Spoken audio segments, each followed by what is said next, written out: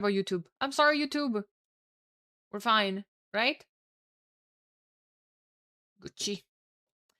Gucci, Gucci. Smoother than a koala. What's up, homie? Welcome, welcome. Hey, Kayoma. You can't say hey, Kayoma. Because then I would say hey, Daniela, and that doesn't make any sense. Wait, let me see what Chupta said. Are sub alerts turned on? No. Not during the tournament. No.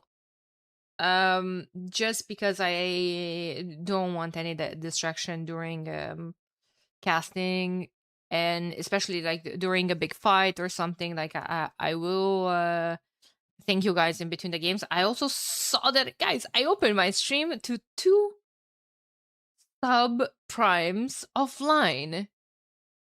What? Thank you, Sals and Gwiz, by the way. Saivarius, thank you for the follow. Welcome in, welcome in. Hi, YouTube. I don't know if you guys can see me yet. And yeah, you can. Okay. Good, good, good, good, good, good, good, good. We have to get things rolling because the first set is recorded games, but the second one is live. So I wouldn't want any delays. Chupta Burger, thank you so much for the tier 3 for 44 months, saying Axel Hagenschmogen multiple times and make a house with 40 months. 40 months of support. I appreciate it. Oh my lord, I lost my voice. Hey Braun, how's it going? Guys, I want to say, so like I think the goal command just comes in here and there during the stream.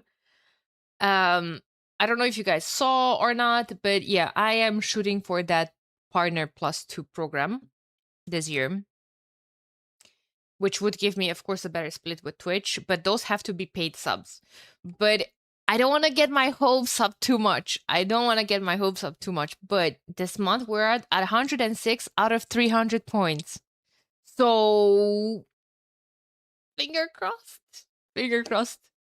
I don't know. I'm getting hopeful a tiny bit. So if you guys can afford to sub, just know that it helps me a ton. It can give me a better split with Twitch, which matters a lot.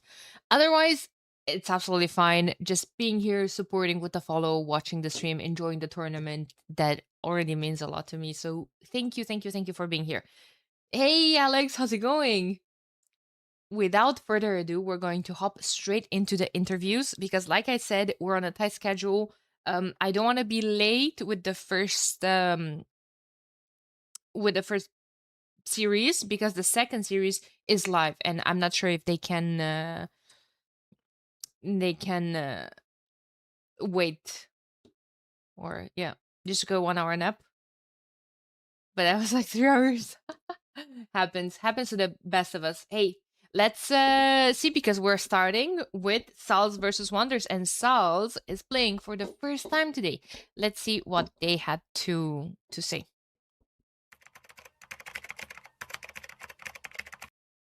I'm more towards meta right now, but who knows? Maybe I mix it up, and because of the draft, usually how it goes is if you have a lot of good tips on certain maps, there might be some throw maps. You might need to win with like losing sips. So maybe we can mix it up and put some weird strategies on there to get some maps. But initially, I would say we're more towards meta for sure. I think we just communicate about the importance moment. For example, I lost some army coming to my teammate base, or I think the communication is still not smooth because the Spanish team and I'm the only one is with me, and we aren't able to speak English. We're trying a lot, and I hope we can play more together, and then so we can communicate smoothly. So it help a lot, I think. Well, not much, honestly. I'm more on the organization and coordination between players and all that. Obviously, I try to give my best to be aware of, like, be more, how do you say, diplomatic and see how things are going. But I don't have much of a role in that. Let's see how it goes. Like, if it's needed For now, we don't need like an authority. I feel like we are all in general. We have good synergy and we're synchronized. There is no problem. So I don't think we need any authority to say like, oh, we need to do this. We are in general agreeing on stuff. So let's hope it remains like that. Maybe there are some moments we don't agree on something, on who is playing or something. Luckily for now, it hasn't happened. But if it happens, I don't think we require like a captain making the decisions. Maybe we can all discuss together. And yeah, no, I'm not giving motivation speeches yet. I don't know. I will ask them if they need.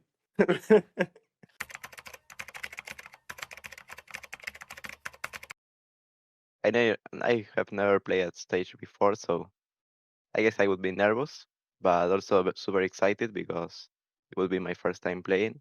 And also, I think when you play team games, you don't feel the same nerves as when you're playing 1v1s, I think. At least in my experience.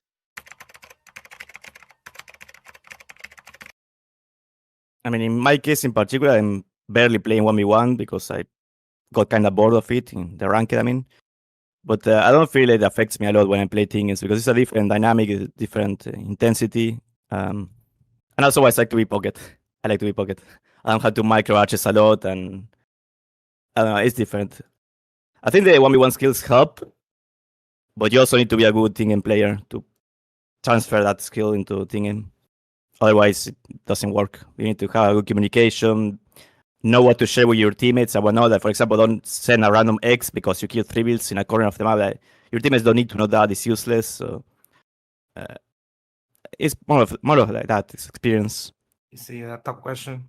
But for me, I think if you play 1v1 good, then you can transition into team game and you learn it really fast.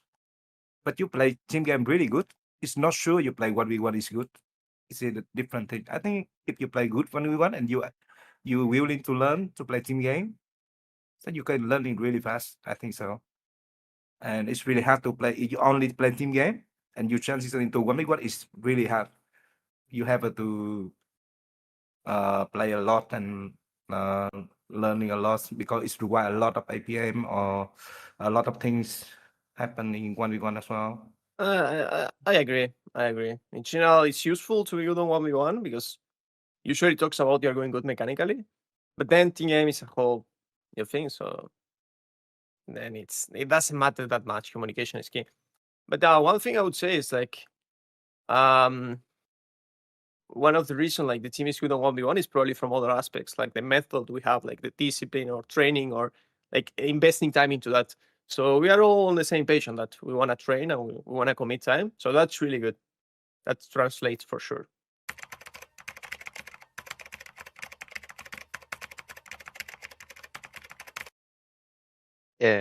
Well, the chemistry was really good, I remember, but it's impossible to compare like Seba and ACCM with Lucky and FedEx. They are top 5 players, and we might not have the same chemistry, but they are really good players, and I think as much as we practice, we will improve it. It's just a thing of communication, I think, what we need to get a good result. Can't really tell the difference, other than we make less shocks standing with Argentinian teams. I guess we take it more seriously here.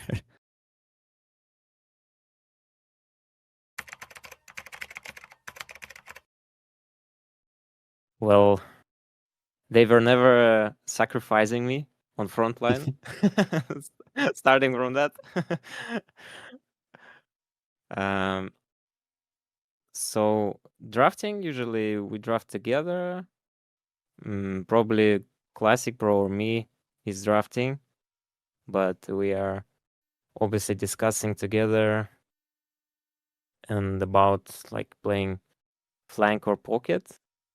It depends. Like we are very flexible players, I would say. So anyone can play flank or pocket. Doesn't really matter. So we just practice some positions, and so we are probably going to stick to these positions.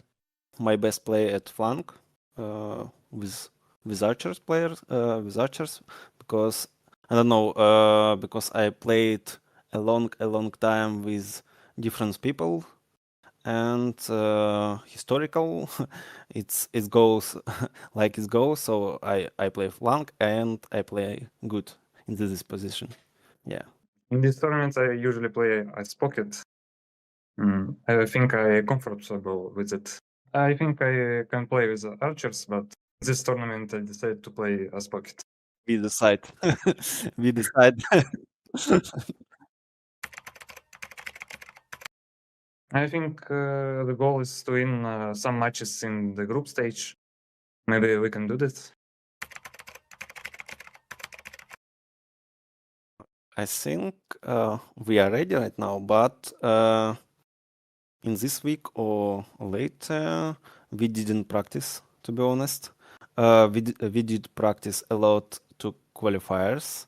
There were so close games, 3-2, 3-2. It was so hard. But we keep up, and I think we will do a lot of practice in near future. I think we like to play some different strategies because mainly me who is strategizing and my teammates are not happy all the times. So It's true. It's true. I have to convince them before playing the actual tournament game. I think we will bring a lot of weird strats, actually. A lot of them.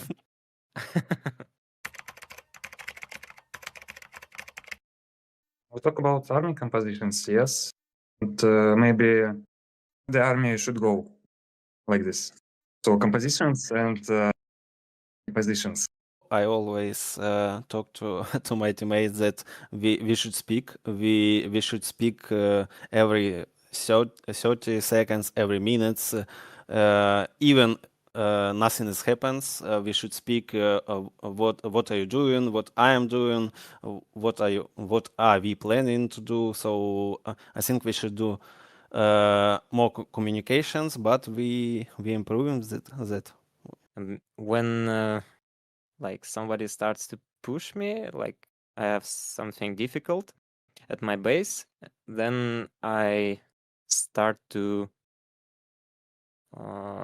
go in silent mode. So sometimes it's a problem for my team, but I will work on that. I'm I trying can my best. confirm that. Yeah, Classic Pro actually. Last time we played against Barbie Tacos in a tournament, the last game, and last 10 minutes, Classic Pro was like, "Come on, guys! Yeah. Everybody just have to have 300 APM. I'll check that later." And I won't play with anyone who has less. Yeah, it was funny. That was very fun and kinda grow up our spirits. Man, that's so wholesome and so nice. I love these interviews, and I love that the majority of teams actually took their time, and the time and the energy to put into a good interview, like actually describing an answer to the questions, not just responding telegraphically with yes or no. And potential bastard, 165 stream streak. I think Chufta had 175 yesterday. You guys are crazy. Thank you so much for being here at every stream. I appreciate you a lot, everyone. Hey, Prince Finnick, the interviews will be posted on YouTube after the main event. Like, I don't want to make them public before, because this is a production cost from me. And yeah, it's something that it's in the main event, in the main production. And all of these will be public on YouTube after the main event finishes, like before the playoffs. So in the meantime, you guys will have to make sure that you're here when your favorite team is playing if you want to hear their interview. It's just the deal. It's just the way it is. Hey Janosh. Hey everyone. Look forward to them if I miss them during the stream. Well, you're gonna see most of them almost every week. There's only one team that has a bye per round, and these 2 days, this round, we're starting today, round number 2. Which kind of makes me think that I didn't put this in Capture Age. This is the first match from round number 2. We had round 1 so far, with Sal's getting a bye. So we kind of saw most of the team's interviews, except for Sal's, but there's also, doubled. So we cut them in a way that they're not repetitive. For instance, Team Wonder's interview from today was not repeated yesterday, if that makes any sense. I think it's better like this to keep the novelty, to keep the things running more smooth. But yeah, that being said, we're going to get things started here soon. And we're going to get things started with a bang, with Frontline, that is. Wonders will be playing some very interesting civs here. Britons, Muisca, and Magyars. And if I see those 3 civs, I'm thinking Muisca goes on the front. Settlements kind of heal the low HP villagers. You can vilify, you can go a fast castle into monks and siege and contribute later on into the game.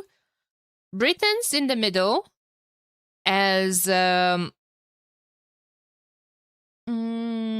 archer civ, of course, and then Magyars at the back playing scouts and later on knights in castle age. Now from Sal's, tiny bit more classic with Goths, Chinese, and Khmer. Kind of the same orientation, Goths in the front line, Chinese in the middle, and probably Khmer at the back.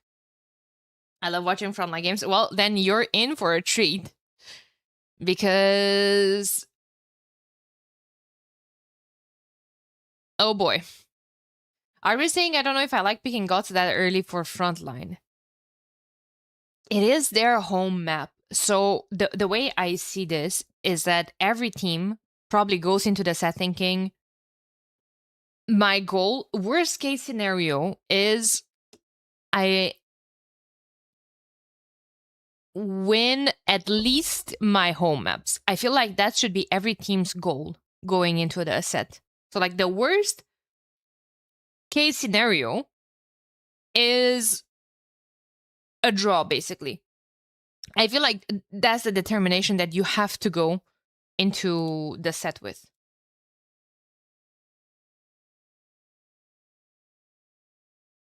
So if you have a strategy for those 2 maps that you're picking, I feel like you have to shoot for those civs early. Like I expect, for instance, to see Koreans and Mongols maybe on Cape of Storms. But then again, you do still have to shoot to win the other maps as well. And I do see them as... I do see some civs that might be picked there. Don't know about Huns. Now, for Wonders have very strong civs in the first row. Usually I wouldn't say Shu are a top row pick. But yeah. Without further ado, I think it's just time to hop straight into game number 1. Let me just see if I have all the things ready here. Templar Guard said Sal's without Vinch is so new for me still. Yeah, like Sal's made it to the game event, to the main event without Vinch, and I'm looking forward to see their first match. And I'm going to hop straight into game number 1. These are recorded games, but it's exactly noon, and I want to start on time because I don't know how these how long these games are, and I want to be in time for the second set, which is live games. Welcome, ladies and gents. I had to make a pause, so the mic won't pick up my cat's feet. They're going off. Anyway, welcome, ladies and gents. We have Team Wonders represented by ACCM with Muisca on the flank. And the Champi Warrior is, Scout, sorry, is already forward. He's going to be facing Dark playing as the Gots. Muisca and Gots are going to be considered, you know, the throwaway civs. Just because they're going to try to make things as messy as possible. And here goes ACCM forward with 2 villagers and the Champi. In the meantime, Dark did sneak 1 villager and the Scout as well. Dark being Gods, basically he gets instant loom, comes in super fast. So you're kind of basically starting with an extra villager, maybe.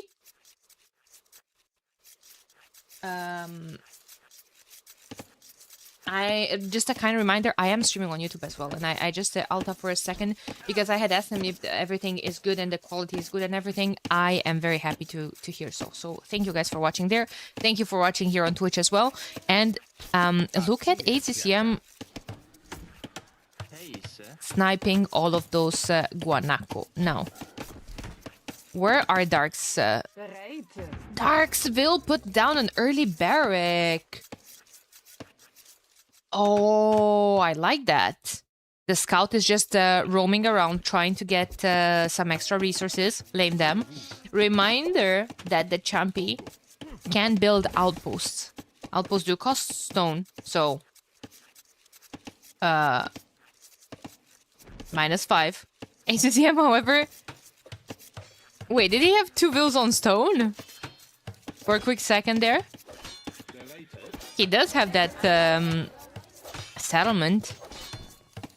Oh my god, but that's already so many militias forward from Dark. They're going to lame all the guanaco. Scout is eating some arrows from the TCs. But yeah, Dark is ready for this. Dark is ready for this. And ACCM just putting random outposts. I love that because like he's going to have vision in all the enemy bases, basically. 2 vills forward for ACCM as well. I will change this to the Eco KD. He's already trying to make things messy for the pocket, and it's important. It's important to make things messy if you, of course, can. Because the pocket has to go archers. Especially with these 2 civs. Classic Pro playing as Chinese, Sebastian playing as Britons. Exactly like expected. If you're managing to slow down the pocket, which I do think Dark should be focusing on here as well. Because usually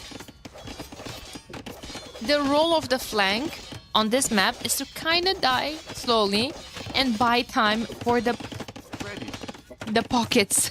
Dare I say, there's 2 pockets. And yeah, I honestly feel like Dark right now, he has 8 militias. Instead of keeping ACCM on his TP toes there, I think those militias should move and try to do some damage here, some damage here. How many points do they get for a set draw? Half a point each. Each team gets 2 points. They only get the points for the map wins. You get points for the map wins, and you get points for a set win. So basically, they get 2 points for the map wins, and 0 from the set wins. Because you didn't win any. Oh my god, he actually made a tower there. I guess he does care about that gold, of course. And the settlement was saved. Barely. Yeah, there's no extra point. It's just each team gets 2 points, basically. Yep. ACM still has villagers here. He is in feudal age. Now I wonder if we're going to see some random sneaky barracks here as well. Some walls at home. He's on stone. We might be seeing again stone walls in the middle of the map. ACCM has been doing that in his matchups. But guys, can we just look at Dark's military count in Dark Age? He has 10 militias. And those are soon about to be man-at-arms. 15 seconds away. A Vil is forward as well. Could be super annoying. First 2 archers from Sebastian have to go chase all of that across the map. They can be forward. Dark's berries are just chilling here, you know? And you know what? Classic Pro is not dealing with, well, these villagers, but antagonist scouts are.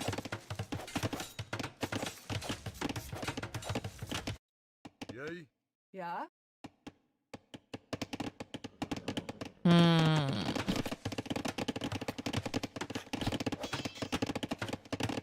So doing 3-1 is a big deal. Interesting. Yeah, it's basically the difference in between getting 2 points or getting 4 points. And it's just one game. Also, you know, $100. $100 per map win. That's no small thing. I mean, I think that was a good job from Dark. He's going to get all of his units cleared up.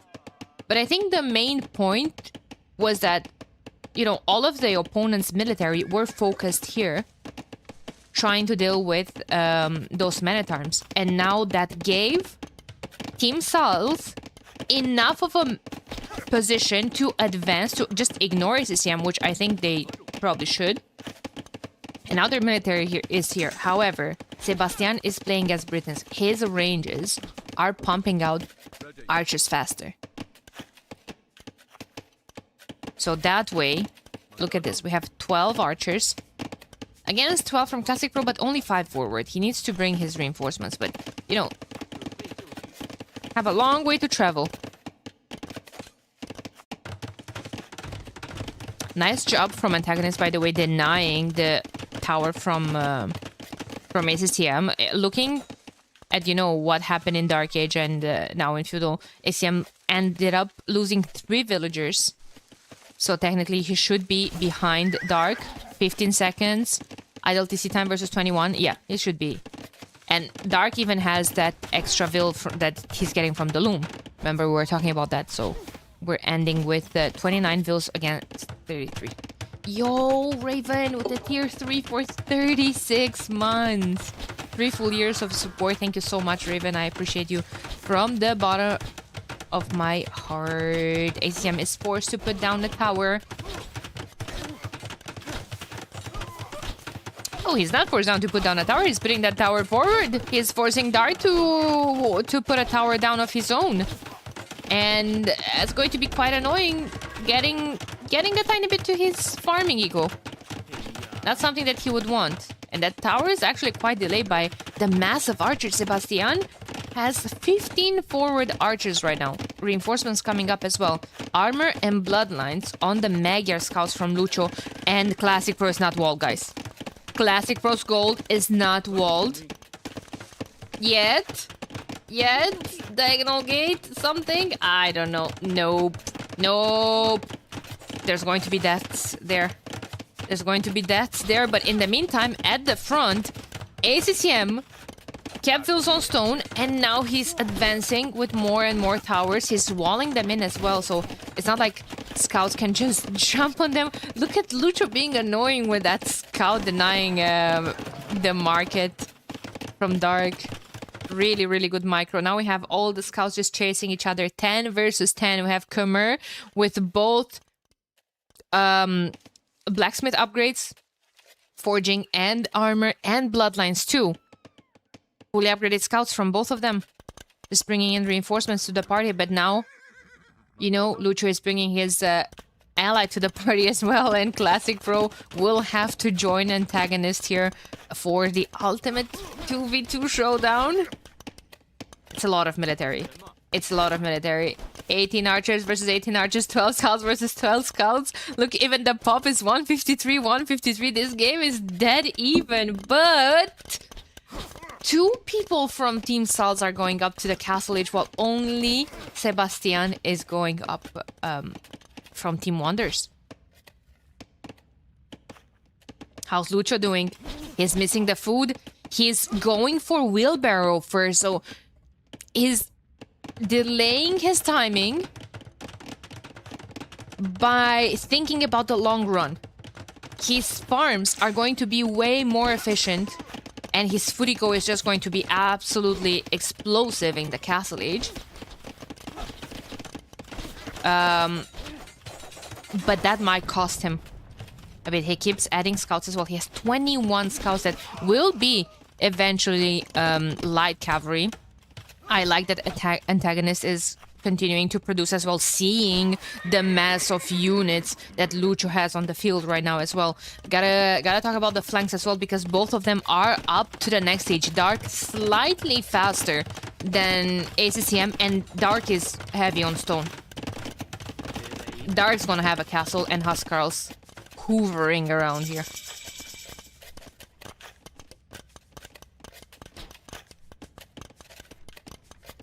There we go. Classic Bros, first one to get up to the next stage. So suddenly, this military has to go back. This military might be caught by the archers in the choke point.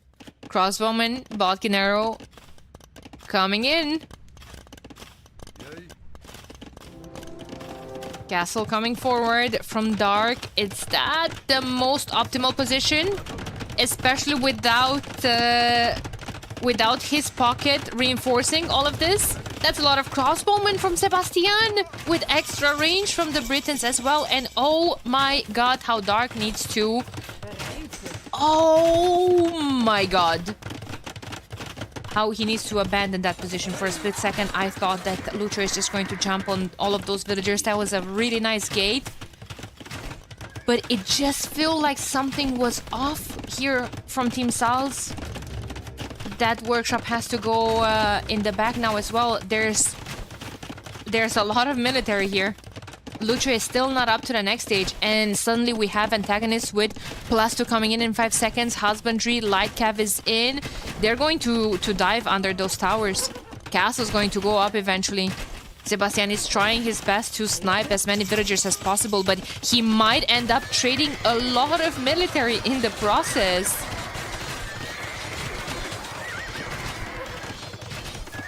And, I mean, of course, Lucho just wants to abandon that fight and wait for his upgrades.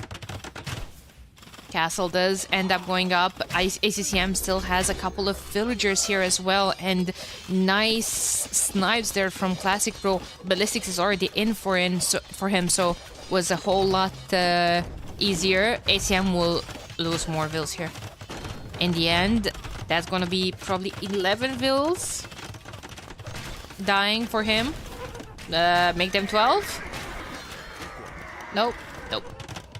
Crossbowmen from Sebastian were in place. Now, Lucho going forward with 26 light cavalry, and that TC needs to go up now. That TC needs to go up right now.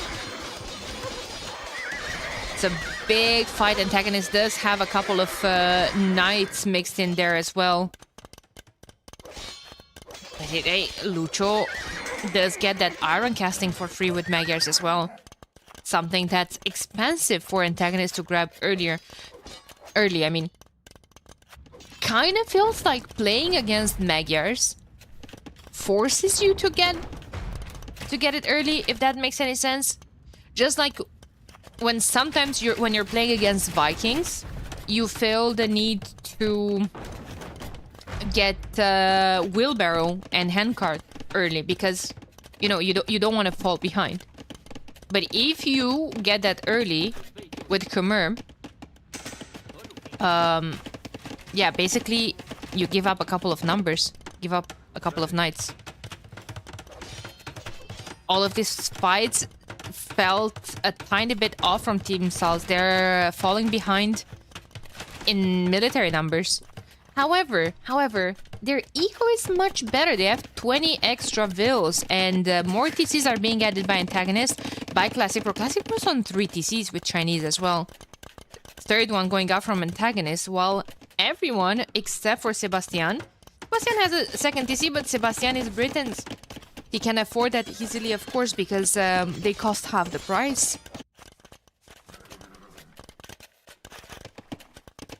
I can't believe that Light Cavalry is still alive from Lucho. They have 19 kills on them, guys. Going to now jump on the blacksmith. Antagonist needs all of his numbers around, because I see that he has 15 knights on the field, but he's trying to raid. Dark's going forward, trying to raid as well. He had them split across the map. Like, I only see a couple of knights here, the reinforcements, that is. That's a lot of light cavalry with low HP, though. Even the crossbowman from Classic Pro can do some damage. Look at Dark's resources. He was trying to raid a bit. Now realizes that he can't just go out in the open all alone, because the crossbowman will be enough against 3 or 4 units to begin with, and of course the knights will push all of his aggression back.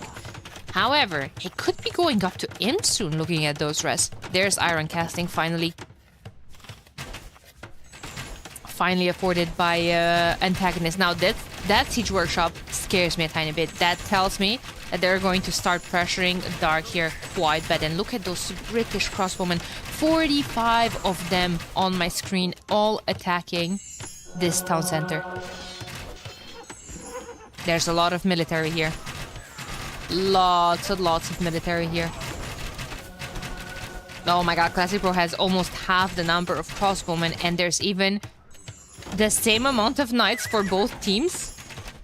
But on top of all of those knights, Lucho has those 16 light cavalry. There's Mangonel versus no Mangonels. Nice shot on the crossbowman. I mean, Dark was trying to repair that for as much as he could, but those are British crossbowmen and they outrange the Mangonel. They have an extra range.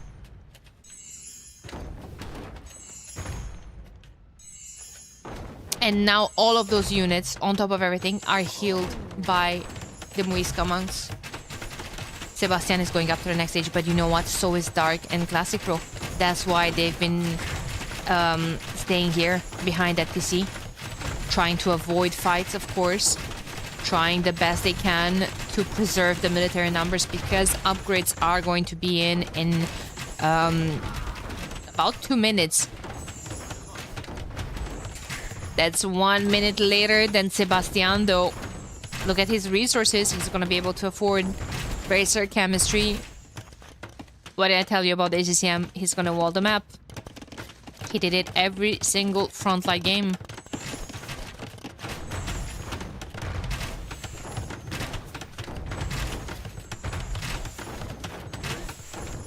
Really nice dancing around here from Lucho. That TC might fall. Now, I'm concerned for Team Cells if that TC falls, because it means that all of this military can just jam forward, basically.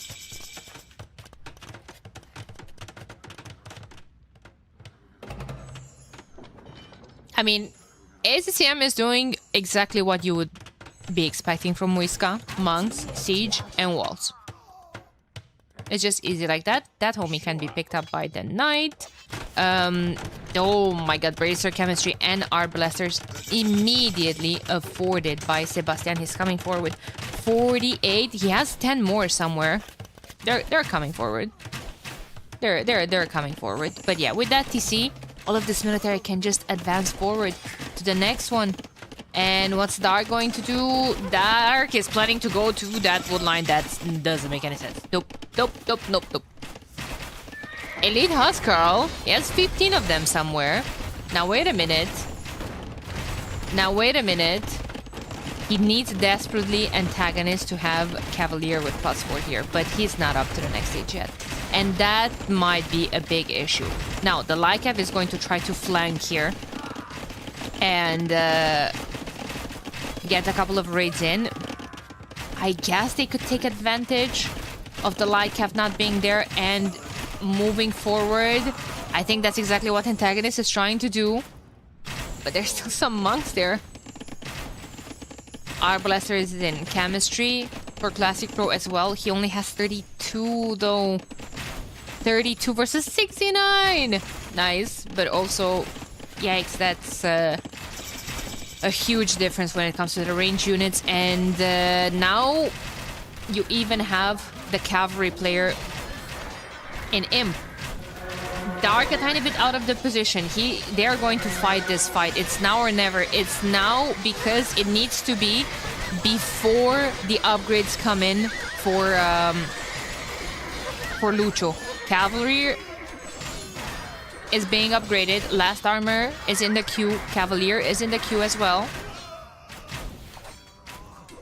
And that's as good of a fight as Classic Pro and Antagonists were hoping for. Cavalier is in. Wait, was it cancelled?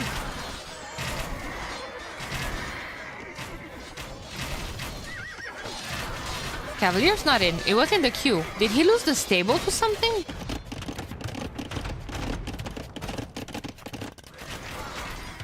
Do you guys think he cancelled it by mistake? Oh my god.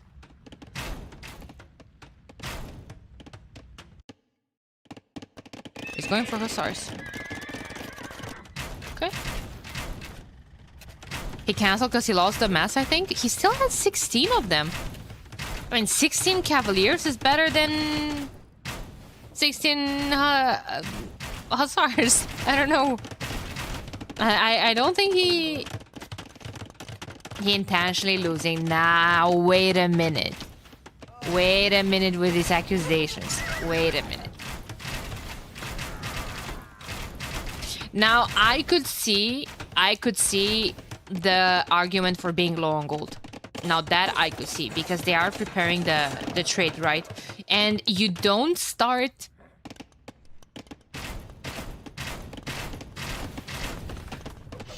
You don't start to trade when you're out of gold, basically. You still need a lot of gold to get those trade cards rolling.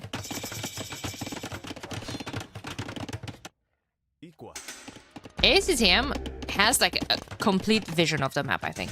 Almost. He just doesn't see this. Basically. Look at all of his outposts. Look at all of those outposts.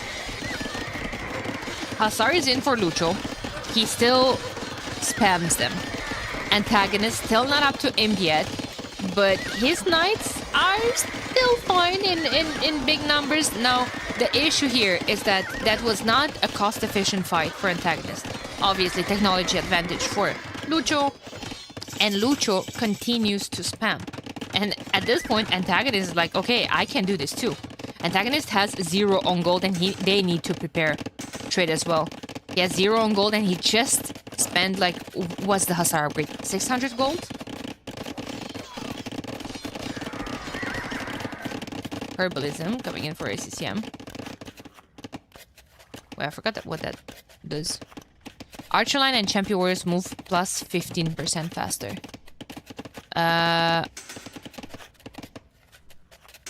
Archer line and Champion Warriors. And he's making slingers. Does he know that that doesn't affect slingers? Maybe he wanted to get Huaracas extra range.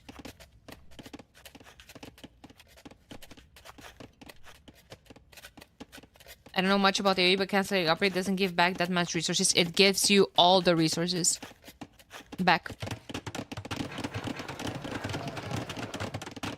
It gives you all of them. Now, can I just say that I am terribly impressed? Terribly impressed in a good way with Team Salz? Because from where I was standing earlier on, it seems like Team Wonders is just going to roll. But now we're looking in the middle of the map. I see more units for Team Salz. It's 200 military versus 144. 4k more resources invested into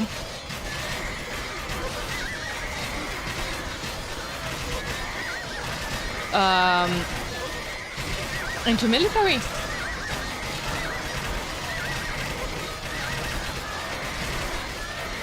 Yeah, 77 Huskarls in here as well. Why are the Huskarls doing? Huskarls should raid. Does he have Anarchy? He does have Anarchy. Now, I know that I'm asking for a lot, but imagine some random sneaky barracks here from Dark. He did have one here earlier on, which is, I guess, the point why ACCM was focusing with taking it out with one random ram. But, oh my god, it's gods, and at this point, those Huskarls can just be patrol forward. They're going to act like your siege as well. Antagonist is continuously spamming Hussars all over the place. Lucho clicked Cavalier, but now he's still not creating. He needs to establish his trade, right? He only has 17 and 13 more in the queue. South is pushing. Wonder still has the score lead, but South has more pop. South, however, only starts the trade now. I'm looking at, I only see 4 trade cards, and that's about it for them. While, look at this, 23 for 18 for Team Wonders. They will do better from that, in that regard. There's still this gold here that I'm guessing no one can really take, but there's big fights, big fights. Archers are just dying here to Hussars. Like, there's only 44 of them. Paladin coming in for Lucho. This is my point.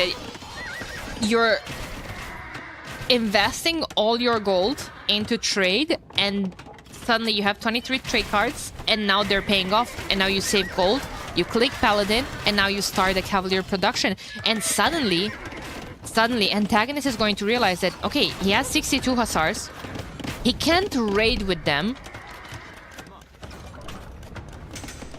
but he doesn't have trade, and he's going to see Magyar Paladin showing up, and it's gonna be suddenly like, uh-oh. Slingers work well against Huskarls, yeah, but I'm just concerned because I think he got the wrong upgrade. He got Porakas in the meantime as well, and now he's getting Elite Temple Guard. Ooh, against Cavalry. Ooh la la. But Dark is switching into Halberdiers of his own as well.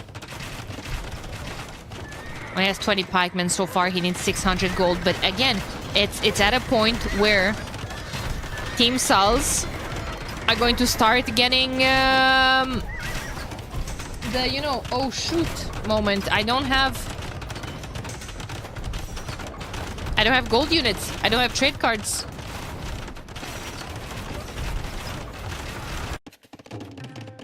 And again, just a random range from ACCM. I would like to see some random barracks and some temple guards. It's a lot of military all of a sudden. For both of them, Team Wonders less numbers, but the same military value. It's all that gold invested into Paladins, right? And that's the second player from Team Wonders that's getting crop rotation. They're getting ready for the long game. They're getting ready for the long game. Nesmeros, thank you so much for the tier 1 sub, by the way. I saw it earlier, but I didn't find a moment to thank you for your support. I'm locked in. I'm open mouth watching right now. This is a fantastic game already. Oh, that's a lot of Hussars. But now I'm wondering, at what point does Antagonist switch to elephants?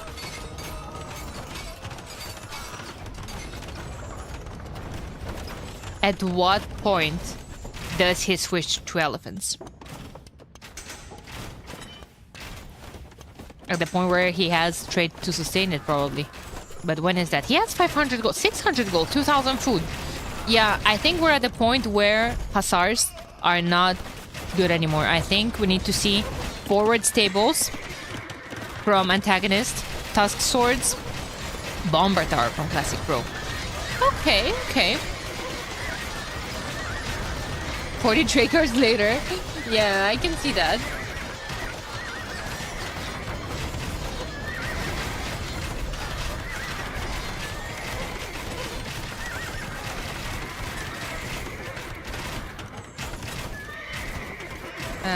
Sorry, I need to ask something. I mean, antagonist is just sending the boys, sending all of his hussars. It's 200 pop. He needs to make space for reinforcements. Nice to see Halberdier coming in for Dark as well. He has full upgrades. But they're just going to be absolutely dying to Slingers. Yeah, ideally Classic Pro would shoot the Slingers with the Arbalesters and the Halbs would engage against the Paladins, but we're talking about an ideal world where the opponent is not controlling their military, you know?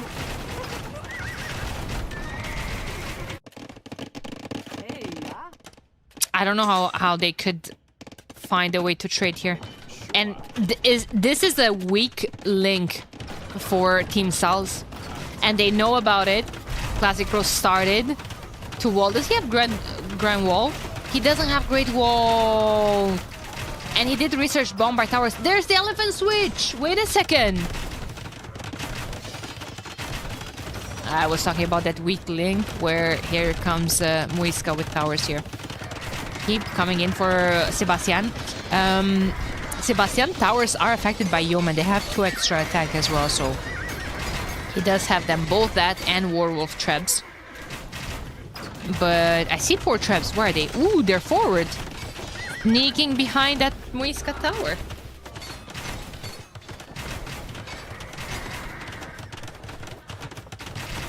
Sneaky, sneaky. Big fighting coming. What do we have here? 32 Halberdiers. 3 Chonkers. We need more, but reinforcements are coming. Guys, it's 153 military to 175. Team South is behind in military value. There's a lot of expensive units here in Team Wonder's composition. Will they do well against the elephants, however? You have 16 slingers. You had Elite Temple Guard mixed in there as well. You have Paladin. Oh my god, this is a complete mess. Feels like Team Styles took a bad fight considering the military numbers. Wonders are getting closer and closer. Now Paladin running in the trade and the elephants cannot hold against all of that. But now, all of a sudden, there's not too much of a meat shield from Team Wonders and there's all those elephants coming forward from antagonist. He's balancing his ego from the market as well. He definitely needs more trade cards for continuous production of the elephants, and he needs forward stables because elephants are slower than cavalry. They're coming from a long way to the front line. Tusk swords just came in, so they have increased attack. 69 military from the Goths. They can go to 210 pop as well. And, well, for now, they just delayed all of this. This has to be close because this is going to be an issue. This is going to be an issue. Finally, the elephant switch pushed Wonders back into their base, but this can go.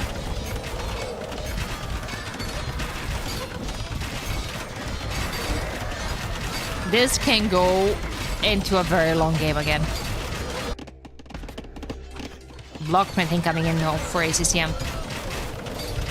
Are those Bombard Towers? Bombard Towers, extra HP for the Chinese because of the Great Wall that just came in.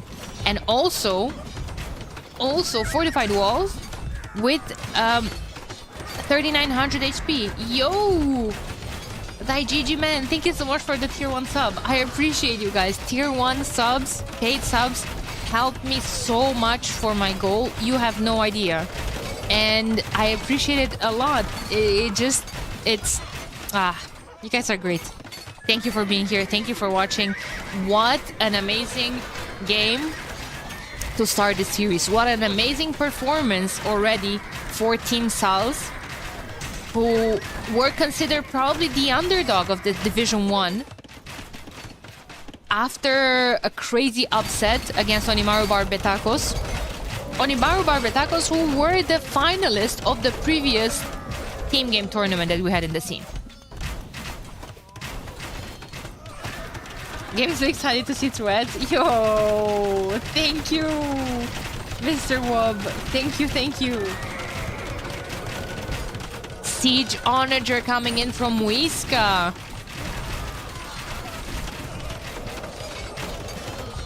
They do have access to that. Do they have Siege Engineers? They do. And it's already researched. Keep is... Oh, Siege Onager from... No, just Onager, sorry. Oof, there's no save with Siege Onagers from Team Salts. Elite Temple Guard is crazy good against the God comp. Issue is they won't be keeping up with them. They're slow. Muisca don't have squires.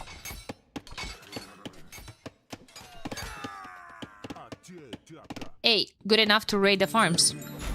Big fight on the left-hand side. The Warwolves traps will be doing a lot of damage to those Arbalests if they're stacking. Can stack against them. Elephants, however, are probably going to be able to push all of this. Sebastian had to switch to halberdiers himself. Muisca do not have access to halb, so their infantry against the cavalry should be the Temple Guards. Temple Guards are everywhere, though. In the meantime, there are some Hussars in the trade as well. Dark was trying to chase all of that.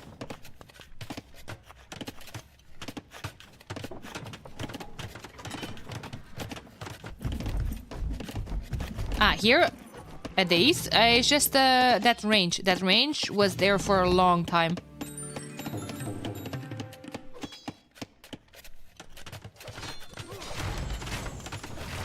Pop dead even. Same as eco. Same as military, guys. Those siege onagers stacking against the Arbalesters. Oh boy, I'm getting PTSD with that 3-hour game that we had on this matchup. Nice snipe on the rocket card. Was that... No, it wasn't the Siege Workshop that was researching heavy rocket cards. I saw it here in the queue. But he might have lost it. I don't see another one. 62 trade cards at this point from Classic Pro. 43 from Antagonist, but he needs more. He's at 150 eco. He needs less villagers. He needs to delete some, I think. Castle taking care of some of those siege onagers. That's good and everything. They need more bomber towers, but guys, that's 4 British traps with Warwolf that already did quite a lot of damage. Now Paladin's trying to run in here. I don't think Arbalesters is the best unit to chase them with. Halbs got in here as well. Oh, this is that's going to be annoying. I think the reinforcements from Antagonist should go and try to deal with them. But again, it's elephants. It's really hard to keep up with them. I like that Dark switched to champions or mixed in champions here as well. But then he might have to deal with slingers. In the meantime, Wonders is getting more and more advantage. Slowly but surely. There was a misclick there on 5 militias from Sebastian. Probably wanted to get more halves in the queue after the fact that he already has 107. 107. Lutra and Salt Trade. Yeah, it's those paladins. It's those paladins that were there. He split them nicely as well.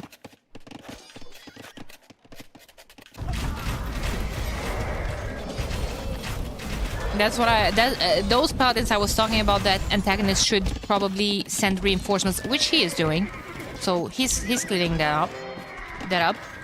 There's a lot of castles here as well. Dark is cutting for the trade though.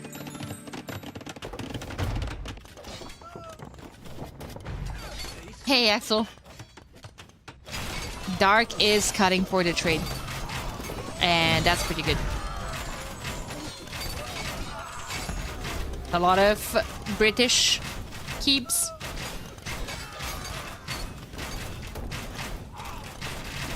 Casual 3 trade cards. Make them 83. And 10 more in the queue, but he canceled them. When you're playing Paladin, when you're playing heavy cavalry, that's the numbers I want to see there. Anything above 70 trade cards. You need a lot of gold. Especially when you're just like getting a group of 22 paladins and sending them forward. That's a lot of siege onagers. What are they gonna achieve? What are they gonna achieve? Guys, they have 44 kills on them. 56 now. Oh boy. Oh boy. That's an expensive carpet of elephants. And some of the allies are ballesters. Only 3 of them. Oh my god. Wow, those attack rounds were crazy. Oh my god. He killed so much. Well, most of them Sebastian's halberdiers with this shot, but hey. The sacrifice that he's willing to make. It's halberdiers after all. Good job from Classic Pro. Still keeping up with the production. Now Dark is getting banking. He's probably wanting to sling his gold. Oh my god. ACCM. ACCM. All of those Rage Forest hours paying off. And now that's the thing. So that's the idea that I didn't finish. When you're playing as the Paladin, you know that you mess like what, 20 Paladins? You just grab them, you send them forward. 20 Paladins are expensive, but you don't care if you lose them as long as they snipe some eco, as they distract your enemies. Your enemies have to now chase you all over the map. You have the mobility, you can do a lot of damage with all of that. Man, this push from Team Wonders is looking incredibly strong. I don't know how Team Salt is going to stop it. They don't know either. They don't know either. And GG is called. Team Wonders wins game number 1. Wowza! Wowza. What? What? They can't stop this. They have 93 military, 171. This is too strong.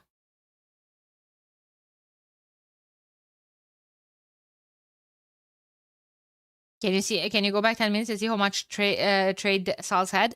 I'll do one better. I'll go back here and I'm gonna tell you how many eco units Lucho killed. And it's 184. It's 184. No, they're not building a wonder. They're building markets. They were cutting the forest with the onagers to extend their trade line. They're not building a wonder. No, come on. They lost the game. They're not building any wonder. Oh, homies. Wonders with game number 1. That was frontline, right? Oh my god, what a game. Man, good job from Sals. At some point, I thought they were completely dead. And then that went from being completely dead to kind of bouncing back to being ahead to later on being pushed back in the end. Wow, what an absolute beauty of the game. I swear, I love that so much. Next, we are going to have Cape of Storms. Overlay updated with game 2 civs already. I had time to prepare this morning. I had time to prepare this morning. You see what happens when I actually have time to prepare before the matchup and I'm not being rushed. Is this overlay automated? Or are you clicking things at Hera's AVM? Guys, I had Cow helping me with an amazing app for the overlay. And I love it so much that he's going to be stuck with me now. Forever. Forever tournament. I'm not letting this app go. I love it so much. Game number 2 is Cape of Storms Italians, Lithuanian Saracens versus Mongols, Armenians, and Huns. Game started and we're ready to rumble. Let's go, guys. Amazing series, isn't it? Winchester not in the team is asking me someone from YouTube. No, Andreas. Winchester is playing for Team Onimaru Capybaras. Onimaru Capybaras.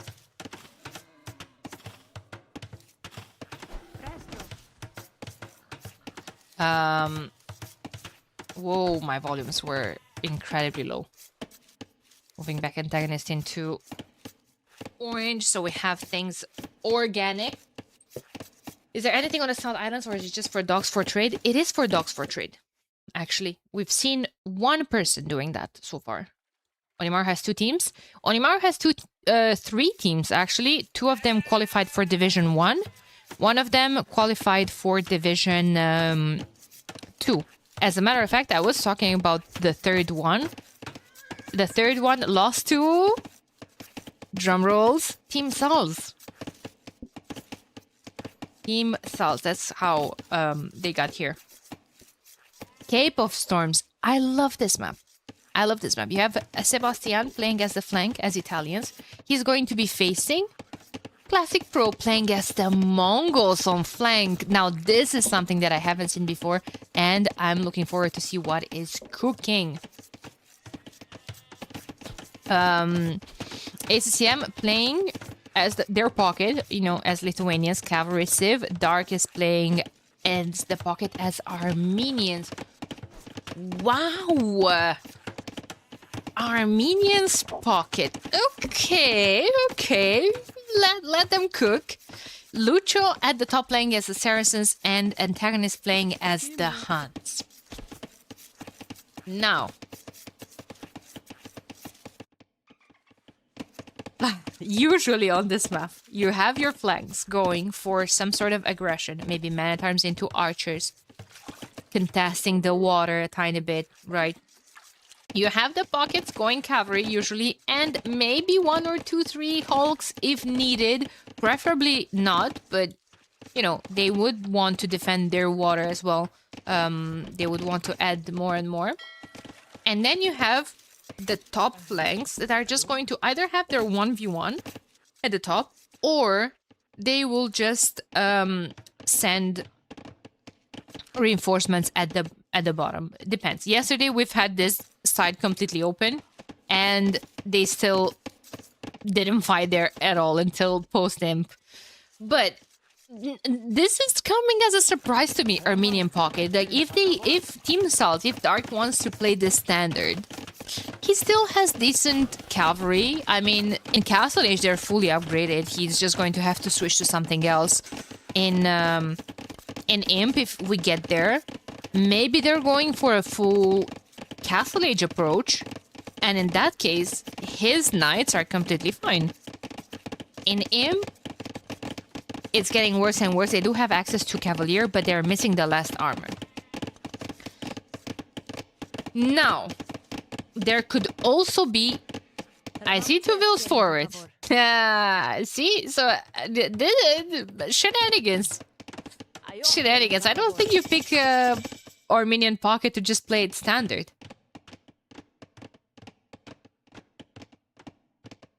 I could see antagonist going for full stone walls at the top and starting, you know, the middle of the map with stone walls as well. Him playing cavalry. Wait a minute. This scout has to be clicked inside. If it doesn't go inside, it means that everything is fully walled. And I think everything is fully walled. Double range at the top, and suddenly Dark is going forward with the random barracks. Okay, he could make a tower. But is he the one going forward the ranges? Is he going infantry? He's not on gold. Okay, he's moving on to gold. It has to be ranges. Right? I'm so confused, guys. Do they know about this? No. No, the tower would be not good. The tower wouldn't be good. He's going many times. So he's gonna go feudal age longswords. But Saracens are already on double range.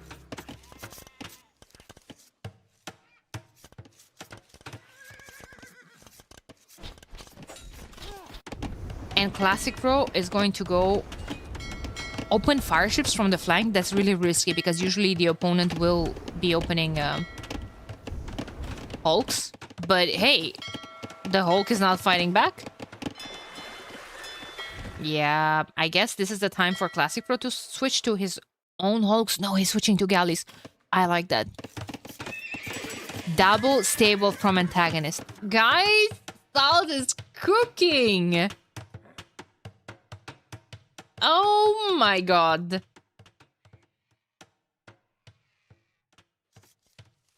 All right.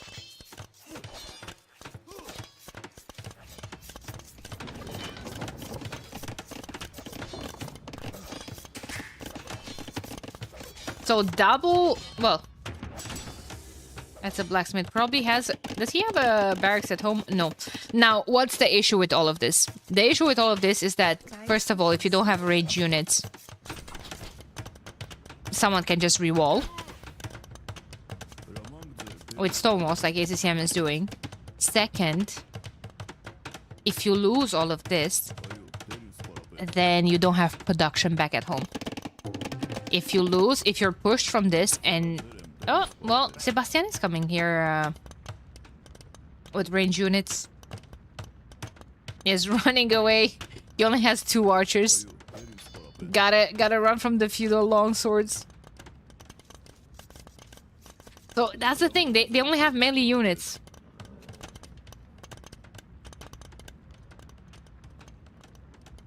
Can we get the same player colors as before? Not really, because the player color is influenced by their position. So if they switch position, it's more confusing to have red as a pocket and yellow as a flank. They switch position on the map, basically.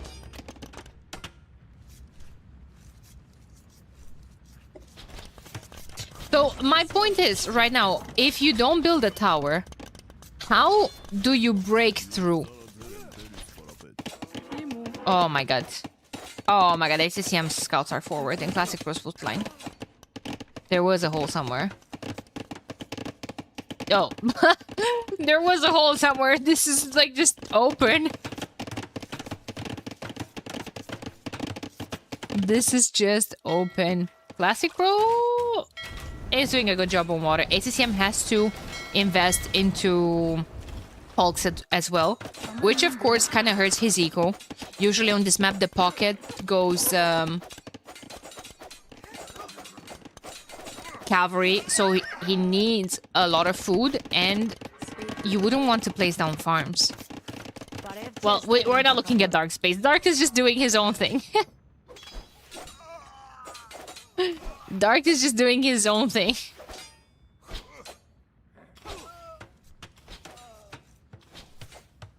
I'm... Okay, well. Dark has 11 longswords on the field. Okay. Did he get arson? He did get arson. He's missing... I know, he got the armor as well. Maybe attack would help? Perhaps? Maybe. Good hold on water from Team Wonders, I gotta say this. And Team Wonders have 2 players going up to the next stage. Antagonist is going up to the next stage as well, which is very impressive to me since he invested in double stable. And that's the thing, like, all of this... Oh my god, there's just so many long swords. With Arson as well.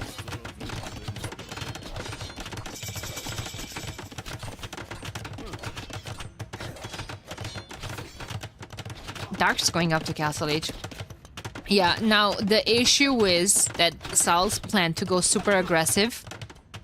And they didn't manage to break through the walls. And look at this. 10 seconds left for 20 archers, soon to be crossbowmen, to have Botkin arrow to just jump on. Well, Classic Pro is just fully open, first of all. Second, we're talking Saracens. Saracens bonus damage against buildings and... Oh god, that's gonna hurt. That's gonna hurt Classic Pro. Does he have a stone for... He sold a stone to go up, I guess. Oh no. No? Luch is going back? For some reason. Also has 2 groups of crossbowmen. I'm very surprised that he's sending them back. Wait, what?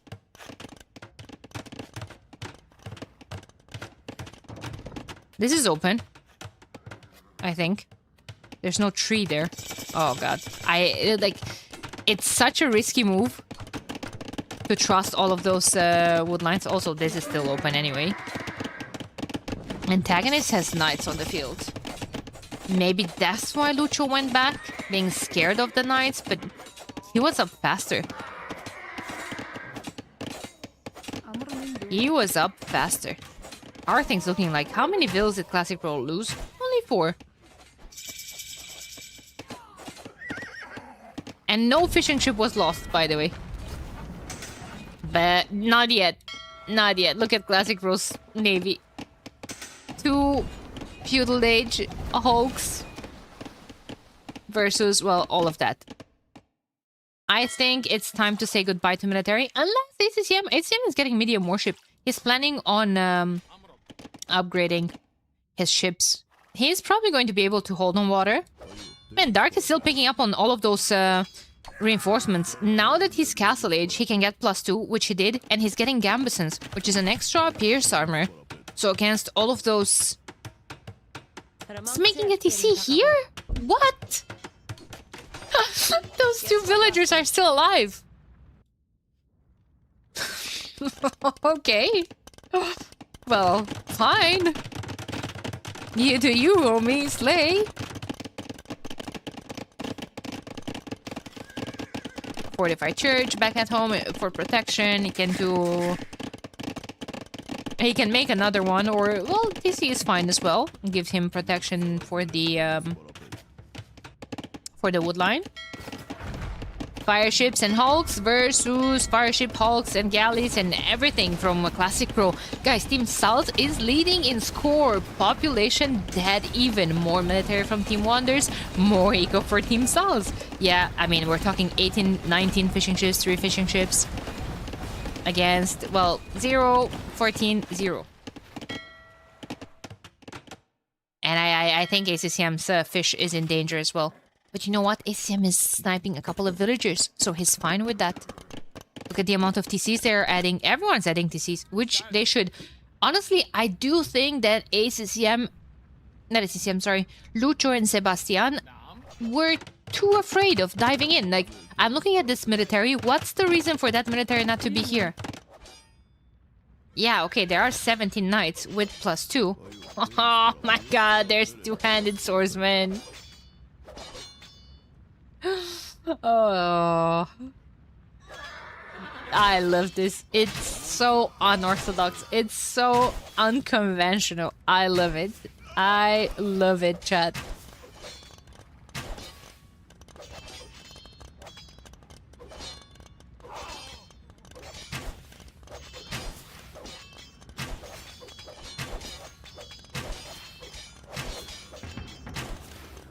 Yeah, so... Interesting. I wanted to say that I would have rather seen, you know, those archers forward than attacking random buildings in the middle, but they are Saracen archers. So attacking random buildings in the middle means that they'll probably kill it rather fast. Nice snipe there from ACC and nice awareness. Dark had a siege workshop. And yeah, all in all, it's too many crossbowmen for antagonists to deal with alone. Got a lot of kills on the low HP ones forward.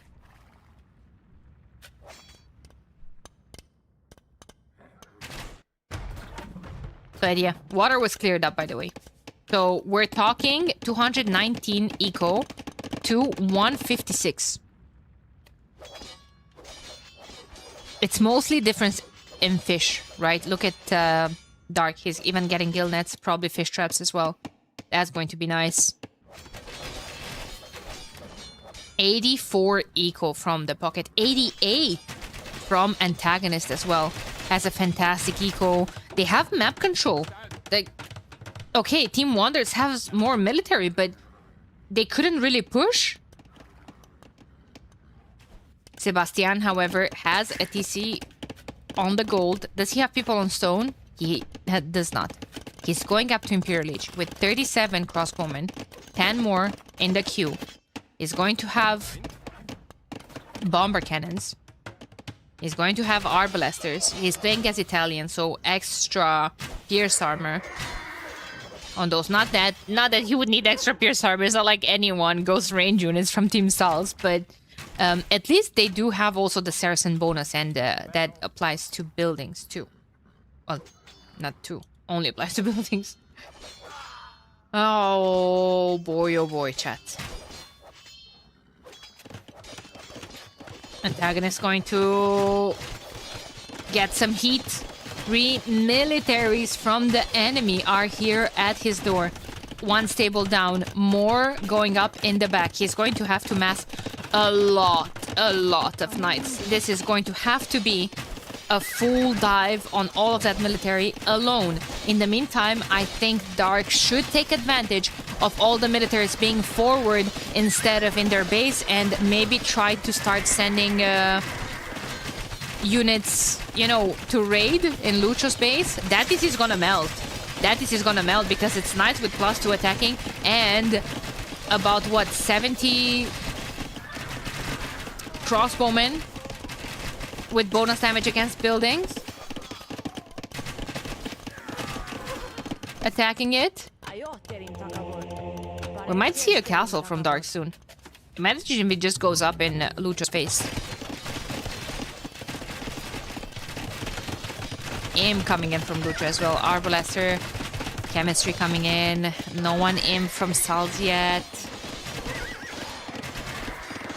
Last military. 300 equal to 200 though. Can they stop all of this though? It's only 32 knights. It's only 32 knights. He's trying to repair that PC, but there's no repairing. Like, those are arbalesters now, crossbowmen in front of them too. All of them with bonus damage against the buildings, and Classic Pro going for elite skirms as the Mongols. Hurts to see. Hurts to see because Mongols have fantastic... Wait, I see a siege tower. Chat, there's 35 bloody two-handed swordsmen on the field. And I see a siege tower. Where does that go though? Because it could... you don't wanna hop them into the wrong side. Oh my god. He's getting feudal Castle Age champions, guys. Castle Age champions. Yeah, I mean, Classic Pro wanted to go into CA, but he realized that, okay, skirm time, best unit in the game. They don't care about anything. They're just jumping on TCs. They're jumping on TCs. Vills are hopping out. And then Knights are finishing off the Wait a second. I thought he's going to... Oh my god. Oh, nice, took care of that. In the meantime, 42 knights. Can 42 knights clear up all that military? I don't think so. ACM just clicked up to the next stage as well. Lucho losing some. Castle coming forward, and his imp. He's going to be able to trap it down. Big engagement. Possibly the last one if antagonist doesn't manage to clear this up. And it's hard to clear it out, guys. There's two huge Arbalaster armies here. And yeah, scrims are not gonna do too much. Suddenly, half the knights left on the field for antagonist. No one is anywhere close. Well, antagonist is close to clicking up to the next stage. But what TC is he clicking up from? He's missing a building. Ouch! No! He was missing a building. Hurts to see. But do you even... Like, are you even confident to click up to the next stage from one of those TCs when we just saw our blasters melting all of them? It's crazy. Crazy.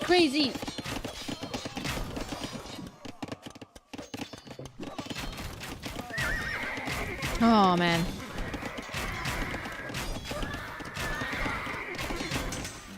What a fantastic game. I like the cooking. I like the cooking from Dark, but at this point, it just feels like it's a tiny bit late for Team Salz to bounce back. We have two players going up to the next stage. But Dark lost TCs. Dark lost food eco. Yeah, with ACCM going up to Imp, we have full Team Wonders being in Imperial Age, while no one from Team Salz is up. Damn, what a fantastic game! This set is amazing already. Can we have some hype in the chats? Let me see you guys. Let me see you with some hype in the chats, because I mean, honestly, Team Salz is giving their all, and like a lot of you said, they are playing without Winchester, right? So technically, on paper, if you take their 1v1 elo and you start comparing, they're all good players, but you're playing Sebastian SCCM and Lucho. Sebastian SCCM, 2 top 10 players. Lucho up and comer as well. It's a stacked team. Yeah, so I think what went south here is that they only had melee units banging on the walls. And you have 2 players going range units, kind of defending from behind the walls. If you don't have a tower, if you don't have a player going for range, like if you don't have the Mongols adding archers to kind of kill the Vils rewalling or just attack, or not even archers, just skirms even. Nothing wrong with banging walls. Well, nothing wrong with banging walls, but when you're banging into walls without success, yeah, kind of tough. So that was Game of Storms, was a win for Wonders as well. And now the next map I think is going to be Menindi.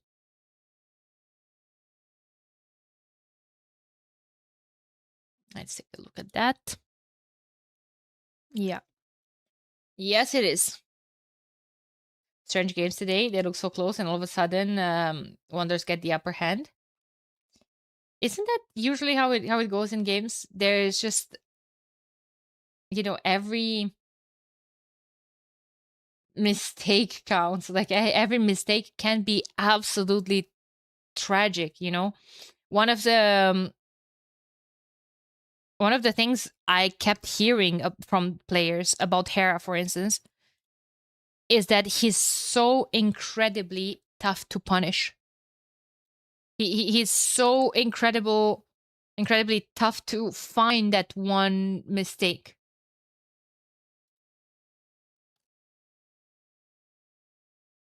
You know, 1 second. I'm just trying to see something really quick.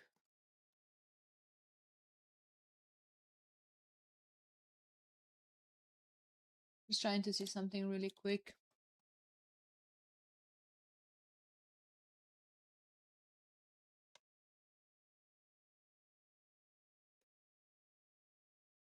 Okay, we should be ready to hop into the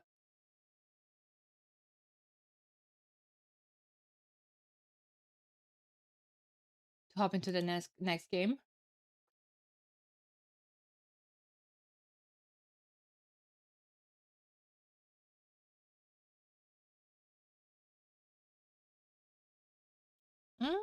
I have some issues with it. Next game, go. Hype is real. Yeah, okay. Menindi is the next map. Okay, we're ready. We're ready. Sorry about that. Hopping in. Game number 3.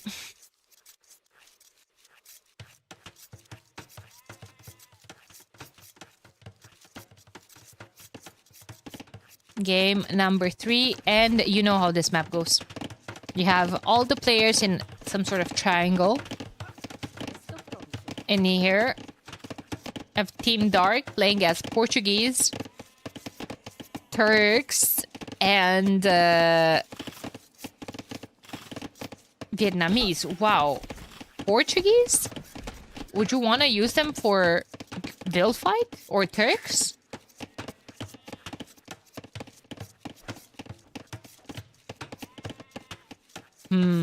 Interesting. You have Wonders playing as Burgundians, Lucho, as Burgundians, Lucho, as Burgundians, Aztecs, and Shu. Yeah, so, I mean, obviously, Lucho with Aztecs will want to use his eagle, come forward, get some, hits on the scout, try to stop that deer from being pushed. Deer that looks very much like an ostrich, but yeah. Get my point. No, don't kill it! Hey, close enough to the TC. Dark is going forward with Portuguese. In my opinion, Portuguese is too good of a civ to waste on the Vil fights, but hey, I mean, why not? Lucho was missing a loom. He's getting it now. Dark has it already. Let me see. Let me see those eco kills left and right. There's a full HP scout here from antagonist as well. Dark still has his scout. Never mind. Sebastian coming forward with a full HP scout of his own. First Vil kill goes to Lucho. Dark loses one, and again, his civ is much better than Aztecs. I would feel like you wouldn't want to waste Portuguese on Vil fights here.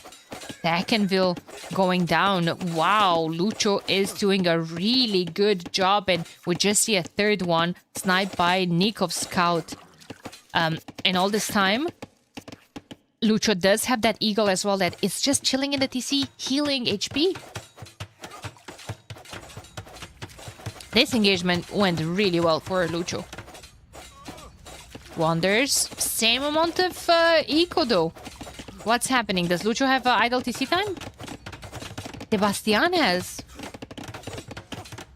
1 Vil worth of idle TC time.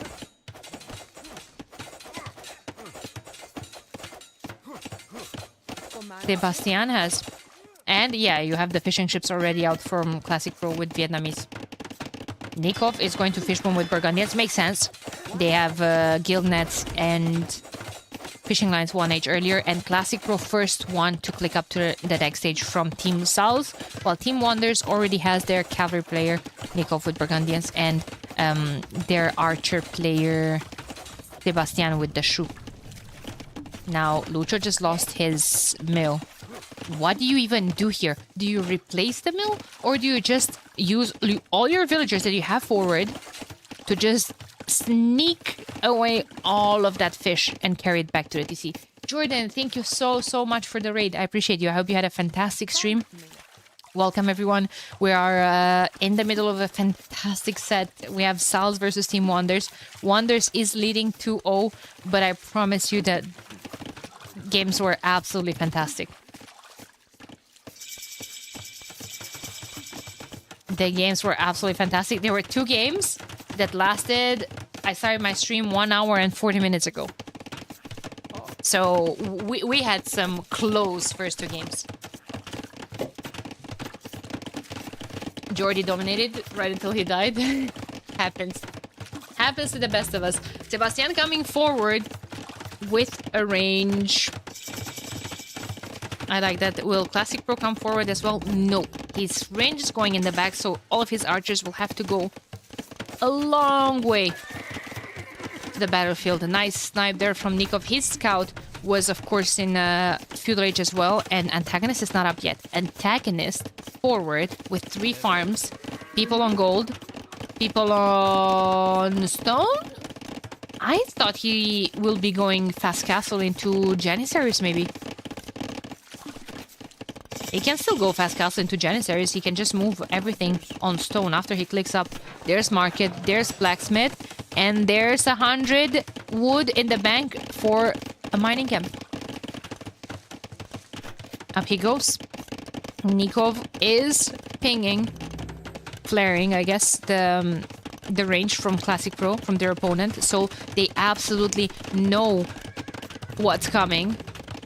But it still should be better for Sebastian, who already has archers forward. Doubt. Thank you so much for the raid. Appreciate it. Hope you had a fantastic stream. Hope you guys had fun with the games. Welcome, everyone. We are watching some league action 3v3 tournament that main event started 2 days ago. This is the round 2 already. Don't forget that for the Division 1, we're going to have every single day, Thursday through Sunday, 2 matches per day. So a lot of team game action. And it's good because the fans and the viewers missed watching high-level team games. So welcome in, everyone.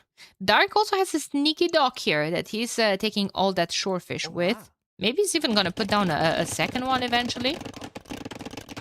For now, Team Salz is just defending. Antagonist up to the next stage. A lot of people on stone. Probably will be able to afford a castle. Where does the castle go, though? Because Sebastian is expecting that. Sebastian is reading him like an open book. No castle forward for you, homie. Definitely not on Nikov. So that castle is going to have to go up, sorry, right glued to that TC.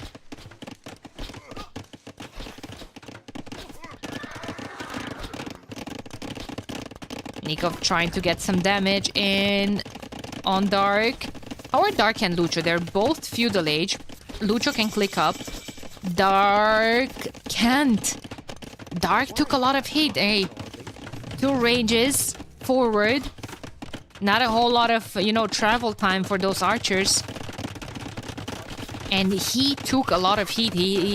His food eco is just in shambles. And there's the castle glued to the TC like expected because, again, those archers from Sebastian blocked villagers from going forward. There was no army support from Team Salz to help antagonists going more aggressive with that castle. And what a great start for Team Wonders.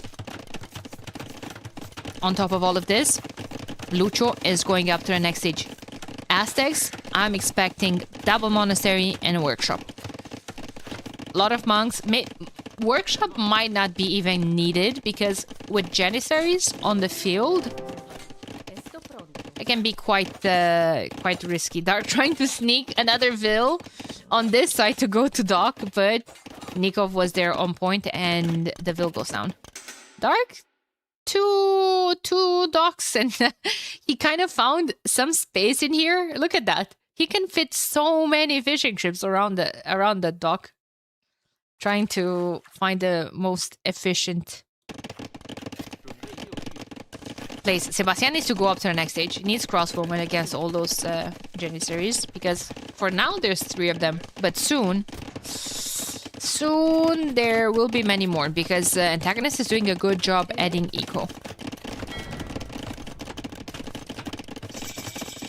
There we go. We have Castle Age on the way. Nikov just getting Gloom now. How is Nikov's Fishboom looking like? Great. Does he have Gillnets or is he getting Gillnets on the way up? He already has them. Can't, like, there's no big fights. I just want to take a quick look. How is the economy tab looking like? Nikov. Burgundians. You compare with his opponent. As Vietnamese have great eco bonuses. All the wood that they're saving from the tax, they put into fishing ships. He's getting closer. It's close in between them.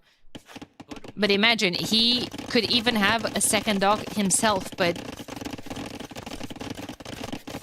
Yeah, it's a better scenario for Nikov. He can fit 2 docks in there. There's Nikov flaring all that fish. He found the Dark's expansion. Nice job from Dark saving that low HP. No. Good job from Dark. Janissaries, 3 kills on them already. Probably Knights are going to be able to clear up all of that. How many Knights? Well, I don't know. Let's see. We have 2 stables. Could go for Cavaliers even. Look at those resources from Nikov. He's getting armor. I think he could go for a 3rd stable. Especially seeing Classic Pro with the amount of crossbowmen he has forward. And there's a siege workshop. Guys, Salz has a lot of military. This is getting suddenly scary for Nikov. Cavaliers in the queue. 3 Knights as well. He needs +2 to get a good engagement against all of that. Lucho added that monastery that I was talking about and the siege workshop, but he's not very concerned with more than that. He's concerned with adding economy. He's putting down a 3rd TC. Loses a couple of villagers. They're from the woodline. However, I think those are going to be dealt with by this giant massive crossbowman.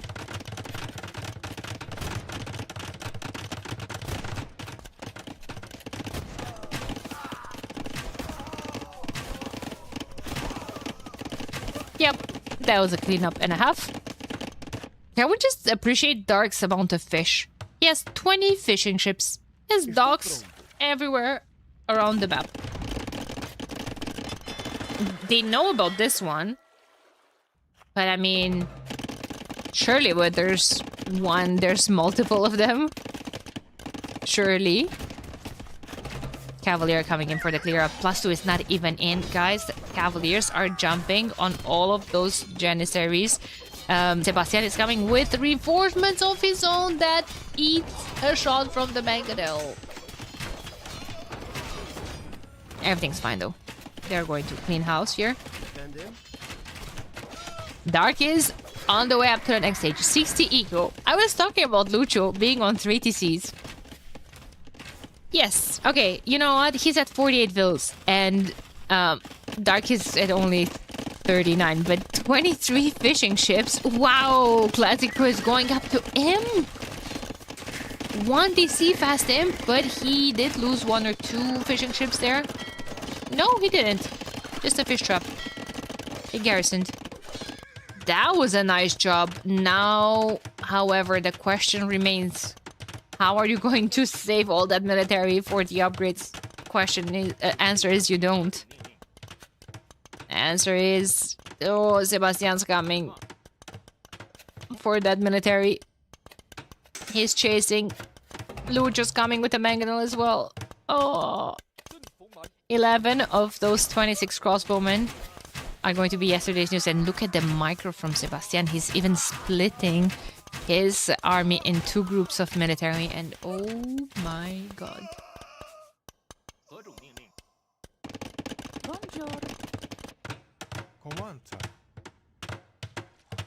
Oh my god.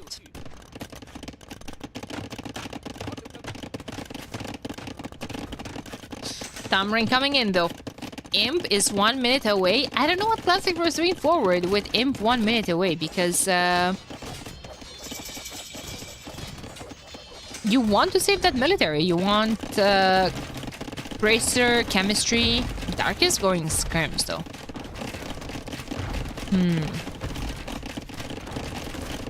I think Dark investing... Well, he has 14 elite scrims. Somewhere. Where are they? They're here. Is that smart? I feel like Dark should probably just expand his eco. Maybe be on stone somewhere. Oh, they're going to find Nikov's expansion here.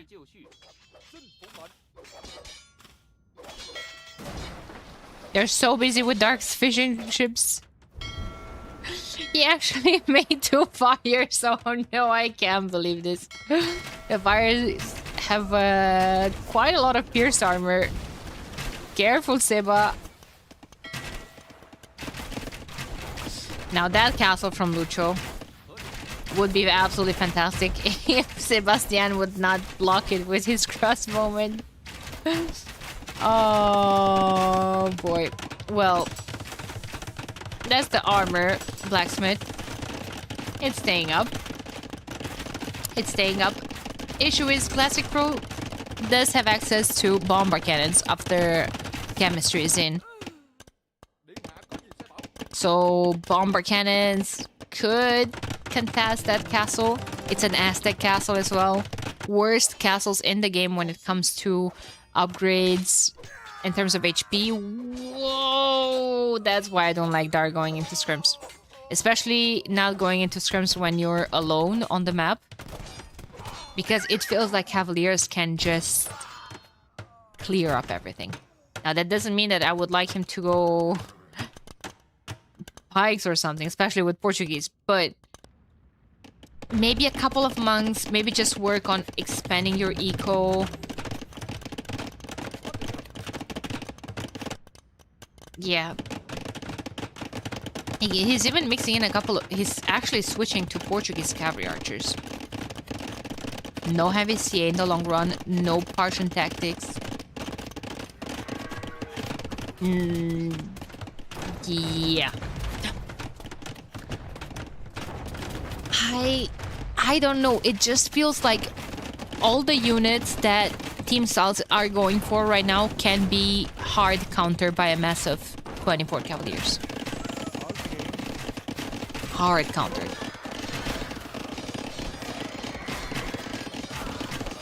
Like that massive Arbalesters. Or this massive crossbowman. Even getting a couple of shots on the surround on. Yeah. And now I think Lucha is gonna go Eagles. That's tough. That's tough. Feels like that's the nail in the coffin. Like all they have is either a range unit or, well, Janissaries should be able to, you know, deal with Eagles, but not in large numbers. Issue is you have 2 players going up to Imp. One of them does have that castle right on that hill. That's a dark cloud on, well, on dark. I'm trying to get some damage from those CA. Good as any in Castle AJ. He's trying to expand his eco. Both him and Antagonist. Look, Antagonist is sneaking in some TCs here. But yeah, I mean, the raids from Nikov are just absolutely terrific. Nikov did lose a lot as well. There's a big push from Antagonist into his main base. And kinda makes you wonder, like, shouldn't he come here and clean this up? Because now this is suddenly threatening his, you know, his fish boom. Bomber cannons are kind of scary. If he brings back all of this cavalry... Oh, he's gonna go for the raids instead. Maybe he thinks that the reinforcements are enough? a lot of military. Only a couple of Cavaliers won't be able to deal with this Paladin instantly. +4 coming in as well.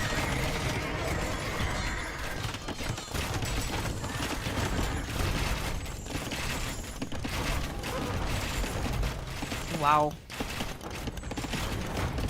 Another game where Classic Pro with his team might bounce back. As a matter of fact, Salz won the decider game in the qualifier on this map in a 2-hour game or something like that, which was absolutely fantastic. So, you know, color me impressed. Slowly but surely, Garland Wars is coming in. What did I tell you about the Aztecs castles? Worse in the game when it comes to HP. Yeah, Lucho will have to repair that for a while. That's 4 bomber cannons attacking that already, and I don't even think he's gonna get a treb out. I don't even know if he can get that treb out. 95%? Just in time. And he actually saved the castles because now the bomber cannons need to go back because of the Eagle Warriors. Garland Wars is in. +4 is in. But the Janissaries are a big issue. And now that kind of makes me wonder, where are Nikov's Paladins? Nikov lost a lot. But Lucho is killing a lot now as well with all those raids. This is tough though. This is tough because he lost his dock.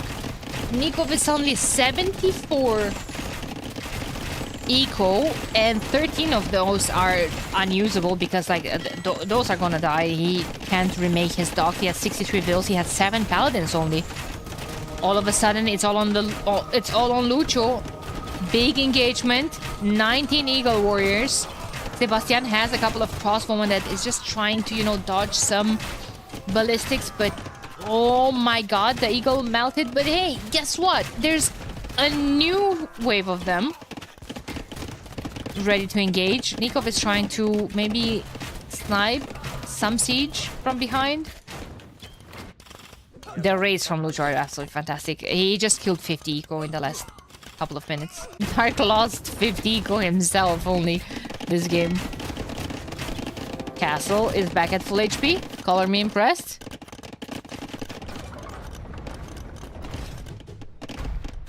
Dark lost his initial TC, however. And he's gonna probably lose some production as well. Eagle still raiding left and right. Nikov raiding with his paladins as well. Here, there. Is now jumping. He's uniting his military with all of Lucho's eagles, and this might be the GG for Team Salz.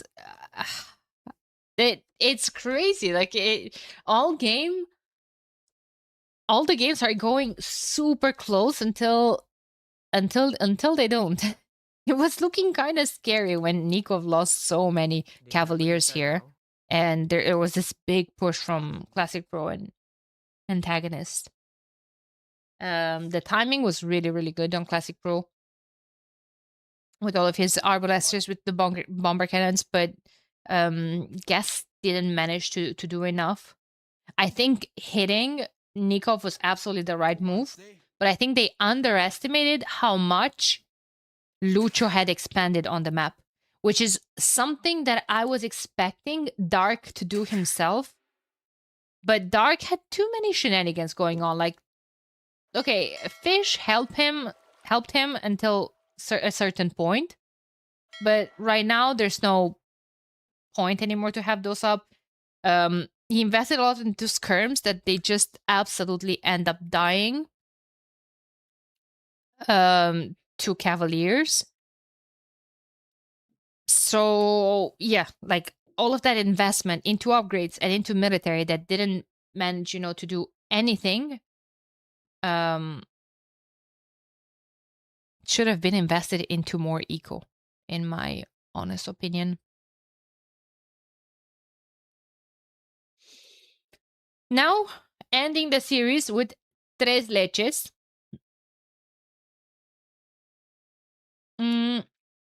Some of you might ask, but what's the point of these tres leches?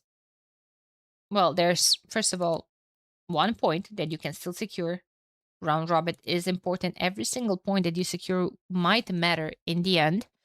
It's also $100.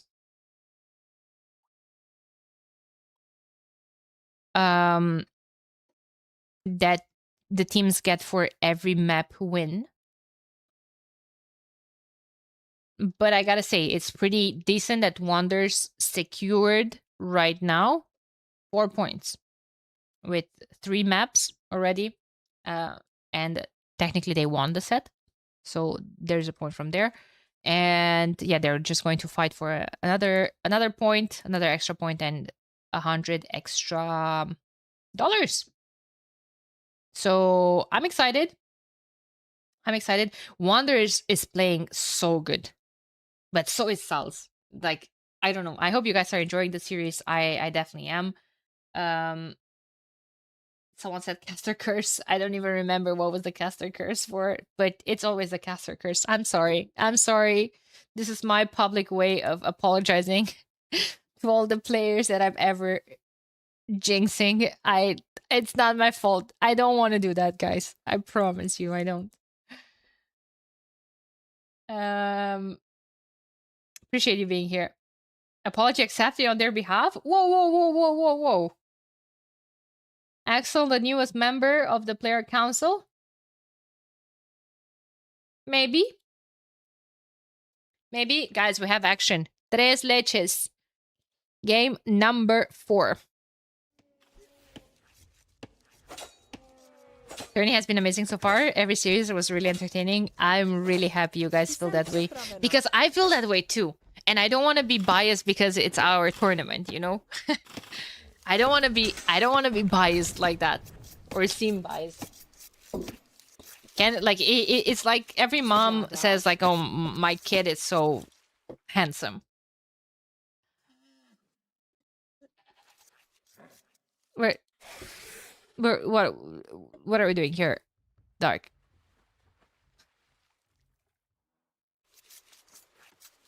Okay. Guess we're just luring that away because that Vil needs to safely bring the elephant at home. It's coming home, guys. It's coming home. Dark's playing at the front. As Koreans. The flanks Maya for Classic Pro. And antagonist with Georgians. Interesting.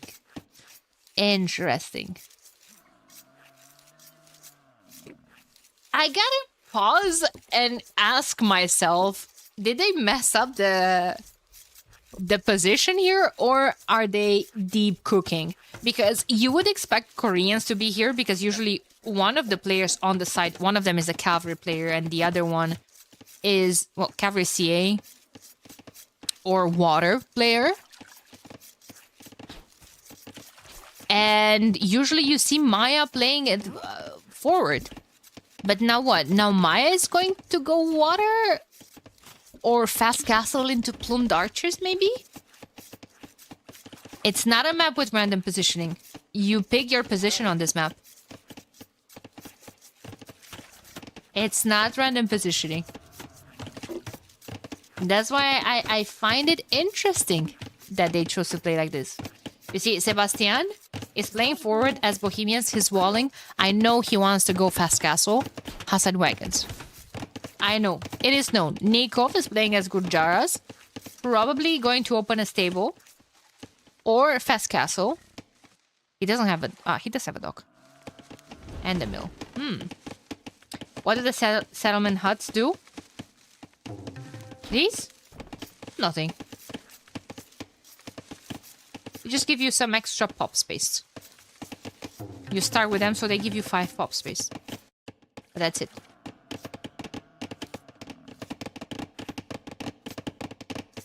Just a fancy house. Well, technically this is fancier. And now I have HCCM here as Persians. Persians walling here with the dog. It is clear as the light of the day. He's going to go he's going to go water into a stable later on.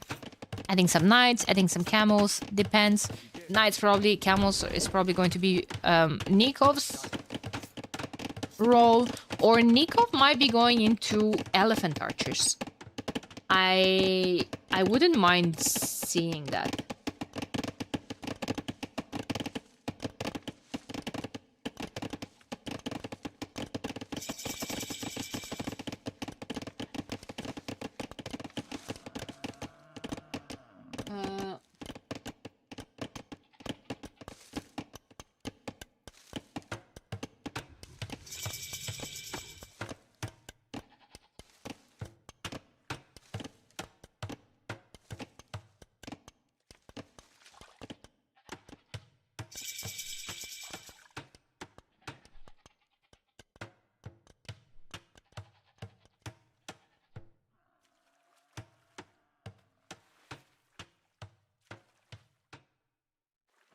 Oh boy. Sorry guys, just had to check something really quick. Yeah, just a weak house. So we have Nikov attacking the seagull. I think he has 5. Yeah, he has 5 attack. He should be able to clear up the eagle, but almost getting hit by the fires. Classic Row is going to go fire ship. He's going to fight for water. Blacksmith going up. He's not walled as well. Interesting. I would have thought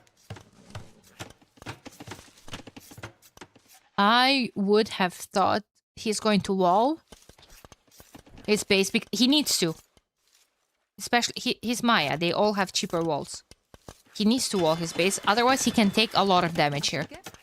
Third dock. Wow, Maya fighting for water is not something that I had on my bingo card today. But, yo, what are Koreans doing? Koreans are gonna go FC as well into what? War wagons? War wagons, Hussite wagons. Big wagon energy. Nikov wall his base and he's going to go water for his team. Does he have a... Yeah, you see how Nikov is doing? I think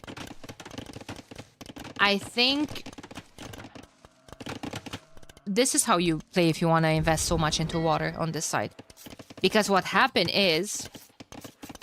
ACCM is playing the exact same... They're both doing the same strat. Usually, one of these two is going scouts. Or mobile units. You see? Kind of like Antagonist is doing. He's going cavalry. And Classic Pro is going water on his side. But in a situation where one of either Nikov with Gurjaras or Persians from ACCM adds a stable, and he has a couple of scouts, he could do a lot of damage to Classic Pro, who's fully open. Now let's see if Antagonist is going to be able to do some damage, because he did the right move. He made the scouts, but now Team Wonders are all fully walled. Antagonist lost, I think, 1 fishing ship, or maybe 1 bill, but no, I think it was fishing ships. 31 to... Well, gonna use this to 34, but ACM has a Persian TC. Works faster.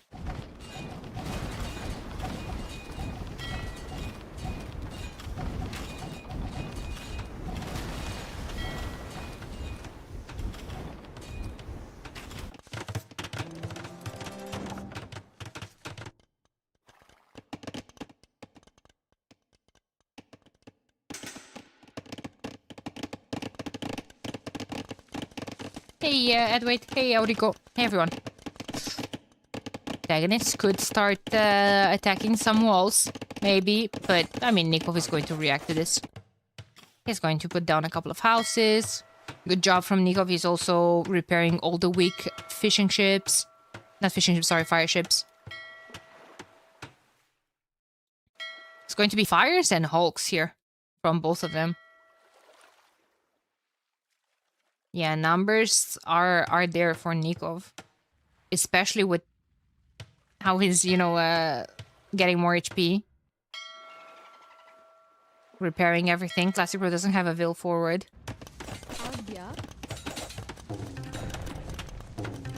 hut does have less HP though than a house. And I think armor as well. That's 8 pierce minus 1 melee. 0-0. Yeah. Ripperoni. What is Division 1? Division 1 is exactly that. So this tournament has a league format. In a league we have 2 divisions. Well, in this league we have 2 divisions. Division 1, Division 2. Division 1 has... Are you copying me? Okay, well... My bad, getting rage baited by chat. I thought you just didn't know, and here I was trying to explain. No, keep explaining. Nah, no. Why 9 teams instead of 8? The same reason why it's player 4 instead of player 3 or player 5. We find it as the sweet spot to fit in the schedule. We find that 10 rounds would have been too much and we didn't have time. And if with 10 rounds, I would have had to cast 3 sets per day. And there were days where I casted 2 sets and they went to 6 hours. So it's just, you know, not feasible maybe sometimes. 3 sets per day can be very exhausting. It means that it's 12 team game matches casted per day. And 8 we found too little.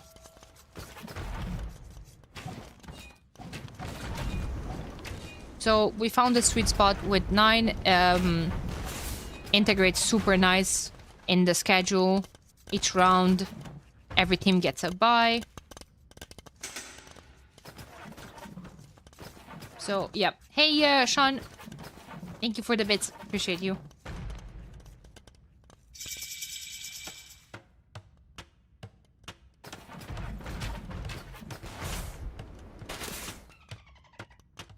So that's last game of the day. This one? No. We have a live set afterwards, guys. We have Dark Side versus Tag.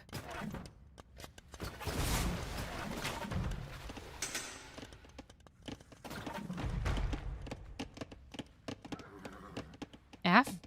What? Don't scare me. Stream should be fine. Do not dare scare me. Okay. Castle Age. Castle Age in for Classic Pro. He did end up winning water against Nikov. Does Nikov care about this? He should. He doesn't have food eco right now. And he's being attacked by random war wagons from Dark. War wagons and rocket cart seems to be doing the trick against the wagons.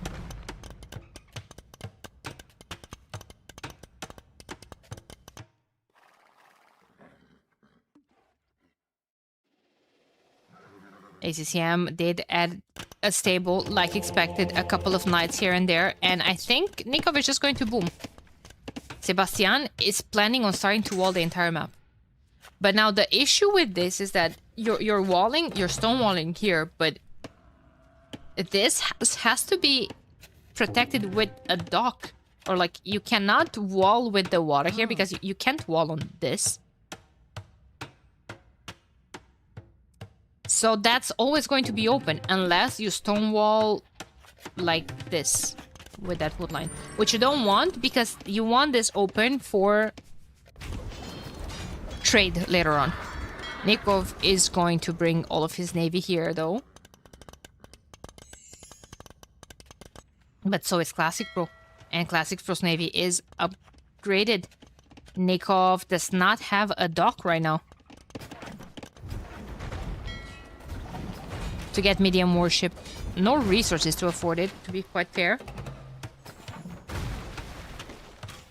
Those hostile wagons can be quite pesky, especially against all of this navy. Oh, but here comes Classic Pro with his navy. Oh my god, that's a lot of units. Is he on stone? He's on stone. He is thinking about going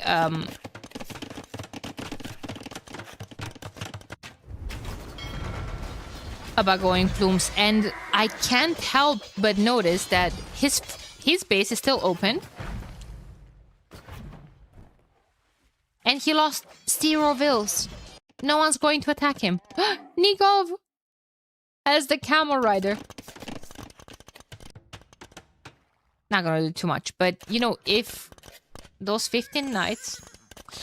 Again, it's very easy for me to comment on those 15 knights, you know, going to Classic Pro's base when Classic Pro's base was not even discovered. Here comes Sebastian with 2 converted war wagons, and they're finally going to scout that Classic Pro is open.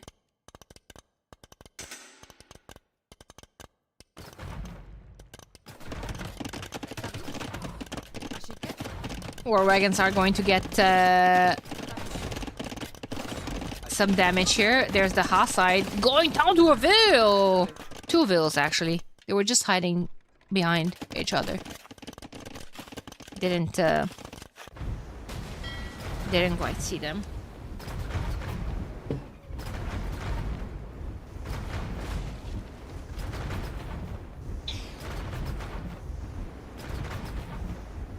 Didn't quite see them. Classic Pro just dominating water. With Maya, that I judged. Color me impressed, chat. Now, Antagonist has a lot of cavalry here as well. He has to kind of run away from all the monks and the Hussite wagons. They still do a lot of damage. What do we think about War Wagon versus Hussite wagon? They all just have a lot of pierced armor. They just attack each other. Still feel like Hussite wagons are strong. They do 10 pierce damage. Hussite win that easy? Yeah, but like, I mean...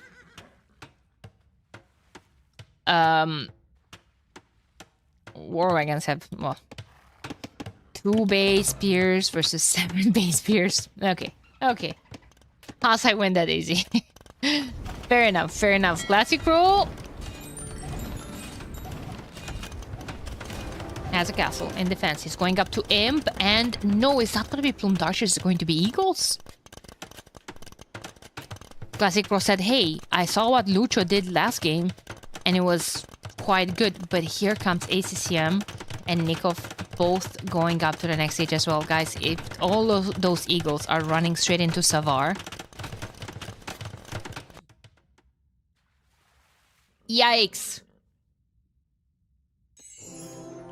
Dark is trying to come forward with a castle, though. Trying to get some control over the middle. Because what's in the middle? There's the stone. And Yupsong towers in the middle could do quite a lot of damage to random units. Trying to pass through the middle. I do like the stone walls from Sebastian. Keeping his teammates safe and sound. It's a castle here. Quite a good eco. University going up. He can click up soon as well. Once he clicks up, he can get chemistry as well. Gonna give him insta access to bomber cannons.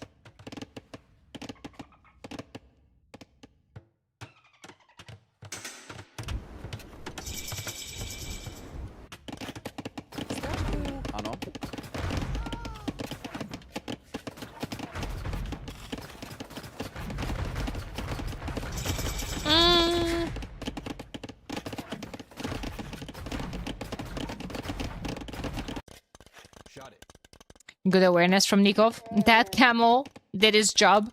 Came out from its hiding place.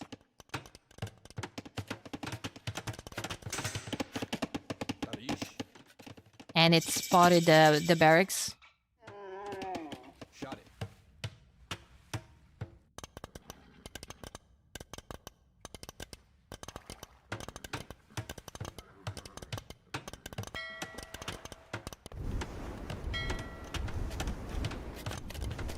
Feels like, I don't know, Team Sal's does have all that military advantage right now, right? Most of it is water, however. And we're looking at the Imp players right now. There's Elephant Archers from Nikov. Expected. And here come the Eagle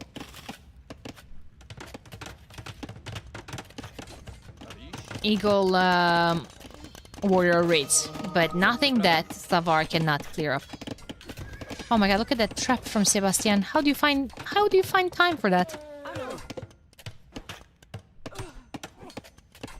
How do you even find time for that?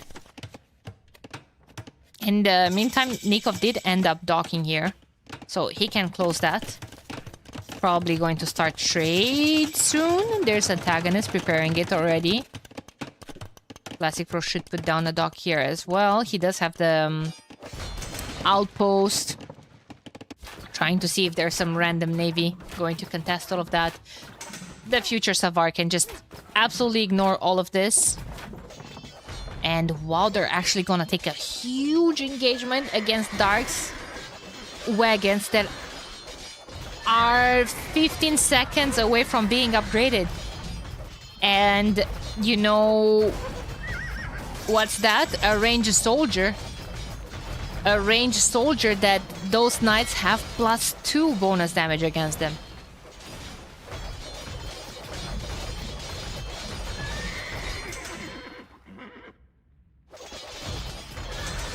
ACCM Savar is going to be unstoppable. Someone has to switch to infantry here, or to a response for all of that.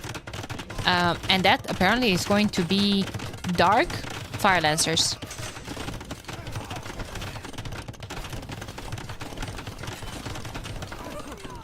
It's a horse and a wagon.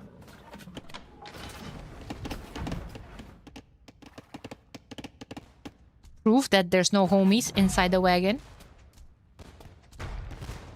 Can I see a homie there?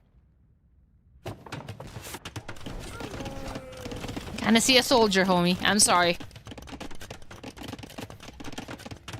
A fire lancer better than Halb? I hate to hit you with the it depends, but for what? For bonus damage against cavalry? No. They have less bonus damage than a Halb. But they have more HP and more attack against other units. Better armor stats and all of that. They only have 15 against cavalry. A Halb gets to like 32, if I'm not mistaken. For this situation. For this situation, I think I would prefer Halbs from Koreans.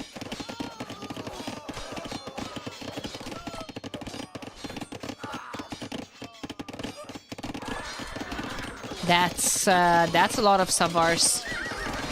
But hey, Classic Pro is mixing in pikemen there. Feels like even Classic Pro's pikemen are doing better than the Fire Lancers here.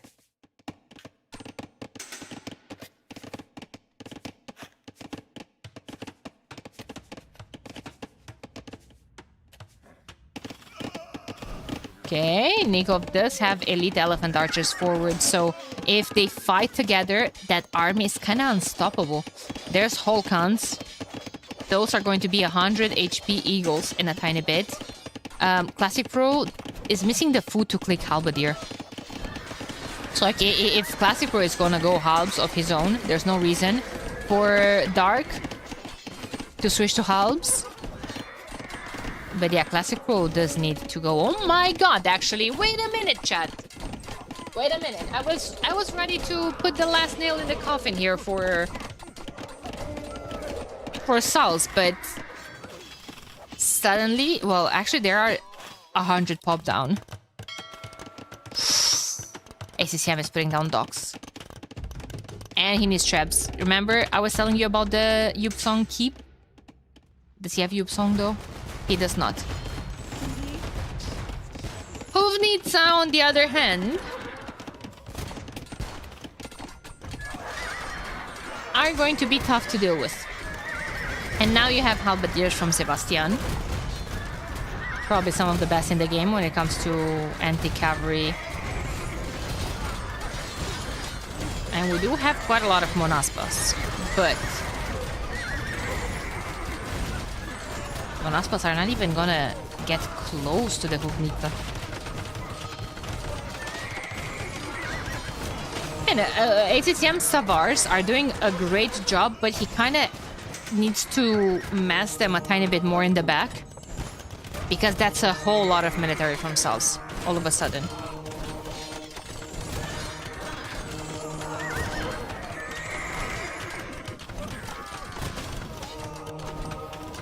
All of a sudden. How's Nikov doing? Does he have Kshatriyas? He does. He doesn't have Frontier Guards.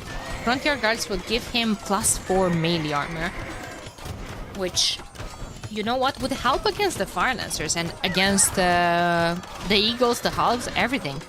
But can he afford it? That's my question. He can, I think. Missing the gold right now, but can sell some 700 gold. Yikes. Quite a lot. And I wonder if someone is thinking about raiding. Maybe Georgians can mass some hussars.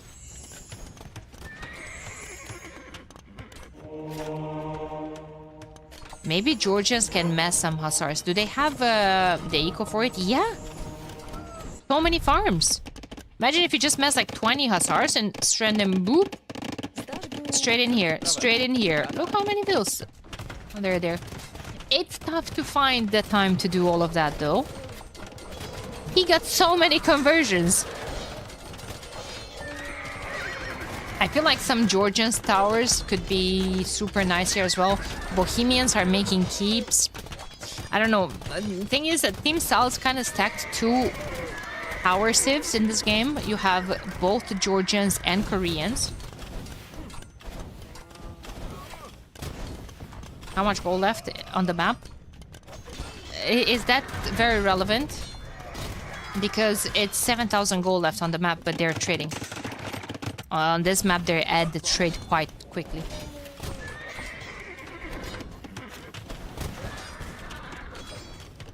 And we have turtle ships addition from Dark. Oh my god, the turtle ships, though? I would prefer elite cannon galleons. Feels like turtle ships don't do too much. Pa4 is massing some carracks here. It's gonna send the boys. Coming forward with maybe a castle here? No, he can't afford it. Just trying to get some stone. Just share it with the enemy. Share it with the enemy, right? Big engagement coming up.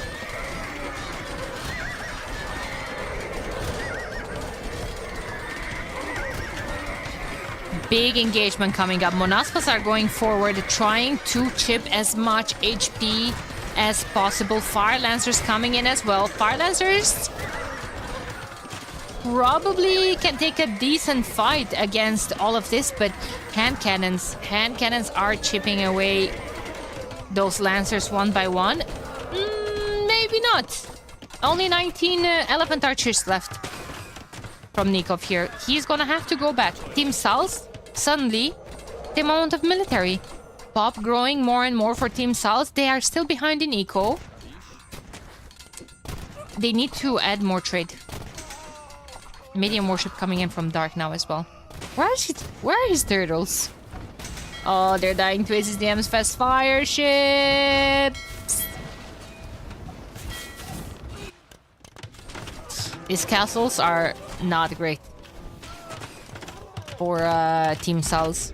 They need some, well, bomber cannons maybe from this workshop. Where are the Monaspa going to deal with? One with the Savars, of course. Feels like the Halbs could deal with that quite nicely. Citadels coming in for ACCM. Oh boy. So it's not only cheaper to repair, I think. It's not cheaper to repair, sorry. They get less damage. And they get more attack. The cheaper to repair ones are the Georgians.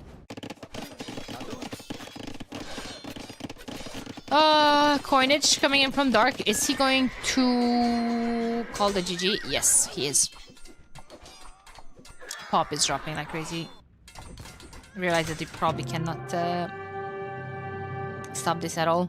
And with all the control in the middle for Team Wonders, there's no stone for them. There's no access to stone. They can deal with, you know, citadels, trebs, push from this side. Push from the side. Look at Sebastian was preparing a second layer of walls, chat. Oh my lord. Oh, what a fantastic series. I gotta say, I said a series, not series, you dumb phone. Jesus. Um,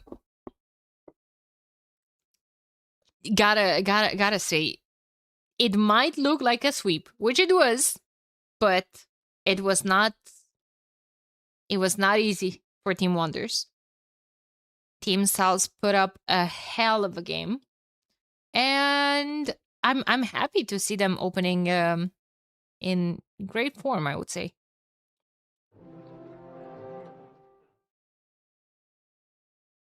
Nice. Really nice series. Now, for our schedule for today, we're going to continue actually with a live series. It didn't open up anymore. Dark Side versus Taiwan AoE Gamer. And let me just see really quick if they started to draft already. They're drafting the maps. If they're drafting the maps, means that I can take a 2-minute break and I'll be right back with you guys, okay? And we're going to watch their interviews. I'm going to switch all the overlays and all of that. Just 2 minutes and I'll be right back. And I'll be right back straight with their interviews.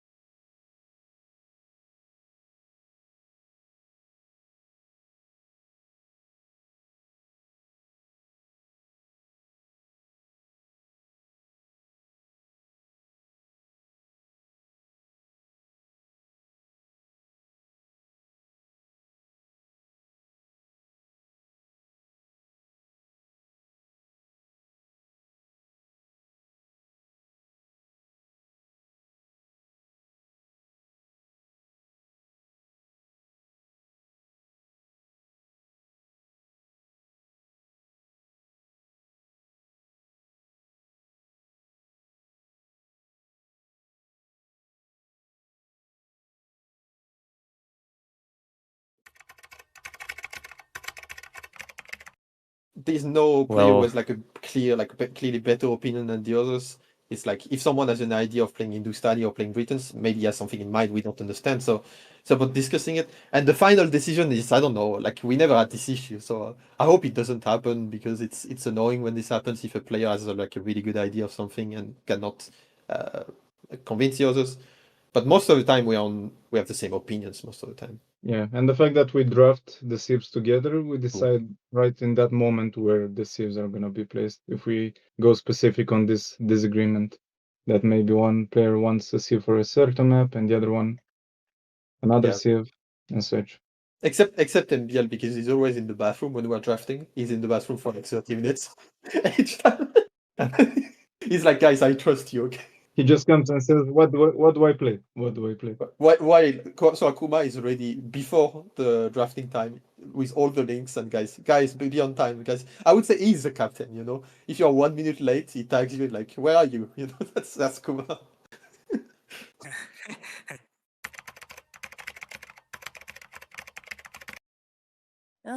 I think Y1 and the team game is different games. I think my Y1 is good, but I think my team game not good. But in team game, I need learn don't to agree with, because I always defend position. Because Cito and MB or Mihai will the combination go together. So my position always defense. I am 1-1 is good, but team game maybe not good now. But I think I will good later. Lately, I've been playing a lot with like lower elos, and I'm not talking about Kuma, MBL, and BI, obviously. No, I've been playing like ladder team game with lower elos, and it requires me to analyze the map a lot and what's happening for them. And that's also something you have to do at any elo in team game, so you can adapt your play better to the game. Like even if I'm playing on BI side, if I quickly look at Sorakuma's side and recognize what the situation is, that's quite important. So it's more about like analyzing the game and like quickly like adapting in team game, I would say.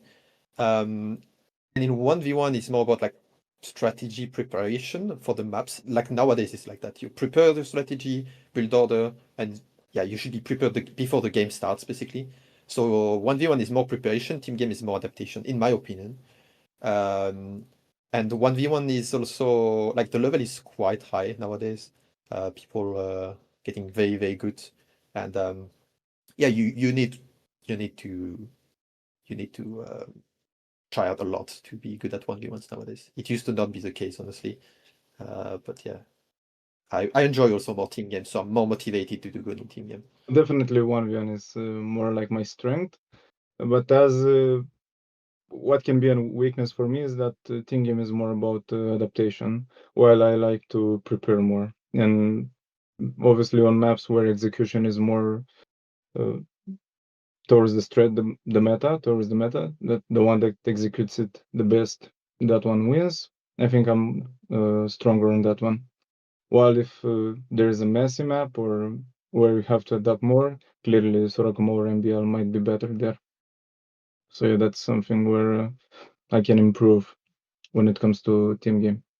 Can I disagree quickly with one of Mia's thing that is better like with preparation? I feel like Mia's like strength, maybe you don't recognize it, Mia, but Mia's strength is when it's really about like pure execution micro. Mia is basic like clearly one of the top best in the world, like when it comes to like crossbow micro and getting the time. Like a bit like the other day I called you a mini Leary, you remember, in one of those practice games.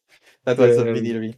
So I feel like it's in team game you need players who adapt, but you also can have a role of someone like him who just like plays his game and just like is very dangerous, you know, like micro timing, macro behind, like just speed overall. Pure skill, let's say. Yeah, I think you need a little bit of everything in a team. So I believe we have that synergy right now.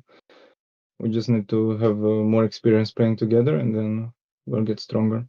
Well, I was expecting, I think we're all expecting MBL's role to be like the kind of guy you just give him the Steve that can do a bit everything, and you just tell him, just do your things, like, because I feel like MBL is the best and like super amazing player at surviving some weird situations and like going into through some weird situations and doing the best out of it.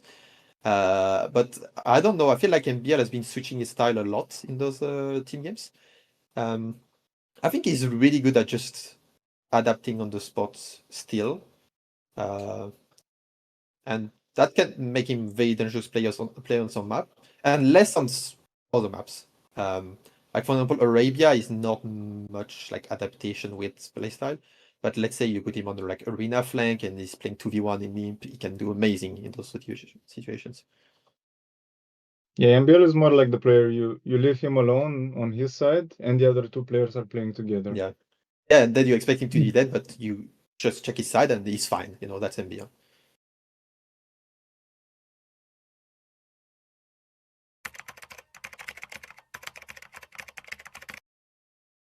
It's different because yeah, every time I play with French people, so I speak in French for sure. And now it's my first tournament, my real tournament in English, because I play one tournament with Viper, and that was my first tournament ever with English people. I was stressed with Viper for sure. And now, yeah, it's different because it's in English. My English is not too good, and yeah, I'm happy to play with other people. So yeah, it's cool.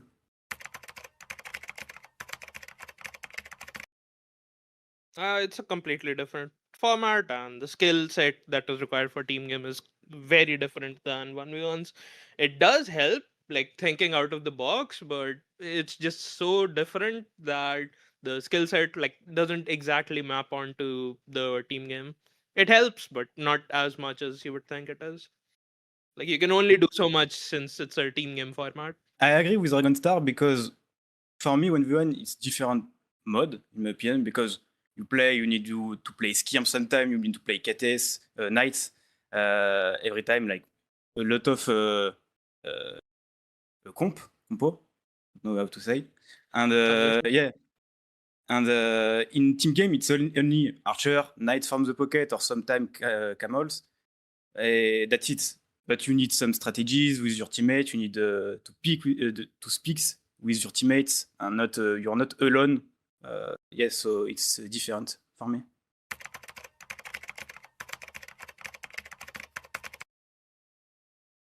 It's harder in team game. You like need the perfect coordination from everyone, perfect adaptation if things go off script. So that's always not the case because after the game you realize there's like that one time window that you fixed that would have worked, but all the stars have to align for that time window to be captured. Like there's a timing that you can do to punish someone booming or something like that, for an example. And if you miss that time window, which is much harder to pressure, especially if three people are booming and three people are attacking, usually the attacking player are most of the time at a disadvantage if they don't capitalize on their map control or something like that. So it's a little bit more difficult to make it work, like the one-on-one 1v1 meta for just full on attack, make the game messy, can transfer over for one player, but for every single player it just goes down like an adaptation mode, which is very difficult to execute in a team game format.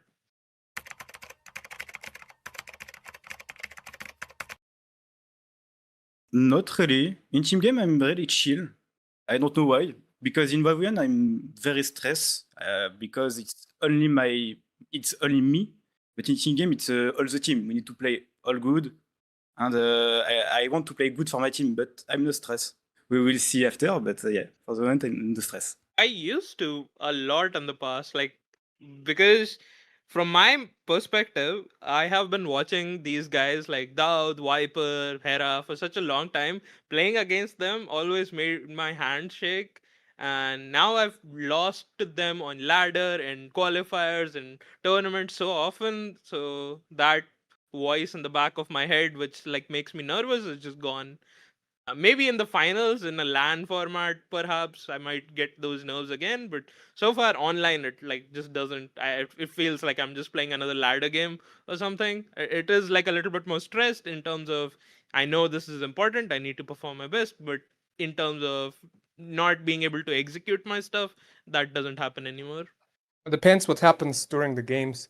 The more in-game pressure they gets thrown at me, and the more off-script things get, the more I sometimes tense up. But just completely, I don't even know the parameters that much. Whether I go in being nervous or not. It comes down a lot to the amounts of reps I have, but mostly just the amount of in-game pressure, I guess. Like how many attacks, and like if they attack you with paladins, you lose things much faster, so you get stressed much more to save your base than a couple of feudal scouts.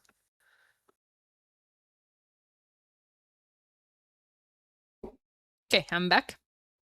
Hope you guys enjoyed the interviews. They're quite nice, man. Once again, shout out to Teramis for helping me with them. And yeah, like I really enjoyed watching these interviews. Not just these ones because they're for my tournament, but I don't know. It's always nice to hear the players and the teams' insights and how they feel, their preparation for a tournament, and all of that. So definitely hope you guys enjoy them as well. Taiwan AoE gamer against Team Darkside. Round 2. Let me see where they stand. We can check the standings really quick. I don't think they're in the let me see really quick. I don't think they're in the lobby just yet. I think they just finished drafting.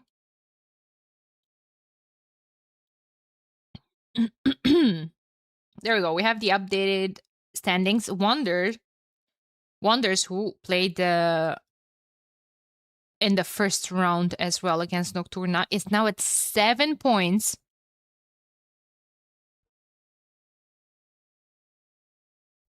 Sal's is at 0, but they only played this first matchup. Now we have Tag versus Darkside. Tag sitting at 4 points, Darkside at 1. Darkside could be switching things around. Wait, I think the music is quite loud now, especially for me. But yeah, we'll see. We'll see. In the meantime, let's take a look at the draft. Let me see if they picked the map already. No, I don't see them.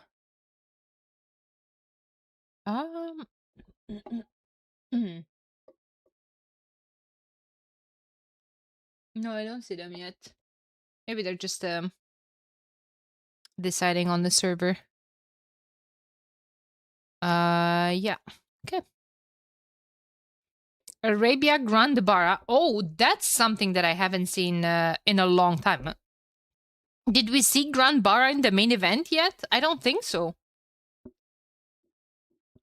I don't think so. I haven't seen it since the qualifiers. Very open map, aggressive as well. Dark side is like, okay, we're going for that, which is kind of. I mean, do I have the drafts properly here? Let me just see something really quick. Yeah, Grand Barra and Arabia. I felt like those two could be picks for Team Tag, and Darkside making it more messy. Yeah, these are live, by the way. Holy moly, I have 80 viewers on YouTube. What? Guys, you're insane. Thank you so much for all the support. Thank you, thank you. Thank you for the 500 on Twitch as well. Thank you for staying here. I hope you guys are enjoying the tournament. Let me see some hi in the chat for the people that are new here. Let me see some new usernames, please. Now my regulars are gonna say hi, aren't they?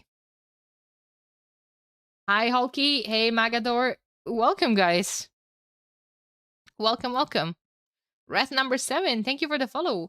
Don't forget to follow the channel. If you follow the channel, you will know exactly when I'm live next. And guys, every single weekend for the next 5 weeks, I will be live with this tournament.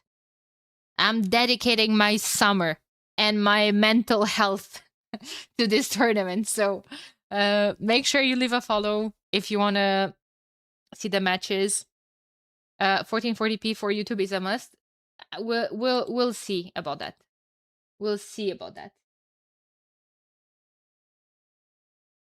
YouTube homies have good taste. Hey, RQ, yo, Zara. Great to see you guys. Mage! Hey. When will the game start? Anytime now. Anytime now. They're just probably still deciding on the server. Let me see what's going on. Round 2. Yeah. They are deciding on the server. I think they have some issues. We have people from all over the world here.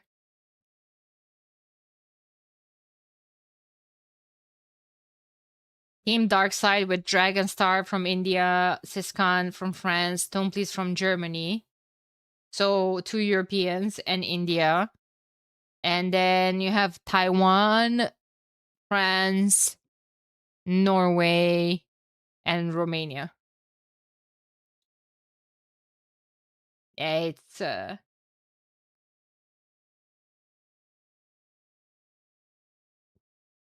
thanks for your effort for the game. We'll live. Thank you so much. That means a lot.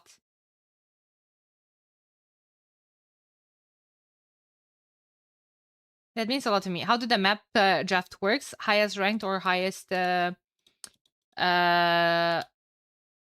qualified finish pick first? No. It's 50-50 basically. It's 50-50. There's no seedings anymore in the main event.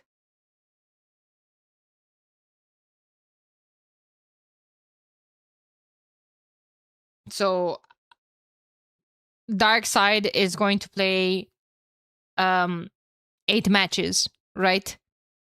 4 matches, they're going to be the host. 4 matches, they're not going to be the host. Basically. And the host picks the first map.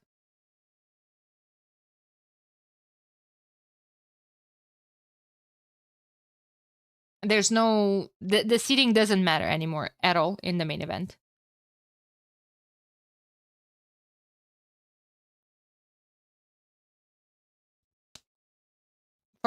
They're deciding. They're still deciding. We can take a look at the rest of the maps. By the way, I only talked about the open ones: Arabia, Grambara, Menindi, and Crescent. Menindi and Crescent for Tag. Okay, Tag is getting their tippy toes dipped in some water. Menindi is quite chaotic. I think Darside loved that as well.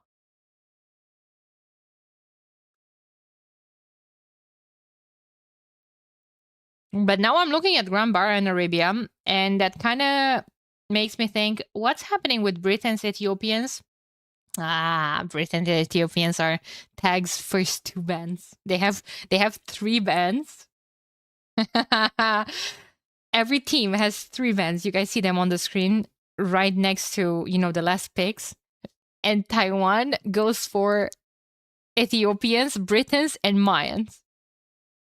Instantly. Why? Because, well, Darkside went for 2 incredibly aggressive maps. And good archer civs are very important.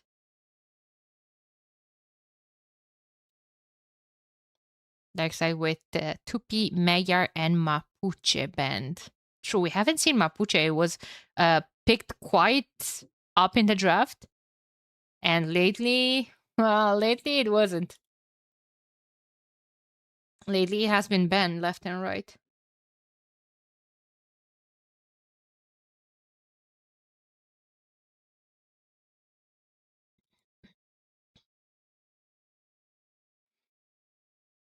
Hey, old man Willow. Good to see you back. Let me see. Who's supporting tag here? Who's supporting dark side? I need to see people rooting for their favorite players.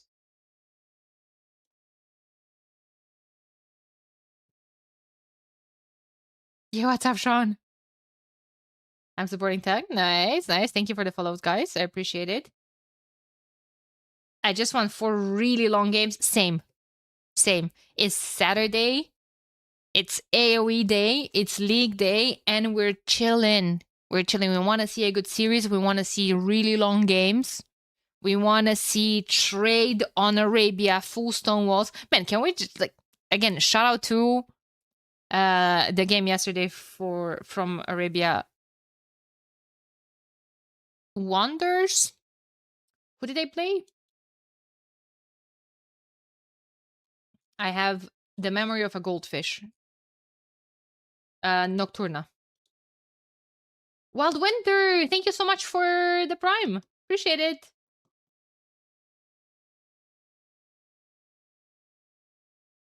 Tito Venice, can he teach him life? Rooting for Salz, he carries me in team game. Salz played already. Have to vote it out. Or wait for YouTube upload. Guys, every single set that is casted goes live on YouTube.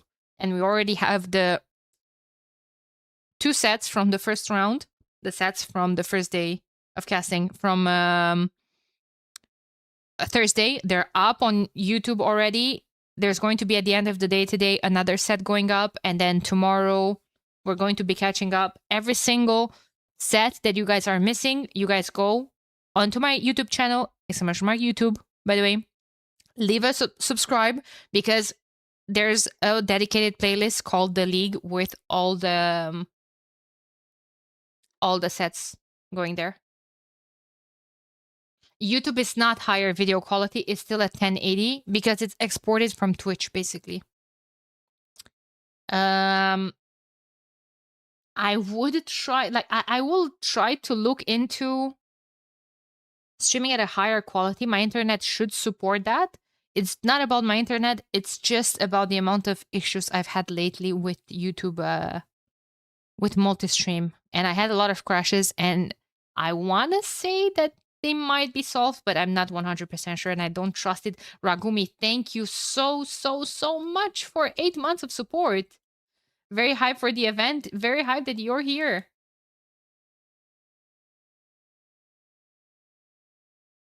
I've been watching the VOD on YouTube to catch up with the event. Thank you so much. That's I appreciate it a lot.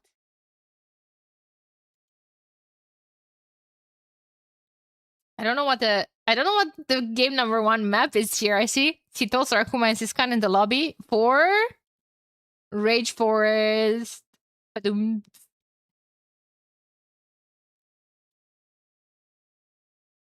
Rage Foresterino.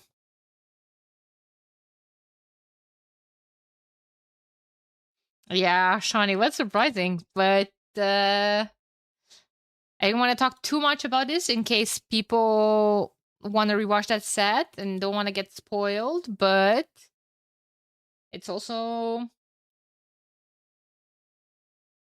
yeah. It's also something to talk about, huh? MBL, Sito, and Sora Kuma is going to be the lineup for Team Tag. I see them in the lobby. Dragon Stars is gone. Do you have it on YouTube? It's going to go up on YouTube tomorrow morning. What are we waiting for? They took a long time to find the server. They're in the lobby right now. The game is about to start, and maximum 4 or 5 minutes, I would say. Thank you so much for your patience, guys. Source pings are not great. Yeah.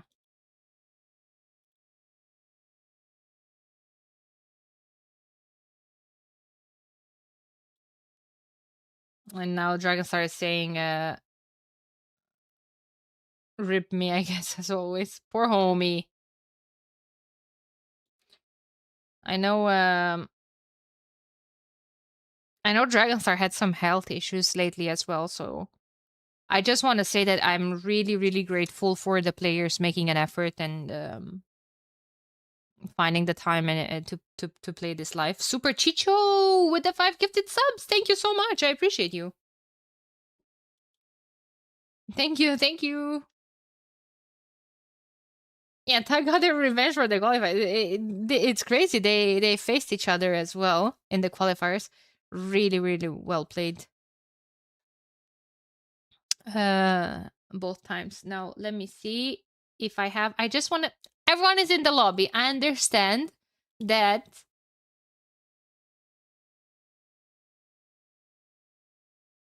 I understand that we are dealing with the pings here, but I just want to see what's the next map so we can talk a tiny bit about the civs. Thank you so much, Super Chicho. Pushing that hype train. Guys, when there's a hype train is the best moment to check your pings. It's the best moment, that is, to check your pings.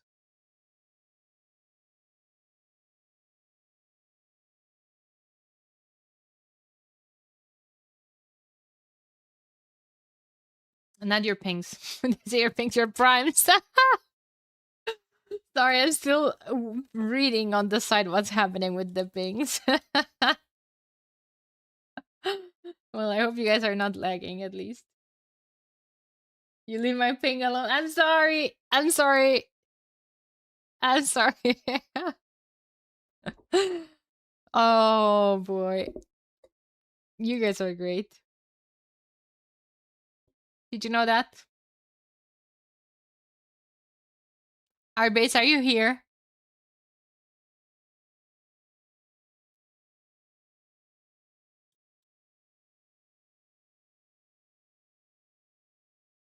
Can you force them to pick a map? Can you force them to pick a map so I know what they're gonna start with? Thank you. Oh god. Just asked Menindi, let's go! We have a map, and it's gonna be a chaos one.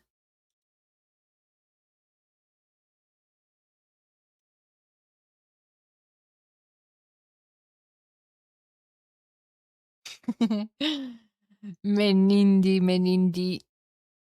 What's good for Vil Wars here? What's a throwaway civ? We could see Burmese on Menindi and just go an FC with them. You could also see Burmese on Grambara boom into elephants. But I would expect something like do you go nah, Malay is for Crescent, has to be.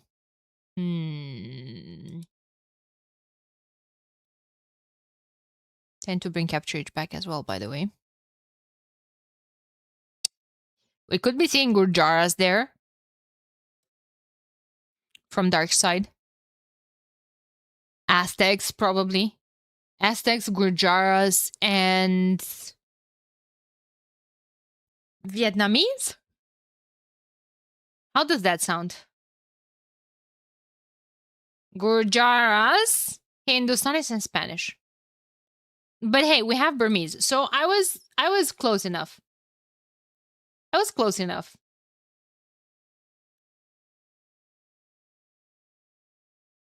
Insta Civos on the screen while we're in the waiting lobby. Man, cow.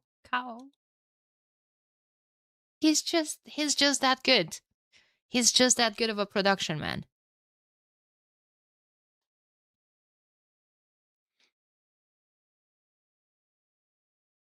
Burgundians? Yeah, probably a must. Especially if you get them in the back for a fish boom. MBL playing as Bohemians. Oh. Sorakuma Burmese. Burmese forward. Who knows all the civs by their emblem? I know 2 or 3. Oh, I think I easily win that. I don't know if I see them, but like if I have to think about, you know, their shape or stuff. You know that we had that quiz the other time? Podcast with Dave?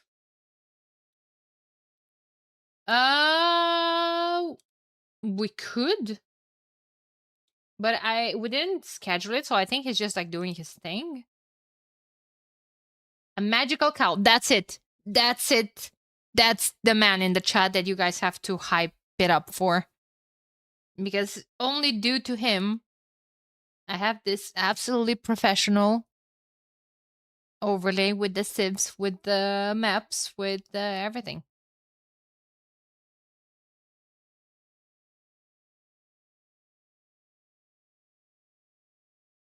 Yeah. So clap it up in the chat. Come on, chop chop.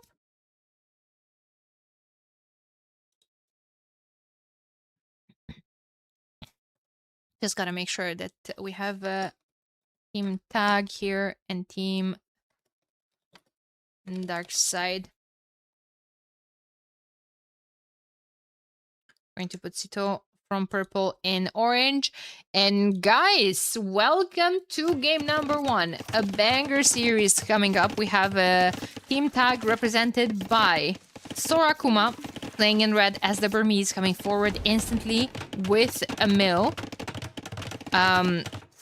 Their back pocket is going to be MBL playing as Bohemians. Fantastic position for him to just go past castle into Haside wagons maybe. And on the front we have Siskan playing as Burgundians. I expect Burgundians to go for the fishboom, like I said, into maybe some sort of cavalry scouts, into knights maybe later on. Now, they're facing Stone, please. For Team Dark Side, playing forward as the Gujaras. Another player forward is Dragonstar, playing as the Spanish, and Siskan in the back with Hindustanis. I kind of expected Spanish to be in the back, to go for a fast castle, a safe fast castle, that is.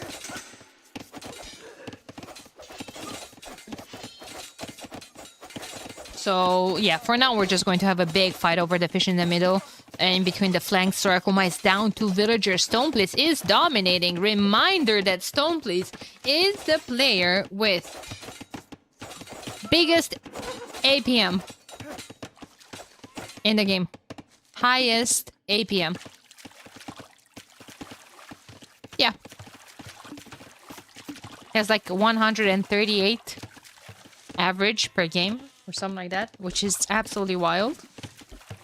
But hey, he lost to villagers as well.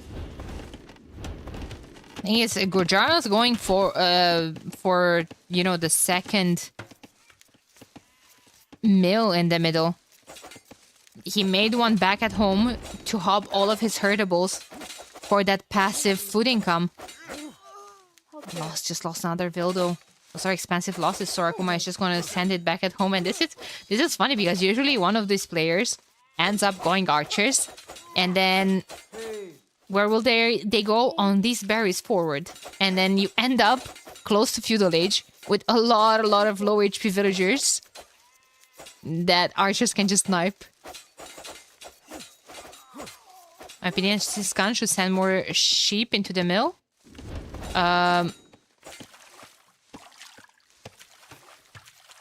Okay, Siskan. Yeah, but Siskan also wants food, right, to go up to the next stage, and he needs food for scouts. He's probably gonna make scouts. It's not... He already has 6. I think that's fine. I think Siskan will need it more. But he's fish booming. Okay. Well, in that case, yeah, Siskan is just hoarding them. 5 vills down for Stone, please. 4 of them killed by Sorakuma, 1 of them sniped by Sito Scout.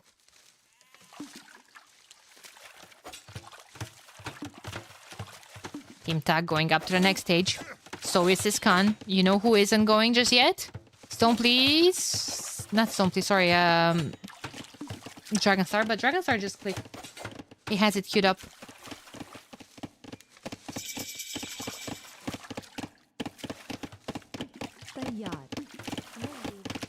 Lot of villagers here, but guys, Stone, please is suffering a tiny bit. Stone, please. That's 55 seconds IDLTC time. 17 villagers. 20 for Sorakuma. And you know, seeing Burmese here forward surprises me. We have a feudal age. We have feudal age from people. I don't think you can still keep a whole lot of villagers forward.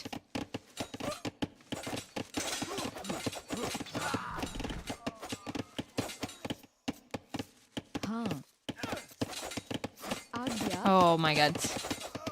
Another one bites the dust. Stone, please, down 8 villagers. But hey, all of a sudden, there's a lot of low HP villagers. Right here. Sorakuma is down 8 as well. Oh my god, what even is happening here? What are these people doing? A barrack and a blacksmith and a range from MBO. Color me surprised. I thought he's going to go fast castle. I thought he's going to go fast castle, but no. Archers are coming forward. And now what? All of a sudden, Stone, please, finds himself losing another villager. And remember what I told you guys earlier? That you're just gonna put all of your low HP vills here on forages and can be easily sniped by archers. Market Blacksmith from Dragonstar with Spanish. He's on Stone. So Conquistadors will be on the field soon here. Double Dock, Fishbone from Siskan. Ended up just booming. Basically, I thought he would be maybe adding a stable. Not a single, well, one single military unit from Team Darkside, and it's a low HP scout.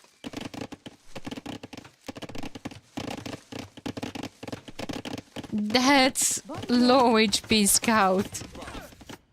Sorakuma is just going to go on the side and find a spot to put a dock down, a couple of fishing ships, and later on even can fish boom. As some villagers long distance getting some hunt. Gil nets coming in early for Sito with feudal age because, well, Burgundian privileges.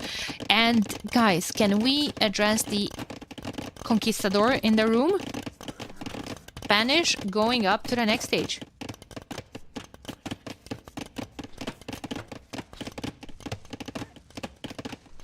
Spanish going up to the next stage. Look at the stone count. Well, you can't. Now look at the stone count. Almost stone for a castle soon. Gonna go up where? In Sito's face or defensive? You know that the enemy has archers on the field. But how many archers? You see 1 archer and 1 spear. There's like 5 of them. Are they... Where are they? Ooh. They're there. But still, you don't see anything here.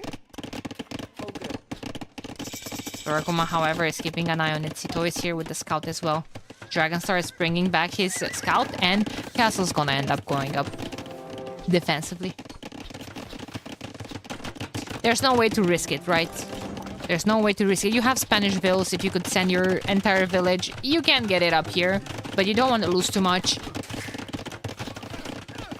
You're gonna be on a low eco regardless. You're gonna have to invest into Kongs, so... Yeah. Stone, please, finally getting up to the next stage. Actually ahead of Sorakuma. But Sorakuma was not on gold.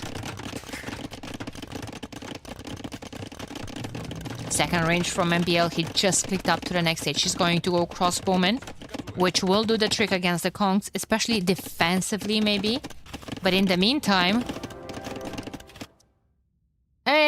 the meantime is going to be tough to defend.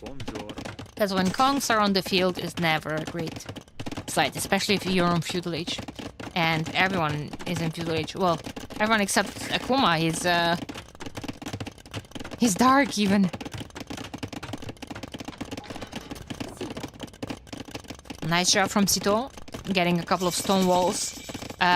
Seeing stone walls here, all of these houses here, makes you wonder at what point does Dragon Star comes forward here with a siege workshop on this hill. Also, Sito's gonna go Custiliers. He's the one on stone. He has 0 stables. I think I would legit like a siege workshop forward. Maybe a Ram, a Mangonel. Mangonel against all the archers from MBL, and Ram against all of these buildings. Market. Castle's gonna go up here in front, so might as well try to harass it. It's not like he can afford it anyway. Probably better to invest that extra... Yeah, exactly. He's putting down a town center.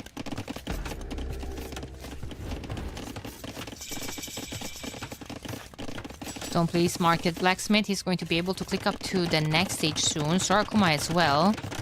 Ooh, that castle can be ranged by conquistadors, but conquistadors need to bounce away because they don't have a whole lot of pierce armor. And, well...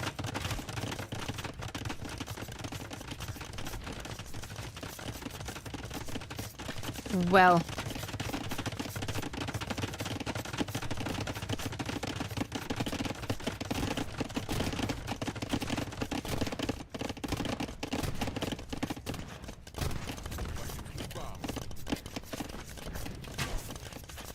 It's a lot of crossbowmen, but what can they do?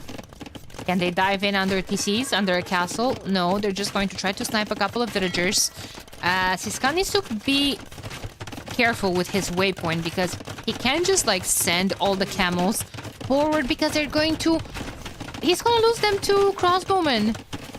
Oh no, I actually don't like this from Siskan and Stonefleece. Feels like both of those units die to crossbowmen. But that's a really high level micro from Dragonstar. There I remind you, he's playing with like 220 ping as well. So let's not forget that.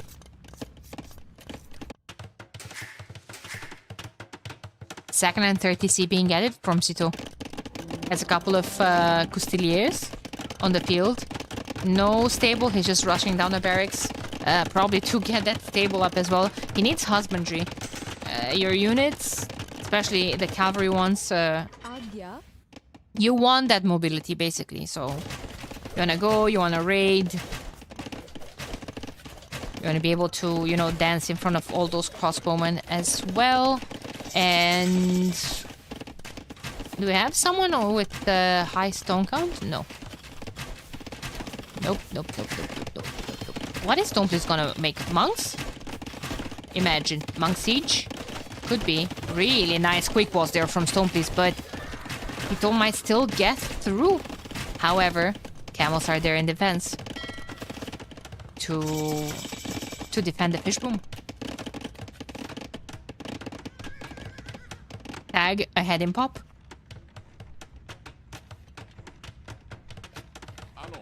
What is your elo? Anywhere around 1600 and 1800. Depends on the map. Do we settle on an average of 17? I think on most of the maps, my elo is somewhere around 1650 probably.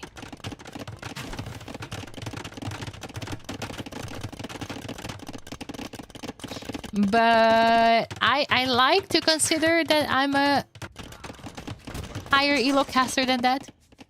I don't know. You guys say.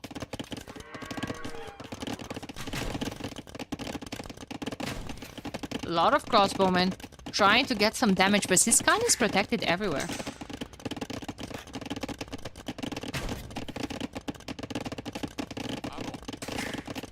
A lot of camels here that won't do too much against the crossbowmen. What is their answer to crossbowmen? Like, definitely not camels, definitely not conquistadors. So either Spanish needs to go on the night line, either Gurjaras need to go Shivamsha riders.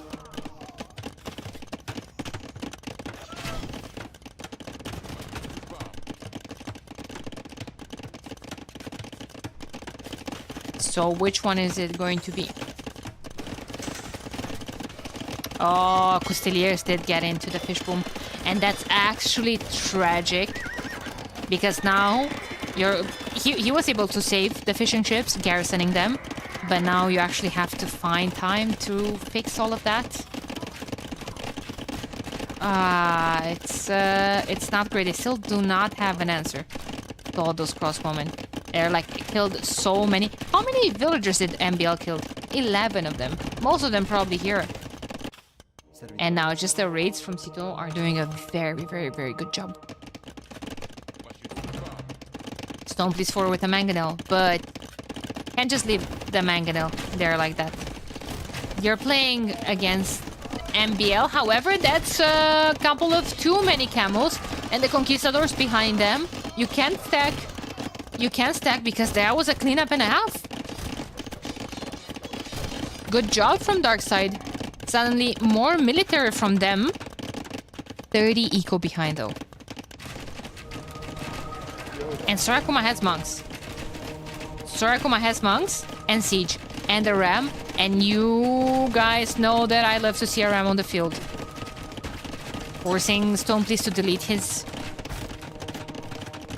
market. He already has redemption. This workshop now here all of a sudden. What does it do? What does it do, chat? That's 8 monks right there for Sorakuma. And we have Sito going up to Imperial Age. 4 extra TCs in the back. None of them on stone, however.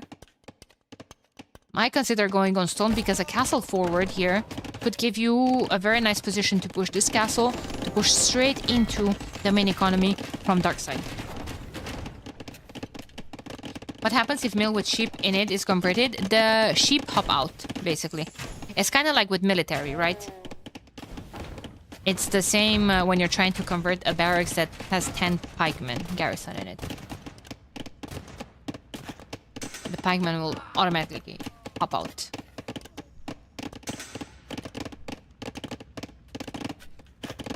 Burgundian's Vineyards, he's getting Cavalier as well. He's probably going to go for the cheap Paladin upgrade as soon as he reaches Imp. 36 on gold. Definitely can afford that. He's even gonna move more people on gold. Getting the gold shaft, the stone shaft mining. Handcart for MBL. He has a fantastic eco as well. MBL. Does MBL have a monastery to upgrade his villagers? He does. He does have fervor. He knows how to put down a Bohemian boom. Now going forward, getting daring. Getting daring. Putting a TC down right under Stone Bliss's outpost. Just wants that stone. Stone Bliss has 3 on stone as well. Might be a castle race between those two on that flank. Tiskan is going up to the next stage as well. He's at 92, 94 eco, 32 military. A whole lot more camels in the queue. The Cavaliers can be eaten alive. I am not sure Sito feels super confident with all this. Sorakuma is coming forward with a killer castle. That is... It's okay. That is going to go up. Just slightly delayed. Slightly delayed by those mangonels, but like I said earlier, redemption was in, and now that converted mangonel is going to be a pest against all those fish traps. No? No. Okay. Well, Paladin is almost in. Again, still scary to dive in with all those Cavaliers before Paladin is in. against so many camels and conquistadors. Another castle coming up from Sito. That's the forward castle that gives you the push position that I was talking about earlier on.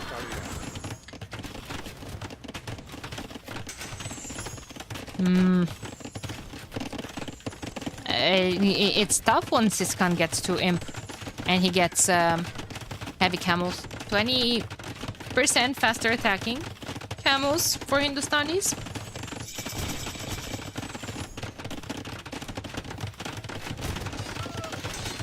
But I mean, Sito's eco is unstoppable. He has 140 eco, 30 military, and just resources for days basically.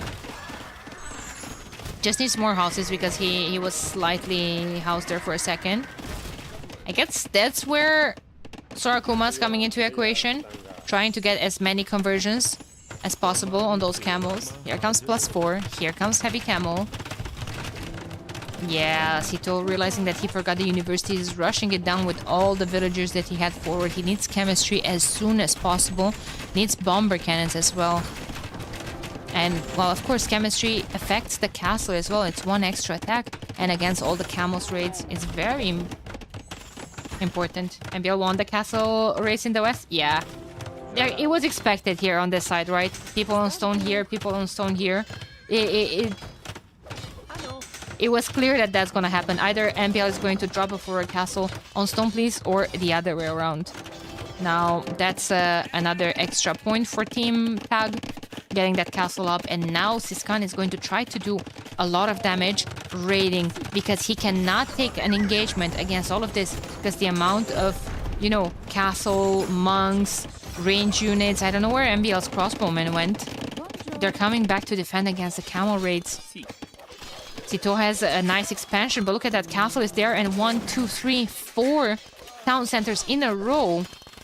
Those camels will find it hard to raid. However, they still find some damage. It's what, 12 kills? Not too shabby, but Sito's eco.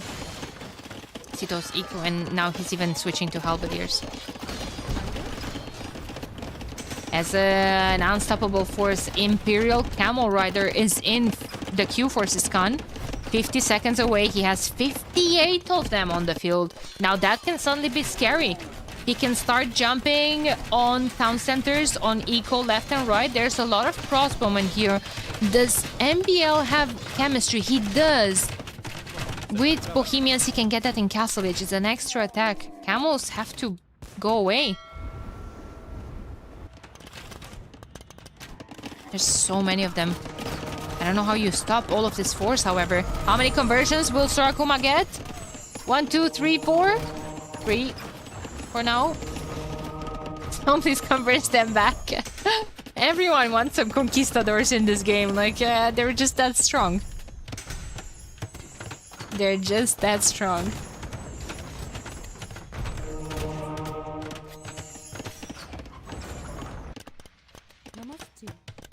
This gun still finds the time to try to block those paladins that he's chasing with a couple of camels for a long time.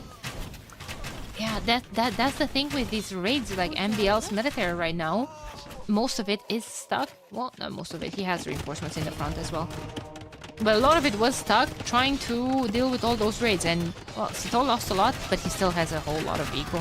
And the most of it by far, but Siskan is a close second. And Siskan has 70 military on the field, and oh my god, Imperial Camo are doing the trick. Now you tell me, what is Dragonstar doing in Imp? Does he continue with the Kong production, given the fact that he only has one castle on the field right now? Or will we see a switch to Cavalier? I think going into Nightline from Spanish would be the right approach, because it's just better at raiding than the camels. Camels can just fight back, basically. Now, on the other hand, you need someone to play range units, though. Gujaraths have hand cannons against halbs. But with, I don't know, with MBL being already on arbalesters, don't think you want to go hand cannons. It only has 7 paladins. Most of them are halbs now. Ben, Siskan keeps raiding. Let me look at that Eco KD again. 55 units killed. Same for Sito.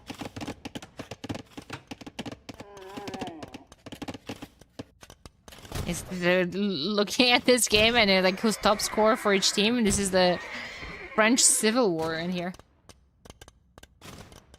Bohemians get fully upgraded arbs. Yes, I think they have Tumbling as well. No, they do not. My bad. My bad. They lack Tumbling. I don't know. I could have sworn that they get fully upgraded Arbalesters. I don't think it doesn't make sense because, yeah, like Silent says, their cavalry is one of the worst in the game.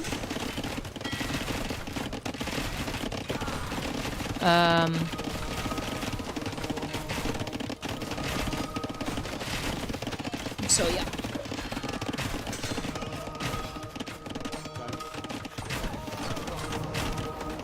Still need something here. Still need something here against the monks again. Okay. May I suggest skirms? I don't know, elephant archers? Maybe from Gurjaras? Elephant archers could be good. Where's the real Danny? I'm sorry. Yo, what's up, Hayne? Thank you so much for the 9 months of support. I appreciate you. Great tournament. A pity I can't follow it completely. Well, I have great news for you, Hayne. If you can follow it fully, completely, guess what? You can catch up with the sets live on YouTube. Well, not live, but I will be uploading them on live on YouTube. Sorry, guys, I'm distracted because there's 42 camels just melting PCs. Sito's eco is still good. Might be in troubles. And Sorakuma has Burmese helps. Oof. Oof, oof, oof, oof, oof. I have a lot of cavalry there from Dark Side. And you have Burmese halbs, Bohemian halbs. Okay, chat, do we think Danny knows what live means? I promise I do, Marcus. I promise I do. But I meant that I'm uploading all the sets on YouTube. If you miss them live, you can catch up with them. That's what I meant. But I have 3 brain cells left and they're all focusing on Siskan's camels right now.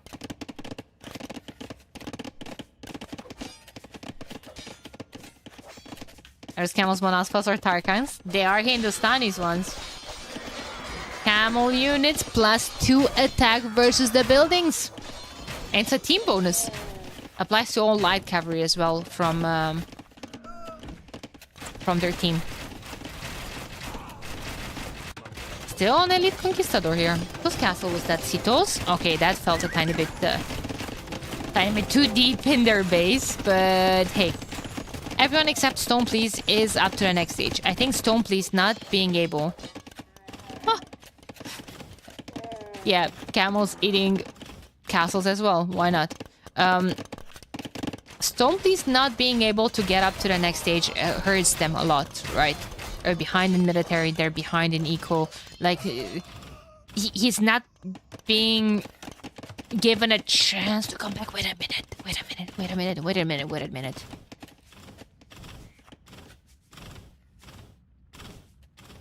Why did Sito build a castle almost outside the map? Because those are production ones. He doesn't want to lose them. Oh boy.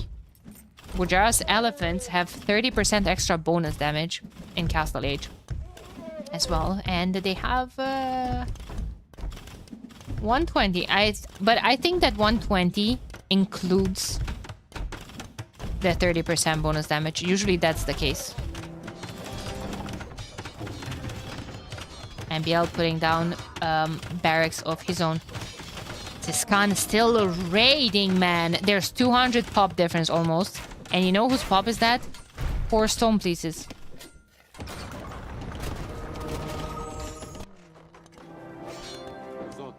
A lot of halberdiers on the field against so much cavalry.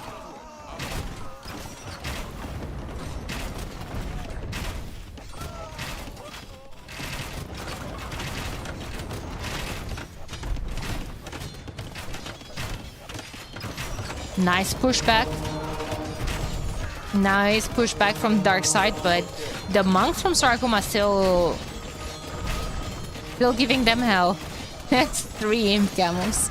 Everyone wants imp camels, everyone wants conquistadors in this game. It's just the way it is. Raids are not stopping. But looking at the minimap, it seems like Tag is going to prevail at least in terms of map control. It's 41 military versus 157, guys. It's looking bad. It's looking bad. Stoneblaze is up to the next stage, but he simply was not let to come back into the game. Those look like some trade cards that need caravan, now don't they? GG's called. GG is called, and Team Tag takes game number 1 in a fantastic game. We usually have trade on this map. After 40 minutes, yeah. Usually. There's some resources, but you know, at this point, raids are such a big factor, and you know, Dark Side was losing even control over them early with MBL coming, taking the stone, advancing with a castle here, kind of like, you know, just stopping Stoneblaze and just pushing him back and back and back. And look at the poor Stoneblaze. He tried his best to, you know, expand on the map, and yeah, Lyca from Dark Side would have been helpful against Red Monks. Yeah, I expect him to be able to maybe go some Lyca, maybe go some Srivamshas early on against all those crossbowmen. I think he just took too much damage.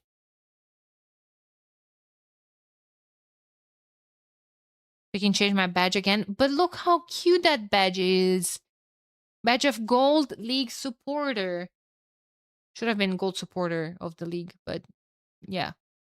That's a cute, but there's no buts. There's no buts. It's a cute badge. It's a unique badge that you guys can access with supporting the event, with subscribing during the league. Yeah. Okay, first map was Menindi. Tag, yeah, Tag won it. Hindustanis are broken for some reason. I just tried to change it with Italians, and now Hindustan is back. Yeah, they're fine. But now they're broken in the what? In the map draft for some reason. Rude. Rude. But it's okay. We get it. Arabia next map. Arabia next map. Let's see. Maybe something like nah. Wait, I could have sworn they are gonna pick Aztecs. Is he just gonna go Aztecs on Arabia for Arbalesters then? Great eco into decent arbs later on, or could be for Grambara, could be for monks. Aurico, thank you for the resub. That badge stuff is a compelling reason to subscribe. It did. See, not just that, but actively contributing to my goal. Exclamation mark goal. And you know what? If you can't afford to subscribe, that's perfectly fine. Because you can leave a follow. And I'm 8 follows away from 14.1k. Which is absolutely bananas. You know what's more bananas? That I have 97 viewers on YouTube right now. Which I think that's my absolute max ever.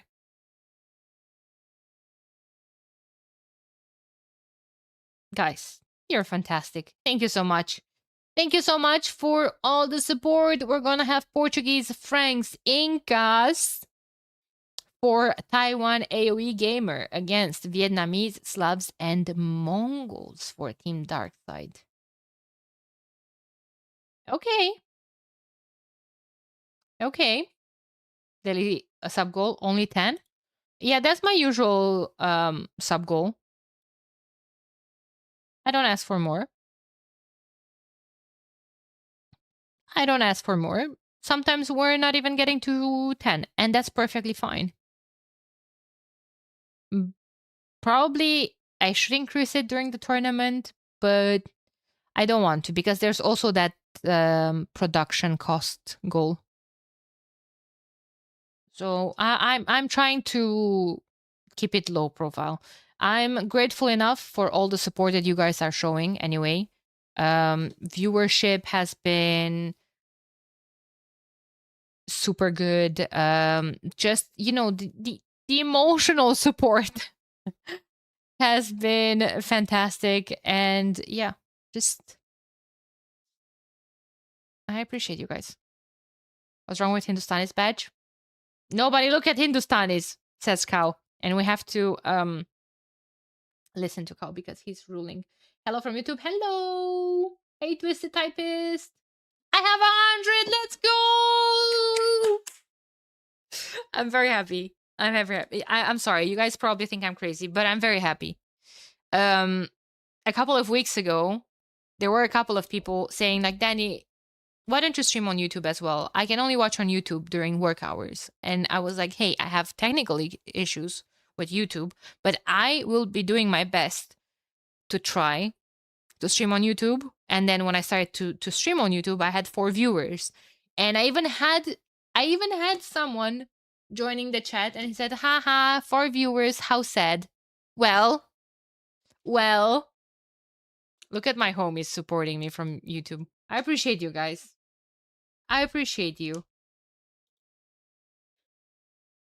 There we go. Game number 2 is launched and we have Arabia. MBL, Sarakuma flanks for tag with Sito playing in the pocket position. Pocket position with Frank's gold kind of exposed. Barris exposed too. Barris, is something that Franks will be concerned with because they do care about the food income, right? However, gold later on can be protected with a tower. Imagine going around the low view streams just hitting. There are 2 accounts that were literally created this past month in June, I think. Or like at the end of June, something like that. That were created literally to just comment on most of my uploads. Boring. Which is funny because like if that's a legit person that finds it boring, like why are you going around my videos to comment boring? Like why are you watching that if it's boring? Find something else that entertains you, you know? But there, yeah, it's funny to see it sometimes. People have issues. It's fine. We all have issues, don't we? We all have issues, but when our issues are starting to affect someone else's day, that's becoming an issue. Starting to look at the tags lineup and was talking about Sito's map, and now just switch to Dragonstar. Kind of similar, right? Gold wise, you know. Gold is forward. Like I said, probably can be, you know, protected with a tower. Issue is that Dragonstar's gold is slightly worse because even if you put down the towers, his buildings are probably not gonna be here. Like for Sito, it's way easier to put a couple of houses here and to try to kind of cut access to this. You know, let's take a look at the flanks. MBL, forward berries. Whoa! I'm sorry, what's Himalaya doing here? What is this mountain, dude? Is this normal?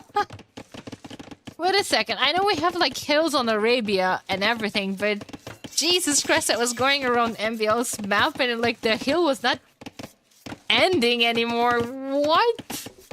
Holy moly. I don't know if it's just like some sort of visual effect, but that's a big hill if I've seen one. Jesus Christ. The ranges from stone, please. From the other flank as well. Barracks super in the back. For Sorakuma, what? Ranges here. Forward, surely.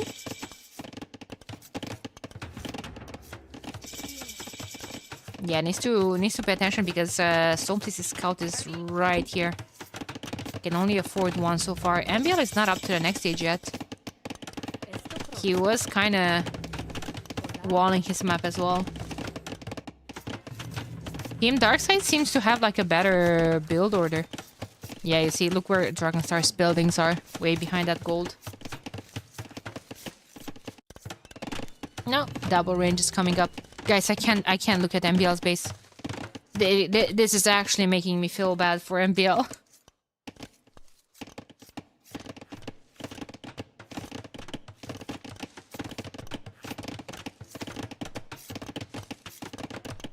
Those are little more than hills. Yeah, I don't even know how to call those, homies.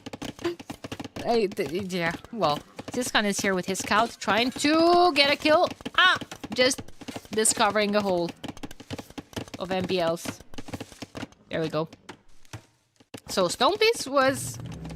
Nah, silly as Mongols. So obviously he was able to go up faster. But hey, gotta plot here Dragonstar opening the game with a Vil kill already.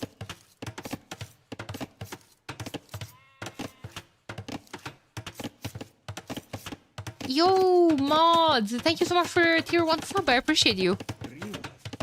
Thank you so much. Tower already what? Second tower. It's Inca. It's Inca. We saw it the other day as well. I think he took 10 stone from somewhere.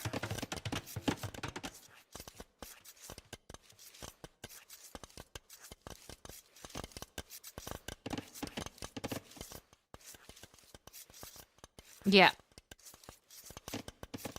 See? He actually took 20. And because Inca have discount in terms of stone for buildings, he can afford to protect both this wood line and this gold. And usually you have a gold next to a wood line, but that is a really unfortunate generation for both golds for Sarkoma. Thank you so much, Cow. I appreciate it. Thank you.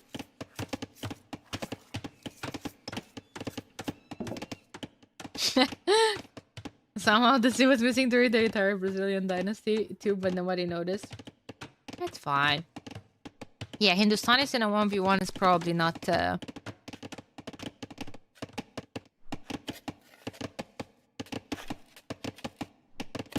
not that popular. I think I have the same issue, by the way. I think I actually have to reintroduce it manually. That's so dumb. Oh no. Now I ruined it.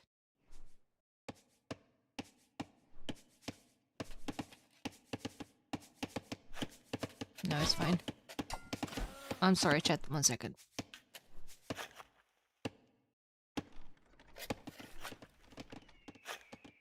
Nah, still broken. We're gonna see it in between games. I'm sorry. Quite a lot of scouts here for Dragonstar. 8 of them already. 11 for Sito. Where are they?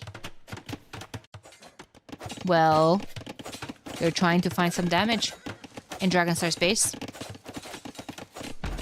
Forcing the tower. We do have Franks versus Slavs in the pocket position, so kind of the ultimate duel of, you know, food eco. Sito going on gold.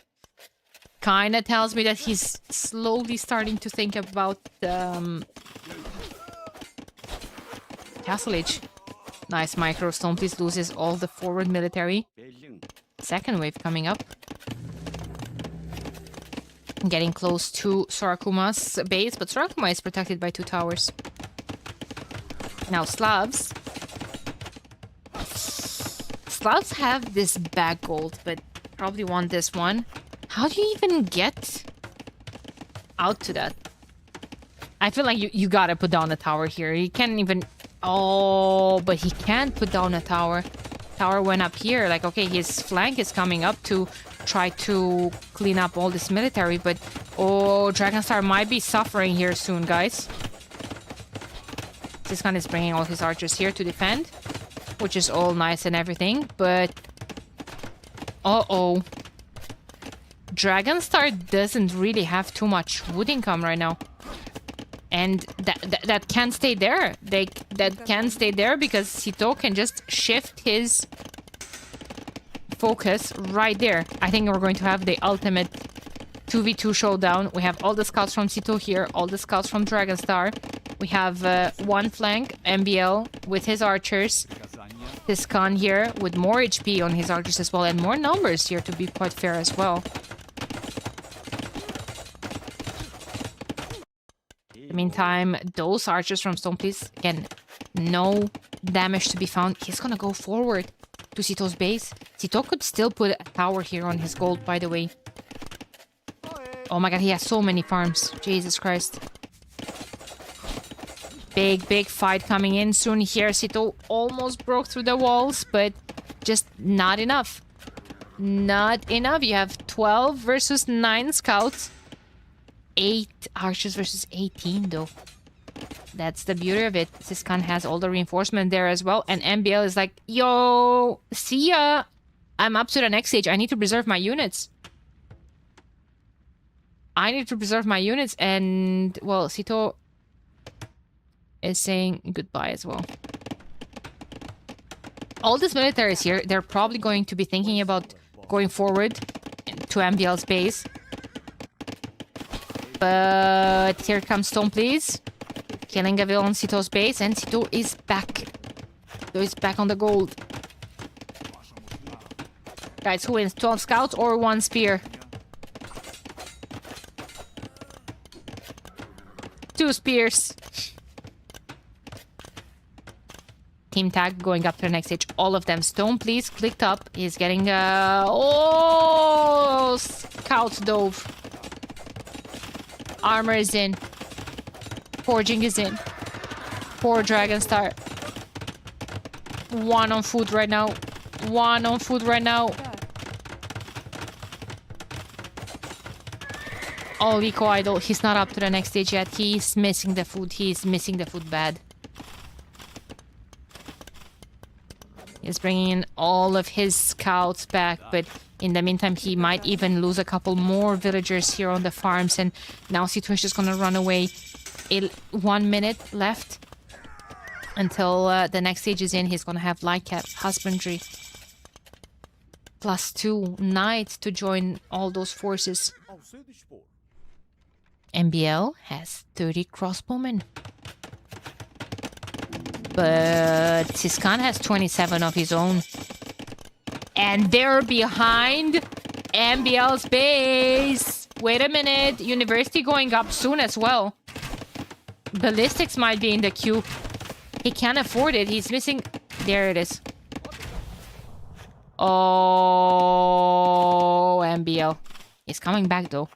If he catches all this military into his base from Siskan, might be good, but Siskan is just gonna circle around. Botkin arrow is in for MBL. He can't afford just yet. Ballistics. University is up, though. Missing the gold. He has 0 gold access. Does he have a market? He does. He can sell some food, but you still need more wood, and yeah, this guy is just going to run away. It's a really, really nice move there. Stone Please, in the meantime, has a giant heal advantage. Man, what are these heals? What?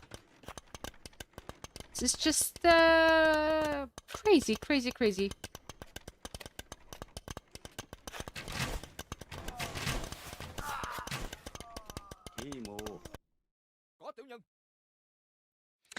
MBL doesn't have ballistic. Siskan does.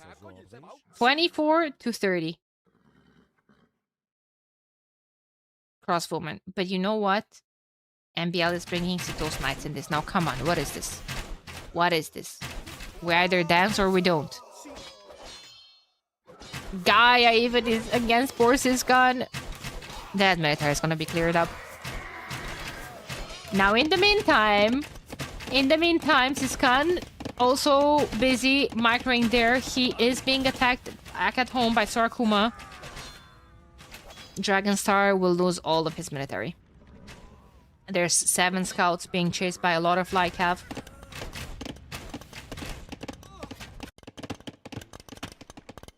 Only one doing quite well is Stoneplease. But again, it's just that Sorakuma's map was absolutely atrocious. Like, I don't even know. Feels like he did the best he could with this map. But like, giant hill here. You have a settlement sieve, and none of your golds are next to the wood line, so you can defend both of them.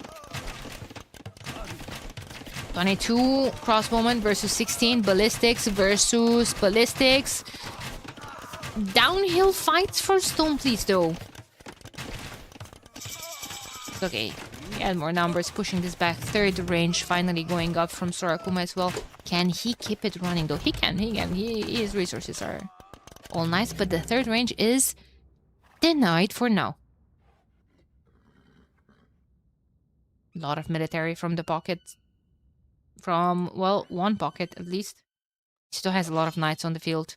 Light Cav coming in from Dragonstar. Started the knight production as well. He took a lot of damage, and he's still trying to defend from all the waves of cavalry coming in. That gate will not be kept alive. It will. It's fine. But yeah, Fudiko. Fudiko, where is it? 6 on food. When you have to put this random mill here with farms, yeah, I mean, you have to run them soon. Gate going down, everything idle in Dragonstar space. The raids are just absolutely endless. What is MBL doing here? What is MBL's army doing here? Oh my god. Coming forward for Sorakuma's defense here. Nice little raids from Dragonstar as well in Sito's base. Did some damage. Sito doesn't have a second DC yet. Just getting it up now. Oh boy, but that like have just annoying for Dragonstar. Annoying, and again, eco just idle. Dragonstar has, what's that, 23 vills working?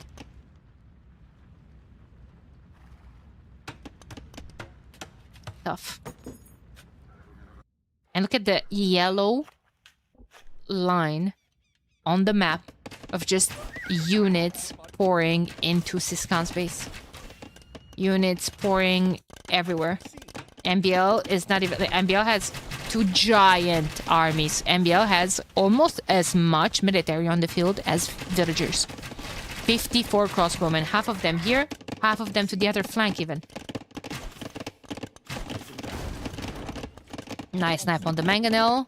And now what? Those are probably just going to move to the pocket since they can't do too much more damage here. Issue is that now Sorakuma is in from the other side, so Stoneplease has to micro his mines out against all of that. This is idle as well. That's just going to be ignoring everything and probably move straight into Dragonstar's expansion. There's another huge fight at the top where Siskan is fighting for his dear life. He's somehow holding alone against some reinforcements from the pocket, from the opposite pocket, and the race from the flank. Like, Siskan is playing for his life and soul here, but guess what? Clear that up. New wave of reinforcements coming forward. New wave of reinforcement coming from the south, from the pocket as well. just absolute clean game from Tag. Game number 1 goes to them. Had a couple of more crossbowmen, but yeah, knight and like have numbers prevailing there for Tag. It was just, Tito putting the better pressure, if I can call it like that, putting just more pressure on Dragonstar. Yeah, he took more damage, and his timing was affected so much that it was too tough for him to ever come back. And I think it all starts with the position of this gold and this tower being forced here instead of here. I'm not sure the situation gets much better if you're putting a tower down your gold. But yeah, I mean, one can only try, I guess. Let me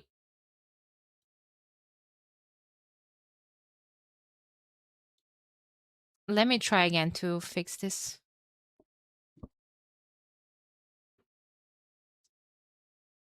Man, this is so annoying.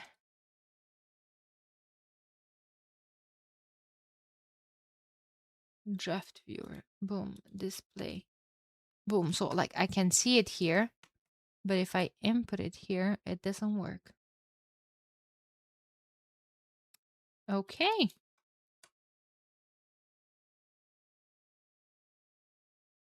What if I just... Sorry about this, guys.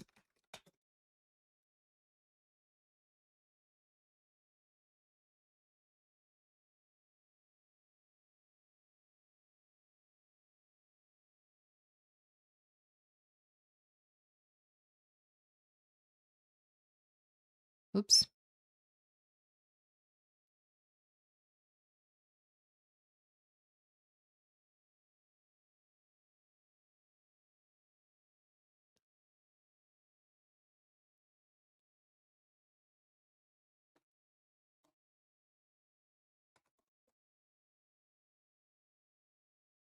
Oops.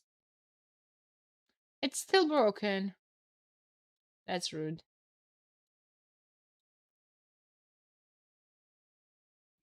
It's still broken. It's crazy, Cal. I don't know when I open it in browser, the draft display that is, I see the Hindustanis there. It's just, I don't know. Sorry.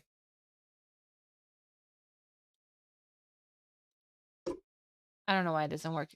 Well, it is what it is.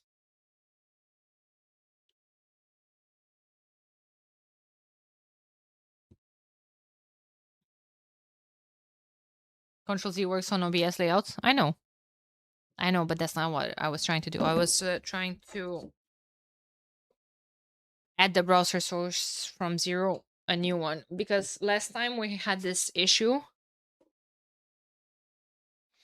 it worked, but it's fine. It's not the end of the world. Like saying thanks for the cast. Excellent as always. Thank you for watching. I appreciate you guys. I appreciate everyone. Every single one of you I appreciate right now. Next map is going to be Crescent. And let me just tell you guys that Arabia was won by Tag, and Crescent is the next map. There we go. There we go. Vikings, Persians, and the Wu against Dravidians, Italians, and Bengalis.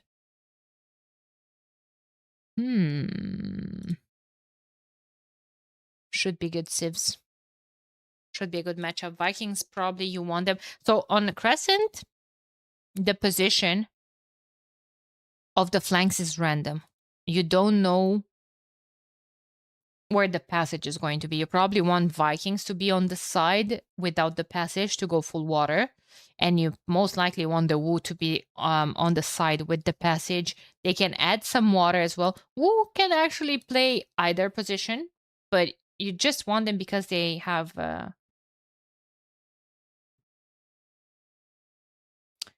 they just have such a fantastic infantry into archer. Continuation, basically. And their pocket, well, their pocket is going to be Sito playing as the Persians. Good cavalry civ, good water civ. Can be very versatile. Now on the other side is going to be flanks with Italians, Bengalis.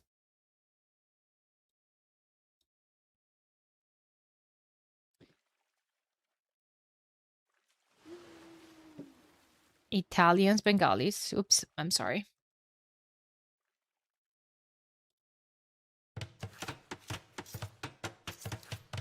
I don't even know, like, between Italians and Bengalis, I think you don't really care which ones are playing full water, which ones are playing land. I think you would like Bengalis to be on the passage, and that's exactly the case. No, Italians is a pocket, my bad. It's Bengalis and Dravidians. In that case, I would say that you would rather have the regeneration on ships, and you have the discounted barracks. Better. Especially in the early game. In the late game, well, in the late game, things are different because I feel like Bengalis, elephant archers, are better, maybe? Kind of similar. Tough to see. And Italians in the middle, again, like, it's a decent cavalry civ and decent water civ as well, so it can be versatile. It can switch between water aggression and pure cavalry. Italians has a cap civ, or Doctor has something special prescribed for us? They have fully upgraded cavaliers now, don't they?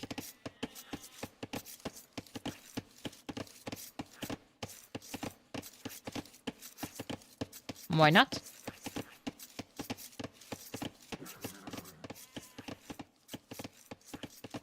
Why not? MBL siren with a corner dock. Probably going to be some hulks, maybe into galleys. Could be scared of Siskan opening just 2 random fire ships into galleys of his own. But yeah, I mean, the start is great for Team Darkside. If we're looking a tiny bit at their team bonuses, which is not, I'm not often looking, even though I should. So Siskan's dogs, well, everyone's dogs, but because of Siskan civs, all the dogs have 5 extra pop space. So it's very easy to get house on a hybrid map where you basically continuously produce from both town center and the dock. Now, for Italians, they're... yeah, they have a condottiero, an imp. And for Bengalis, that's a market. Right, getting some food, not just gold. Trade units. So that kind of applies to trade cogs as well, if they start trading on water. Ah, that's funny. They could trade 3 resources with Bengalis in the team. Well, not trade resources, but you could trade gold and wood and get some food as well. would be quite funny. Barracks is up for stone, please. Going to be a couple of militias into archers. And what's up with Sorakuma? Sorakuma's already prepared because Sorakuma has, for every dock and barracks or any other military building that he puts down, 55 food for free. 1 dock, 1 barracks, that's already food for 2 militias. Those 2 militias, they're free. Technically. As 4 on gold as well. Maybe we're going to see some, harassment in the back, because like both of them did end up docking there. In the meantime, Wu militias are fine and everything.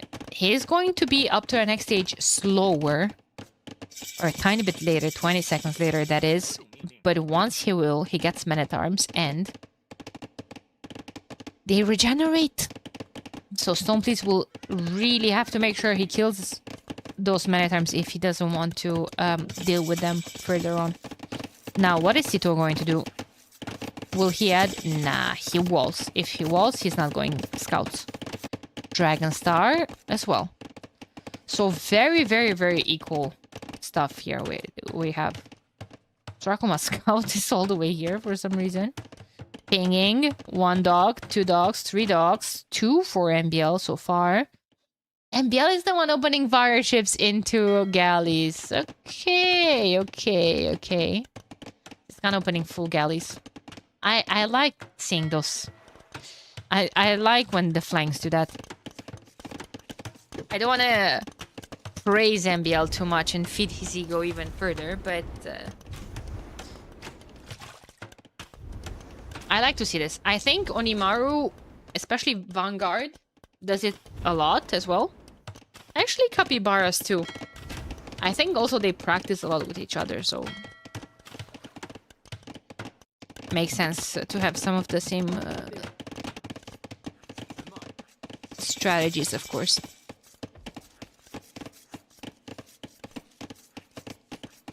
Where are the fish from the pocket? In the back for Dragon Star, in the back for Sito as well. Nothing in the middle. Game is paused. I wonder if they have some issues with it.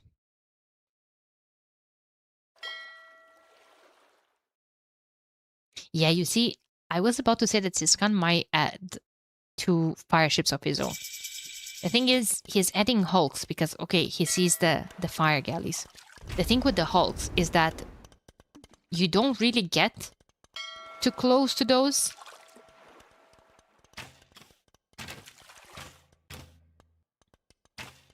Because of the galleys in the back. Yeah, I don't like hulks too much here. And there's suddenly so many fires that they could actually be taking that fight quite comfortably. In 2026, one can hear the Viking player open fire galleys and not be laughing at the caster. Yeah.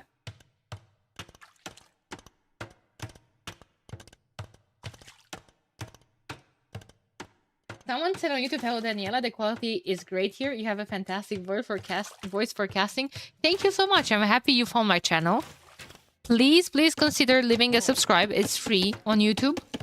Or a follow on Twitch. I'm happy you found my channel and enjoy the games. That's what we all want. Your voice is okay? Could have been better.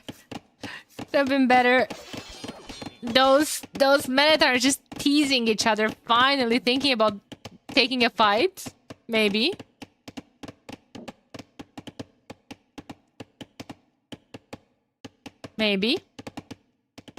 Twitch isn't too positive. And they wonder why do I focus on my YouTube chat that much.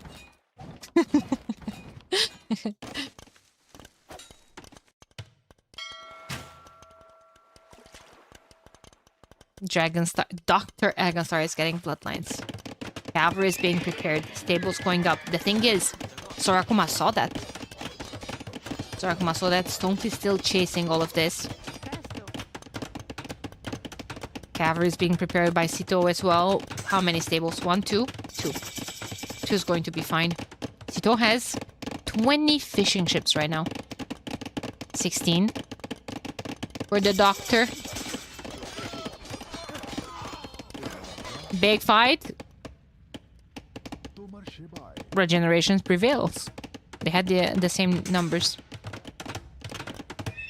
But I guess one knight can deal with all of this easily. How are things looking like on water? Seems like Sorakuma was kind of pushing Stoneplease. That's joking. Don't worry about it, homie.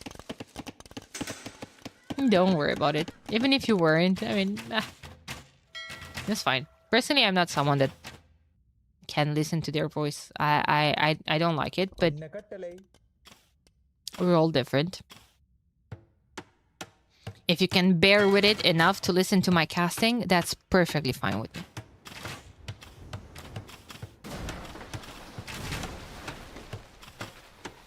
And you know, while I have a lot of you here, I gotta say that... Oh! 1 second. I was getting distracted by Sito's aggression here. Well, I have a lot of you here. I will like to tell you that I really appreciate all the comments that I've been getting, either in private messages or in Twitch chat or YouTube comments, with positive, constructive feedback. When I'm saying positive, I don't constructive feedback. I'm not just, I mean, you know, like being glazed as a caster. No. Legit criticism. And I'm really trying to, you know,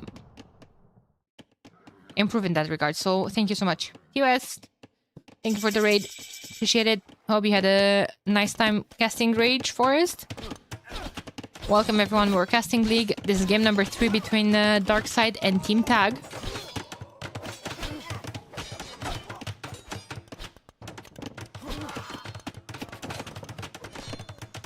And the Dragon Star is matching up the numbers from Sito this time. We have 10 knights, +2 is coming in, however. 7 knights and a couple of them in the queue. However, they are fighting in Dragon Star's flanks base, basically.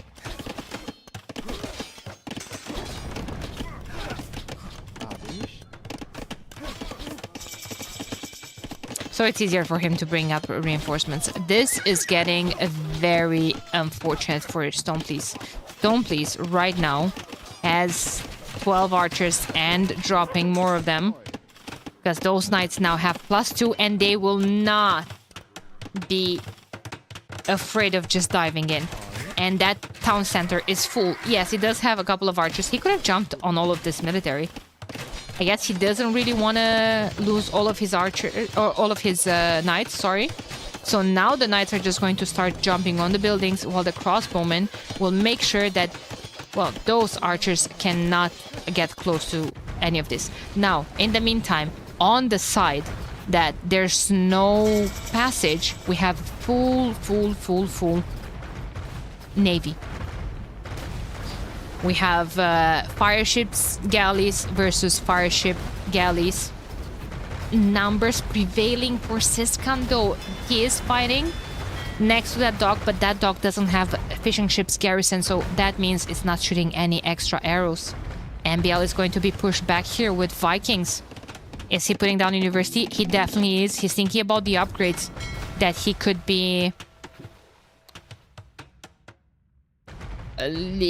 taking. However, there's no docks basically where he researches that from. There's this one putting down more, but there's also reinforcements coming that way. There's a university up already from Siskan. Siskan invested into clinker construction, which gives extra speed on his boats. Like, he could be chasing MBL, and MBL cannot run away because he's just slower. So Siskan definitely won water onto his side.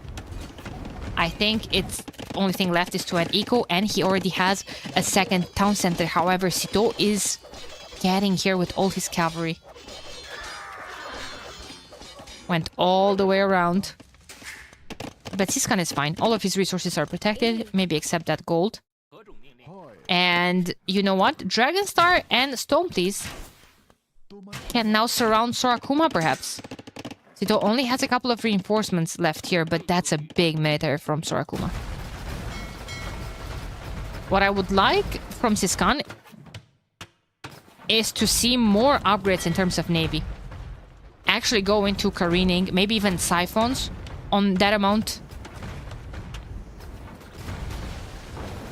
Yeah, Dravidians are one of the civs that actually have full tech tree at their docks. Maybe, okay, some people could say that it's not full tech tree since they're missing siege engineers on their cannon galleons. But that would be nitpicking now, wouldn't it? That would be nitpicking. I hate when they do that! I hate when they do that! Nearly! It's not Nilly's fault. Probably. Nitpicking is the thing we do. Oh boy, I know. Couple of vills left behind. Sito is running away from 2 knights. I'm seeing correctly, right? Yeah, okay.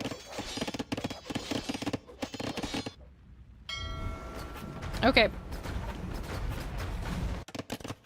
Second TC being added. Well, it's up already. Third TC being added from MBL. And, well, he is Vikings. He has handcard for free. So his eco should be technically just rolling. But, oh my god. Sito is going up to the next stage.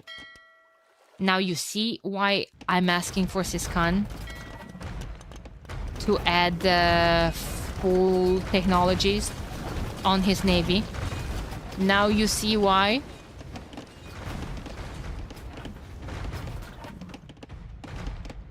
Because now he gave MBL is investing in enough navy to keep Siskan from pushing there. And Siskan cannot get back to Sito's fish. And that's his entire food eco. Sito has 35 fishing ships. I think eventually he will need some farms and he's seeding some.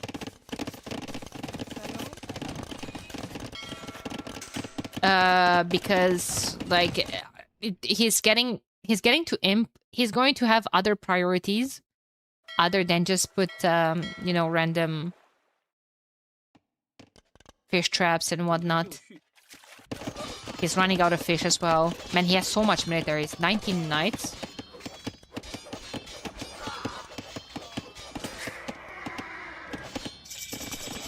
Dragon Star completely froze here.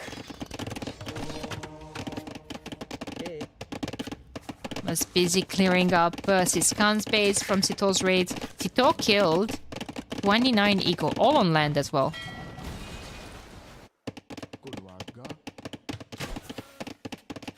So, Cavalier coming in. He's playing as the Persians as well. +2 against ranged soldiers. And oh, those ranged soldiers. Tone, please. Has 25 of them. 45 from Sorakuma. Blinker construction coming in from MBL. I don't think I've ever seen MBL taking that technology in my life before.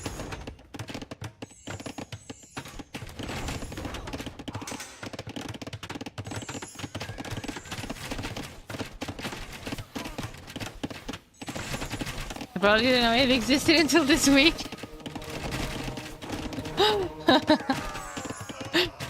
Sito explaining MBL what the new technologies from the dogs are doing.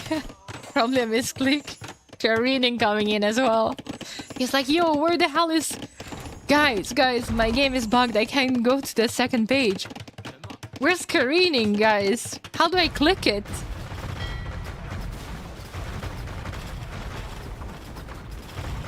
But it's okay. Now he has longbows. Siskan took quite a lot of damage in his base from Sito's raid. Sito ended up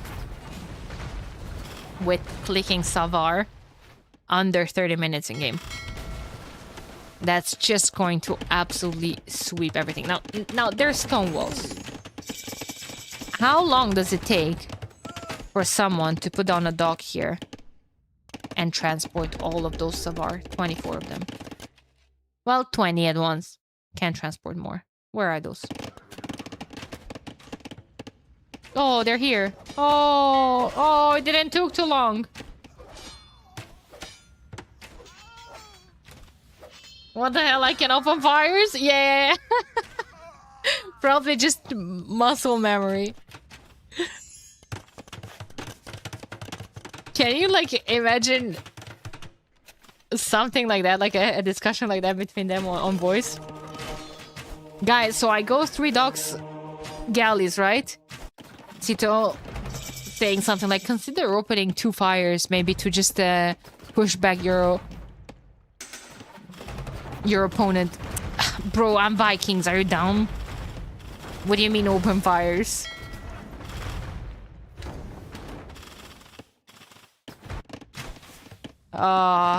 Love the idea of stone walls, but...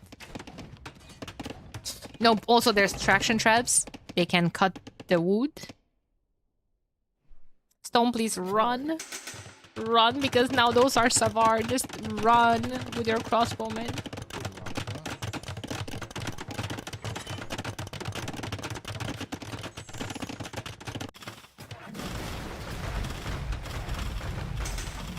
It's... yeah. Yeah. Sito in the meantime has full farming go. And by full farming go, I need... he needs exactly 11 farms. He'd even go forward and start building stables here. I don't see why not. Whose TC is that? Drakuma's? Of course. Why not? Why not, after all? Stone, please, is about to be... no, okay. He has the second TC in the back. I was about to say that he's no TC gaming. It's his gun. Is suffering. Those Savars are just going to seal the deal here, I feel like. Look at the equal KD. Now Dragonstar is trying his best, but Dragonstar is Italians and he only gets access to Cavaliers. That's about it. Against something like Savar, you probably would want 40 elite Genoese crossbowmen. But yeah, I mean, not more than that. Not less than that.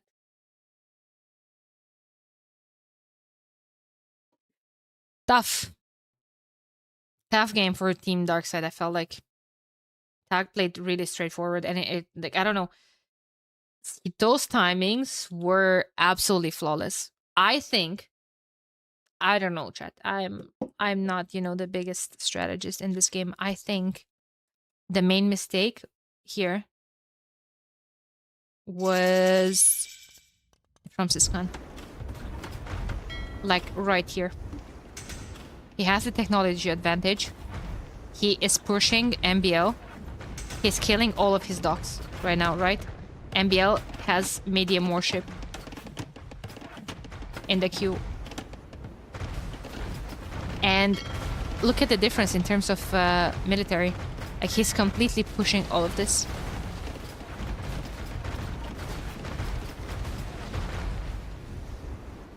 You see, he has fire ships. Like right now, Clinker Construction just came in for Siskan. Okay, he doesn't have the food. I understand, but Siphons careening and then keep adding Navy to completely kill the... because like that's his job, right? Here. To play water. I don't know. This is how I see it.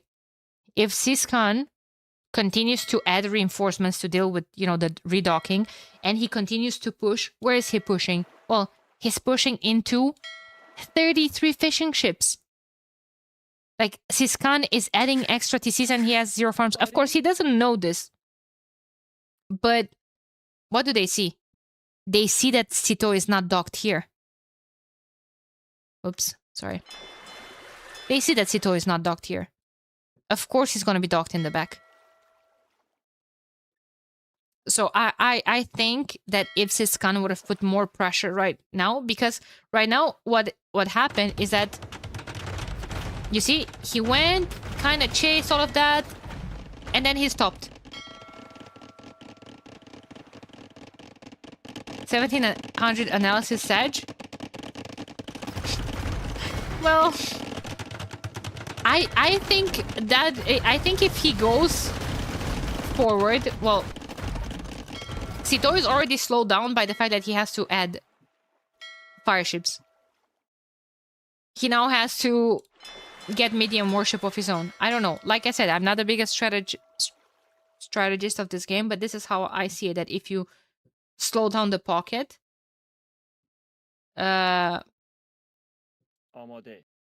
it kind of stops those raids. I don't know. Sito attacked in boats. He was fine. Yeah, but to attack in boats, you're spending resources. You can continue to pour everything into knights.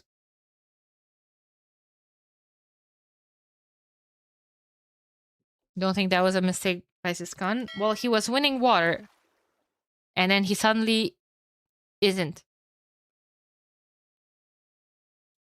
He is dealing with some raids, but I think that giving MBL time to come back on water here was a mistake. That's just, I don't know how I see it. Maybe not.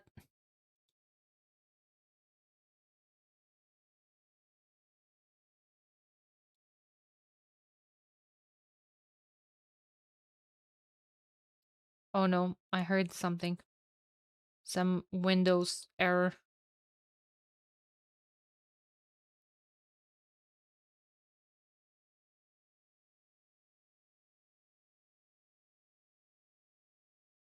This gun has also been stopped by Sito's fires. Yeah, but that was my point. That Sito, like, if MBL completely dies on water and if he can't redock, it's the pocket that has to fight this gun on water. But I also understand that he was slowed down by the raids in his base. But it's easier to just continue to spam boats when you have wood and gold. And Bill never died on water because he went back. Well, that's my point. Like, there were no reinforcements by Siskan to stop that.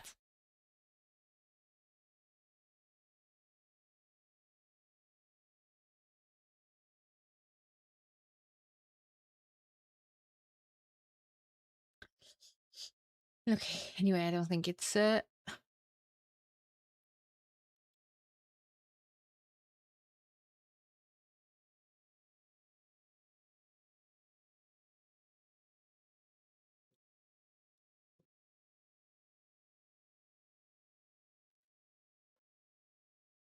Siskan got raided, so he couldn't die on land and push on water.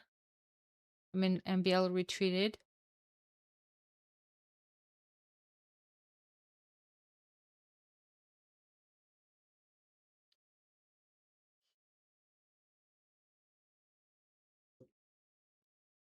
Yeah. For Siskan, he did so well in the first and last game. I mean, he was doing well on his side.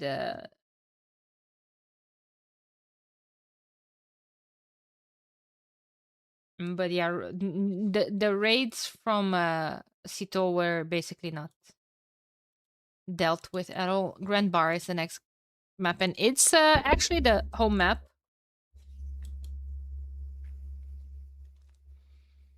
of Darkside. Why would someone play Italians at the pocket? Because they have a good eco.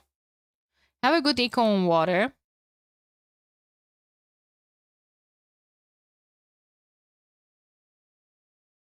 they have fully upgraded Cavaliers. Like, usually on that map, it's the pocket that plays Cavalier.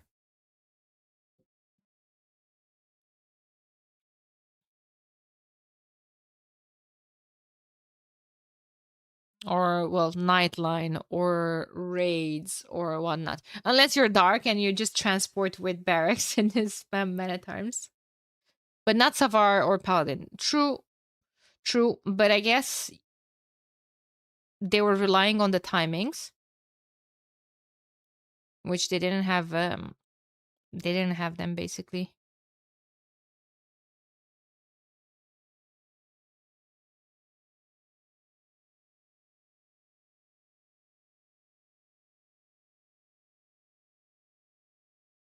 Hey, Ancient Vault, how's it going? Been fun maps? Actually, very, very good sets.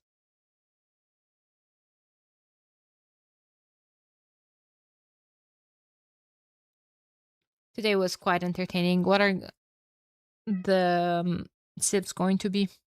Saracens, Malay, Poles.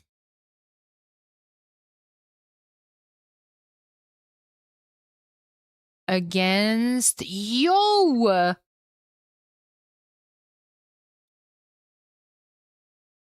Thank you so much, Hampus. Thank you so much for the tip. I appreciate you. Thank you so much for watching and all the support. Oh my god.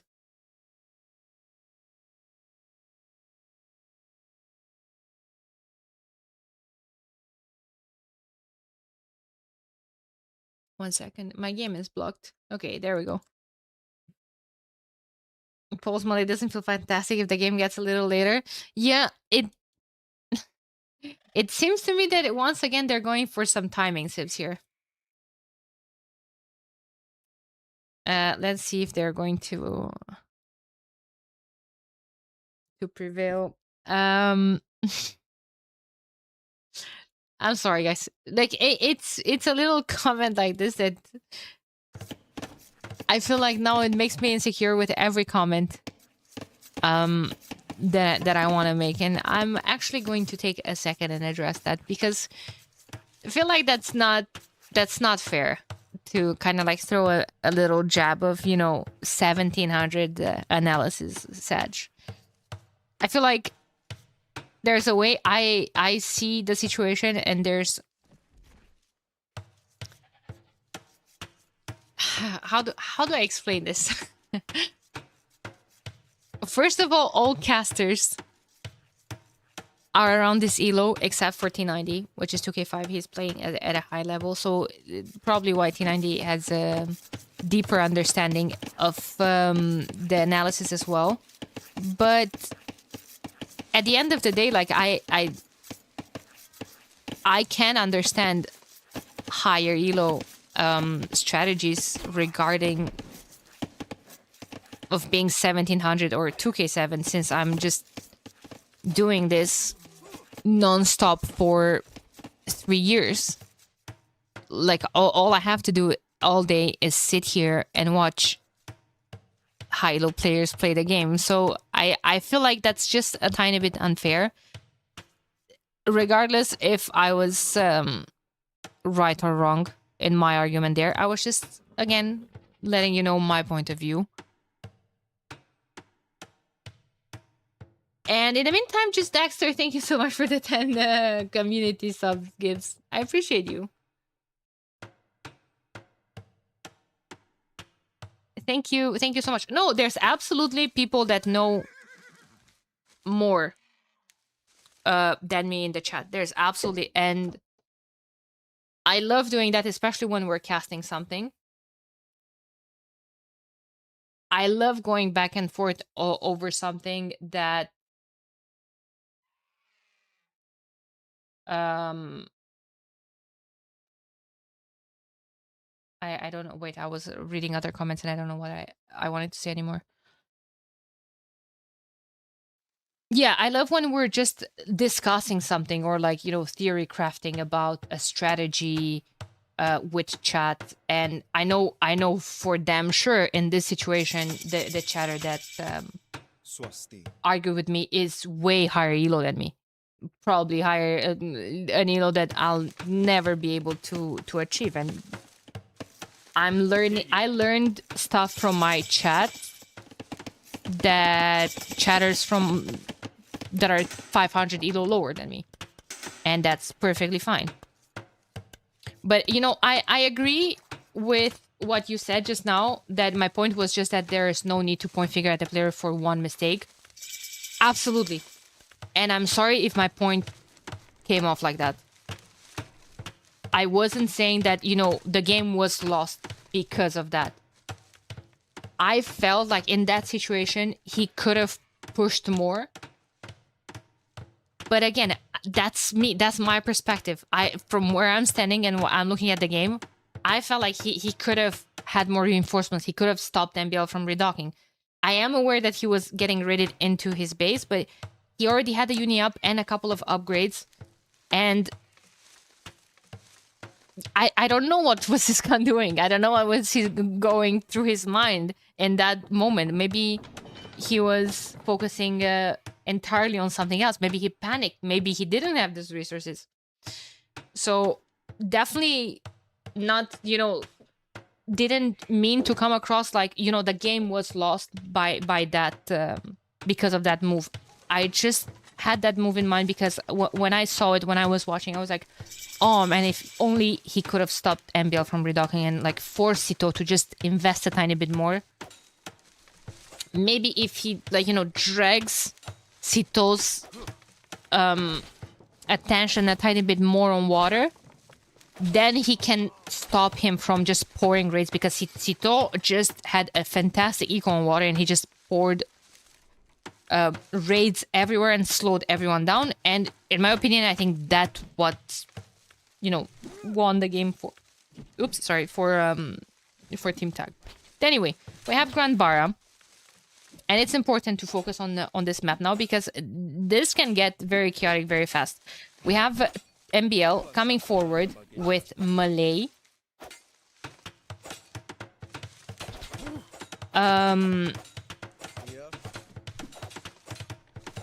Forcing walls from Siskan.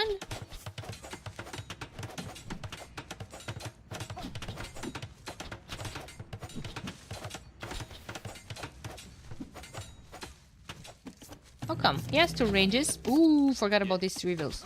There we go. They're back. Do they have Saracens? Ooh, they have Saracens on the other side. Yeah, Sorakuma is there. Man, that will never not surprise me. To see Saracens going fast feudal into walling on this map. Crazy. Crazy, because you know what they're thinking? They're thinking about overchopping and attacking from the middle. It's still ranges from them as well. But they're going to plan on attacking Stoneplease. Stoneplease was about to be chopped as well. 1 range versus 2 ranges.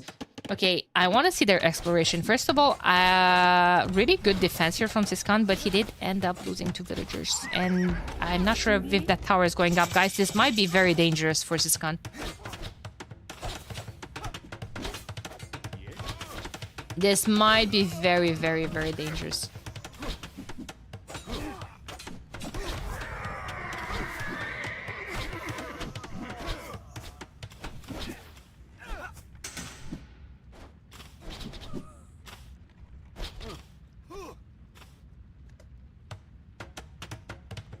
Oops.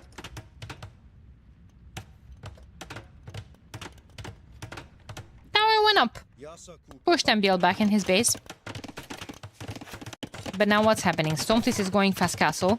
They still have Saracens in their team, so... Palisade Gate going down. Where's the wood access? This wood line... Trees have 200 wood, so not the end of the world. But, yeah, I guess Stoneplease was just trying to buy time, you know, to get upgrades for his range units. Castle Age was in. Sarkoma is just going to go back, wait for his own Castle Age. Stonegate. Don't mind that. Kind of forgot about this poor villager, though. MBL kind of went back, and he thought about it, and was like, you know what? I can just attack this building. I can just stay here, attack the production. We have Saracen's ally. Forcing Siskan to repair there. Now, Koreans, Malay, discount in terms of wood on all their units against faster timing for the Malay. Timings that can be important, especially on crossbowmen, Botkin, Castle Age upgrades. Imp as well. Did he chop through the middle? Yes. Yes, both of them did. Pockets. Georgians versus Poles. We've seen Poles work on this map so far. I'm surprised to see a stable. Usually, so far, the games that I've seen with Poles are just boom. 3 TC boom, folwarks and all of that, into a castle, Schlachta privileges, and then just 4 knights. But I don't mind seeing a stable there. He went up with stable and blacksmith. If enemy gets to his base, he can add a couple of units of his own, and this poor knight... This house is gonna have to be deleted. There we go. Soragoma is coming here as a lot of crossbowmen. Maybe they're going to go for a surround. Dragonstar has only 4 Lycabs, and that's it. Lycabs that are going to be chased down by the knights. Knights slower. than the Lycav. Barely. There's no husbandry yet. Nice trap. I don't know, MBL. I don't know about that town center. He doesn't know either. He changed his mind. Man, this ended up going down. Saracen team game bonus for the win. Siege Workshop Mangonel coming up. Siege Monk. This is wild in team games. Because usually the pocket could easily snipe your siege. However, if there's monks to deal with the knights, but then one could argue that, you know, the flank has range units against the monks. However, issue for Siskan is that he's going to lose all of his production buildings. He has to replace them if he wants to even get the upgrades like crossbowmen. What's happening with Stoneplease? Stoneplease has 18 crossbowmen in the middle of the map. He's about to get caught here by Sito's knights and... Oh, Sarkuma's archers. Does Sito have +2? No, he does not. I think it's still going to be enough, though. There's Thumbring for free, however, and Thumbring works better against the knights because improves the... Well, increases the fire rate as well.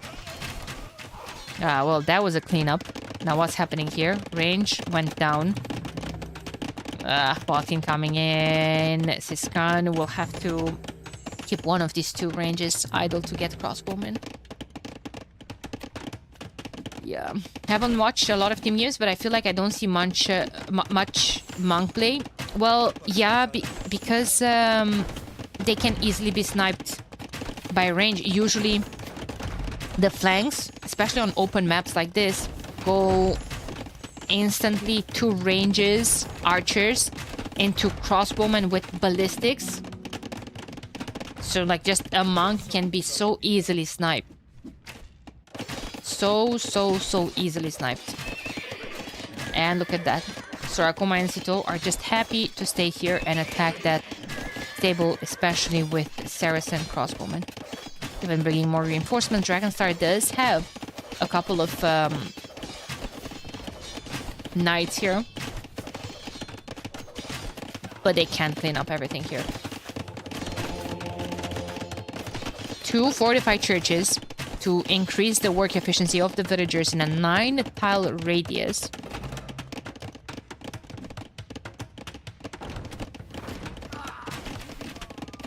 Nice attack ground there from MBL. It is MBL controlling those mangonels.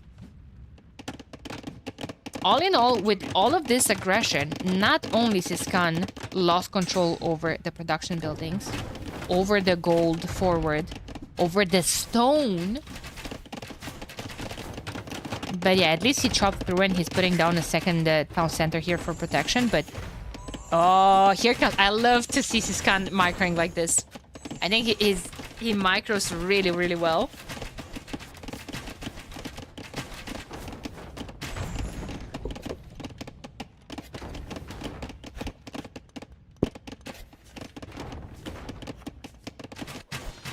In the meantime, Dragonstar can't really do too much in his own base.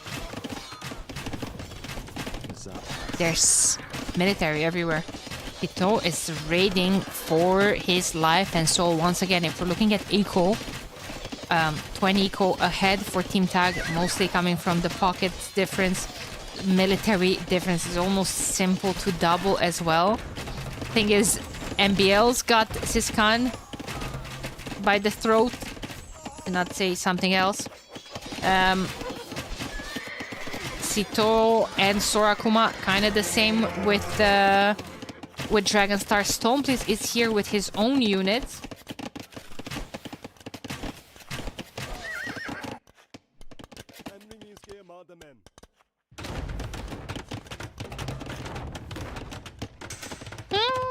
Siskan might be able to push this back.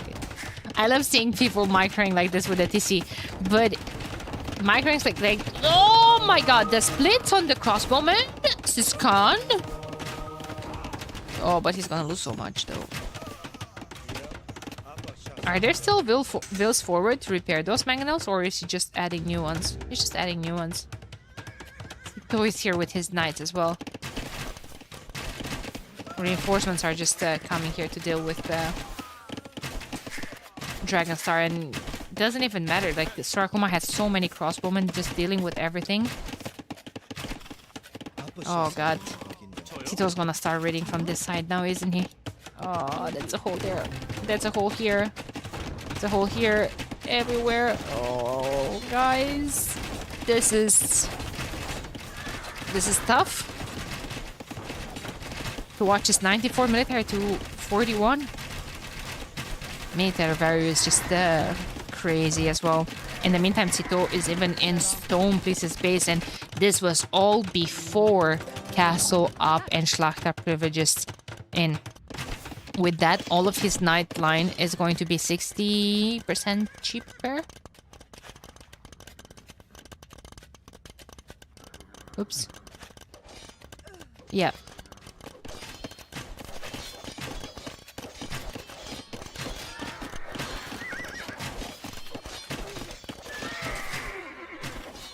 And the GG is called. The GG is called, and Team Tag secures the last win. So for today, Team Tag not only secures 5 points in the group stage, but also $400 extra on whatever they will win at the end of the main event.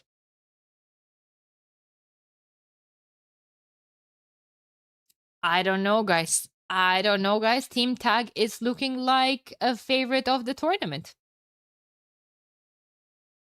Team Darkside didn't play bad at all.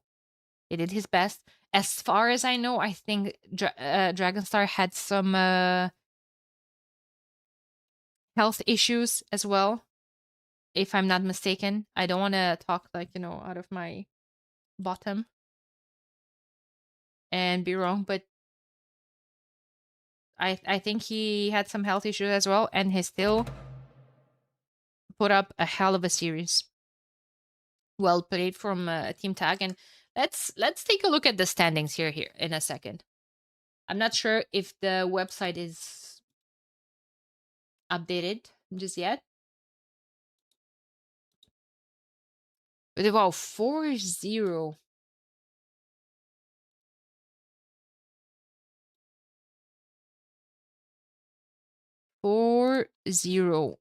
What a result for Team Tag.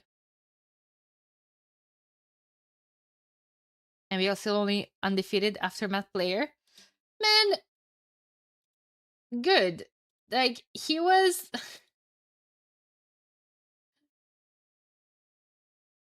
he was looking suspicious in the group stages.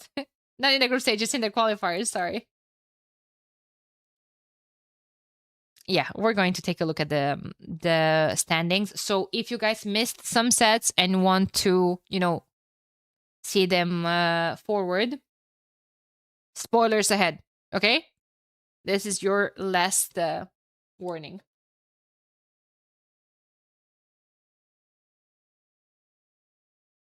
Okay.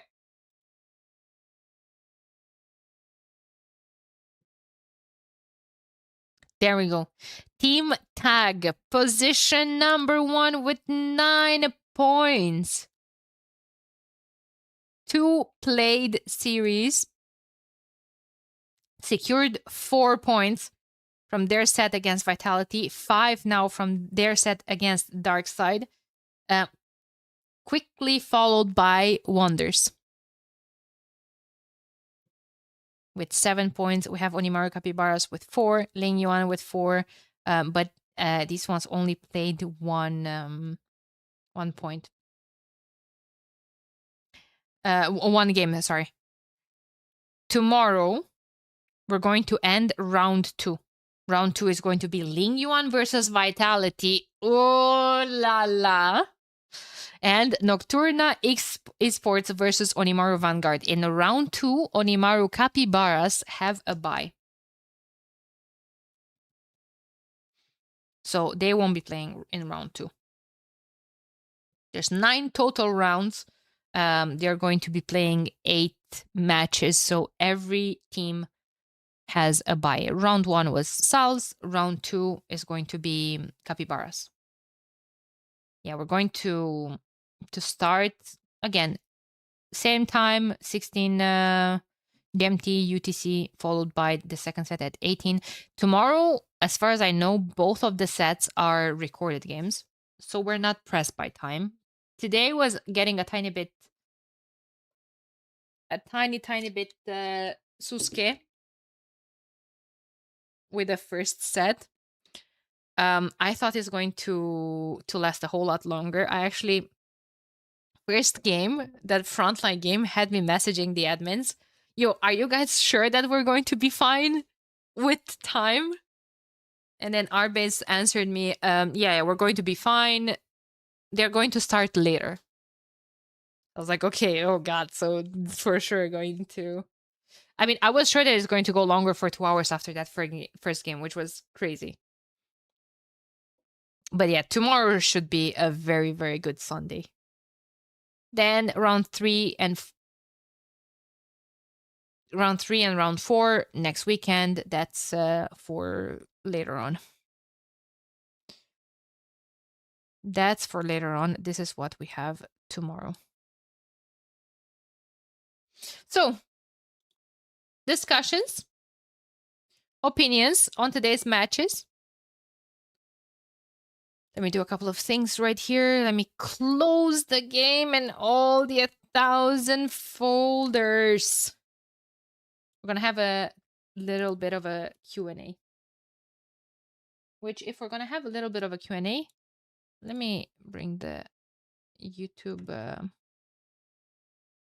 chat right here. Wait.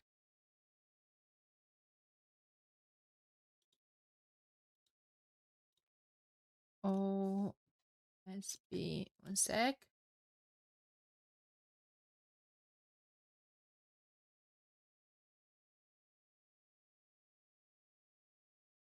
Let me see a couple of things here.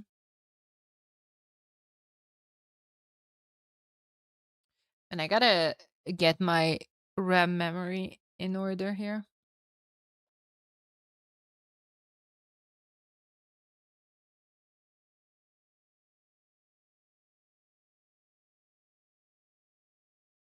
Oops.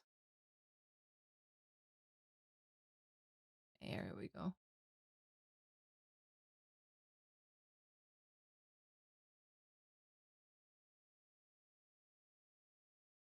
There we go. Okay.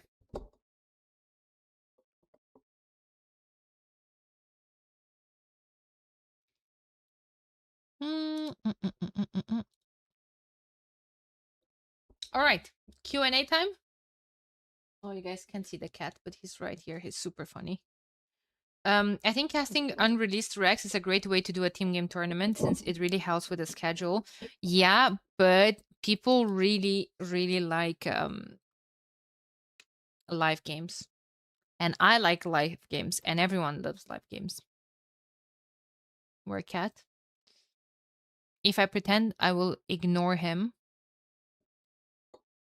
he's going to come over, don't worry. Are just not as good to cast. Like, you have that, live feeling, basically. Can we get cameras for players soon? I think it's tough to request cameras, live cameras for players. There are the interviews, though. Yo, what's up, Froggy Frog? Is that a GL shirt? Yes, it's my favorite shirt. That's gaming. Yeah. How long have you been in the AoE circle? August is usually a celebrating month for me. August, well, end of August, start of September is 4 years of streaming this year. But I started to stream just like to fool around. not with any, idea in mind that my channel is gonna grow. I still have some tea here. So I think I recently started to stream after I got into the game. I think I installed the game in 2001. Yeah, to answer you. Or a cat, he's gonna come here. In there. Hi. Hi, hi. Hi. Yeah, 2021. What did I say? Did I say 2001? I'm sorry. From the sense in the next week, what do you think will be the most interesting? Next week or tomorrow? Guys, I need one more follow. I have 14099. Isn't Onimaru supposed to be 2 teams in winning on Wikipedia instead of 1? So you can really see which team got the most earning? I don't know how it's on Wikipedia. How is it on Wikipedia? Let me see. I know they had some issues with Wikipedia though. Let me see.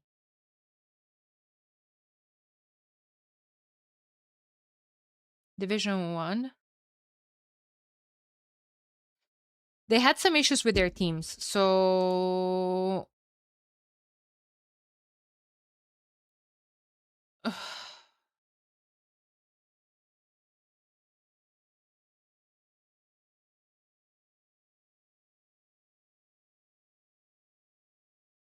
1, 2, 3, 4, 5, 6, 7, 8. There's Onimaru Vanguard missing. Isn't it? Yeah.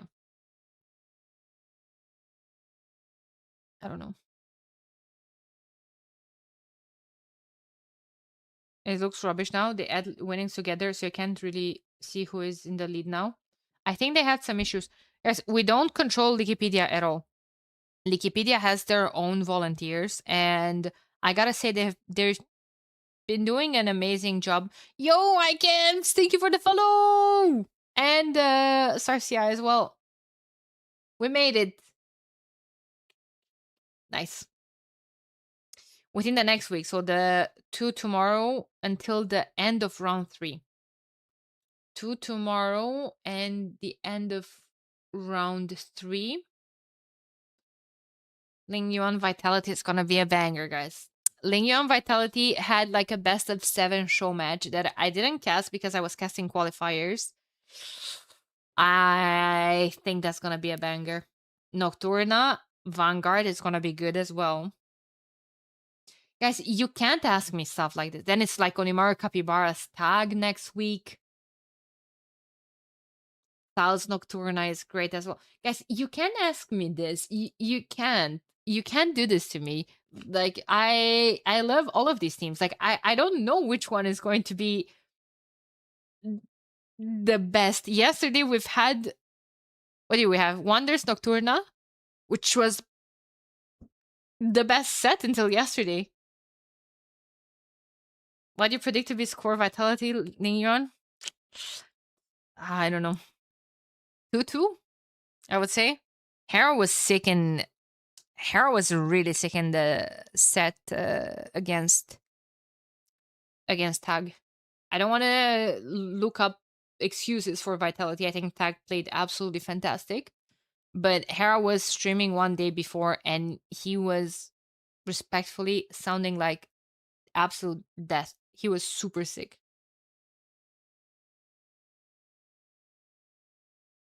Who are your favorite team, Danny? I do not have a favorite team. I'm the host of the tournament. I see you try to catch me, but nah. Nah. No favorite team, homie.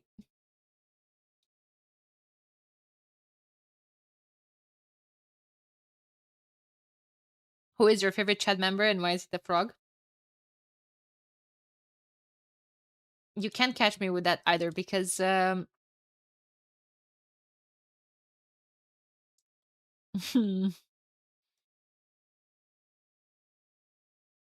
if I say it's not a frog, people say like I hate frogs, just like I hate birds, just like I hate rats, just like I hate this, I hate that. Suddenly I'm all of this bitter person. I'm rooting for GL. Me too. This is my favorite t-shirt. This is my favorite t-shirt. It's such a good quality. Like there's nothing in it for me to promote GL anymore, but it's such good quality. I've been looking for similar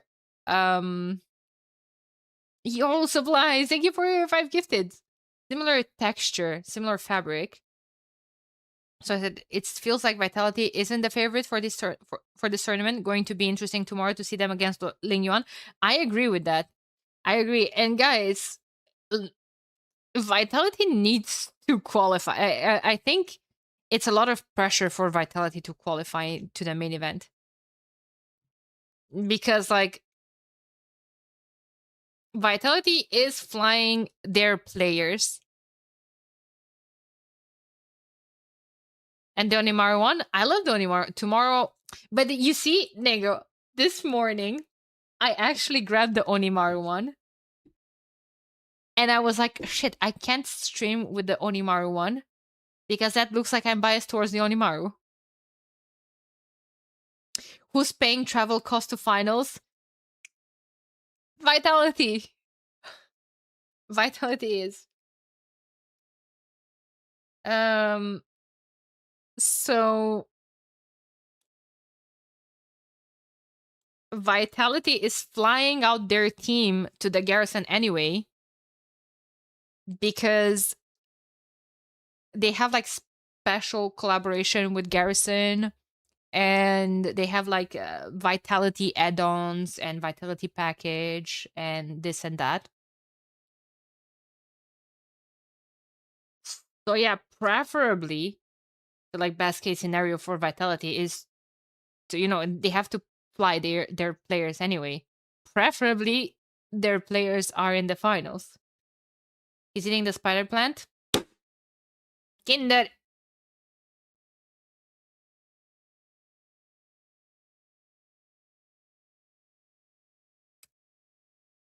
I'll wait, where's Discord? I showed hamburgers this the other day.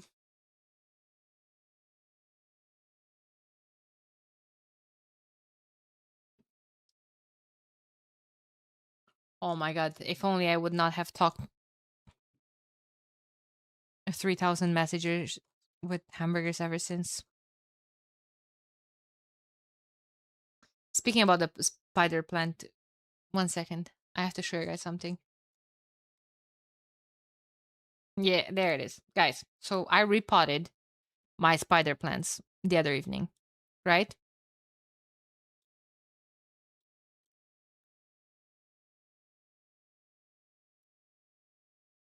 And I sent this to hamburgers. These 2 babies, like small babies, were taken from the same big mother spider plant that you guys saw behind me in the same time. What do you think the difference was? Why did this grow so big and so nice compared to this? What do you think the difference was? Yeah, the cat didn't have that much access to this one. Yeah, cat had access to this. Yeah.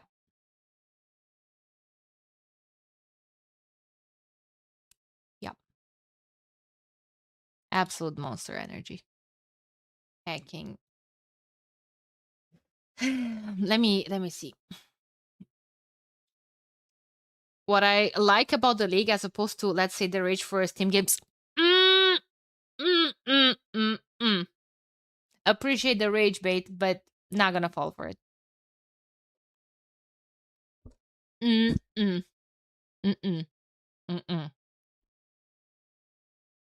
you have a favorite qualifier game? Ooh, I have so many favorite qualifier games. Oh my god. Sal's versus Onimaru Barbetacos. R1 versus Venom.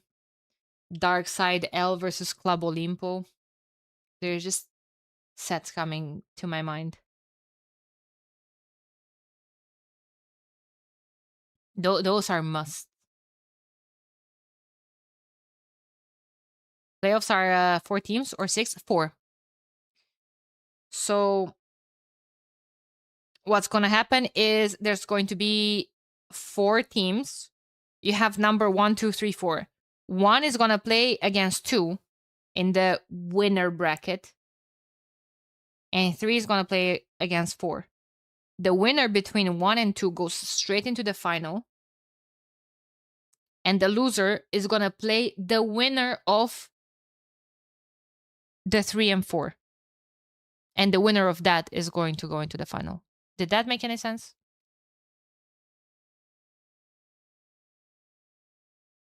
Those are bracket 2 chances. Yeah.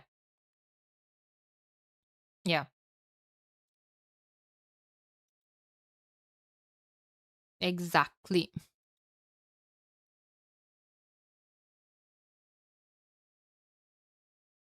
Yes, sir. Oh no, what did I do with my YouTube chat? They were active as well. There they are. Now they're just lurking. Is there an advantage to finish 3rd over 4th? From that perspective, no.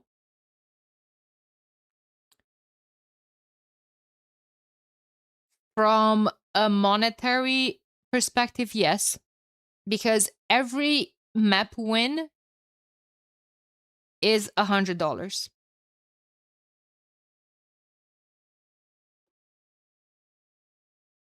So the more maps you win, the more hundreds of dollars you win as well. And the more points you win as well. Extra points if you win the set. But yeah, from that perspective or the playoffs, no, not really. Number 3 is going to face number 4.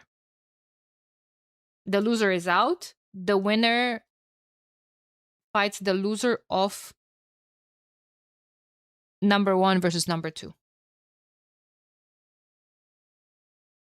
for the second spot in the final. Guys, the final is gonna be so freaking amazing. I know it doesn't matter who's gonna be in it. The teams are so good. They're just so good, all of them. I don't know, like of course it's my own tournament. Like I'm not gonna come here and say like, oh, matches were so boring, man. But I felt like matches were legit so good. I hope you guys feel the same. Oops. Messed up this. But yeah. And it's going to be a long month. What's happening in Division 2? Do we have some scheduled matches? Let me open up Discord here.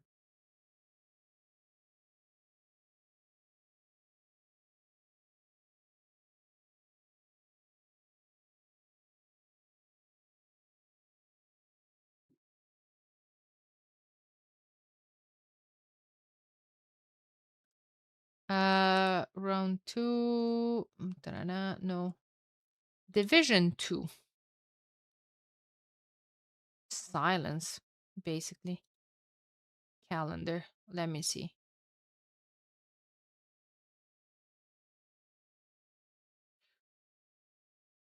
Oh, tomorrow is the replacement qualifier as well. Hey, Mr. Jingles. It's many months away, but a league winner versus Rage Forest winner show match would be cool. Yeah, but it would be 3v4.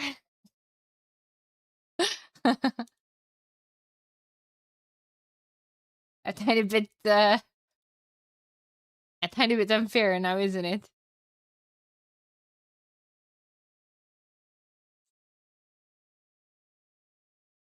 China B, Amigos is in 3 days. Yes, I can't cast that. What time is it actually? League winner plus Daniela plus a 1700.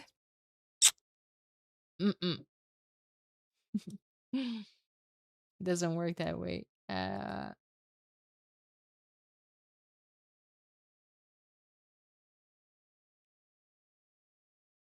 Where is it? Like, where do I find this schedule? Maybe. Yeah. Dark Side Venom. 18 GMT. Ooh, but Dark Side Venom is to. Oops. Is to establish the qualifier, right?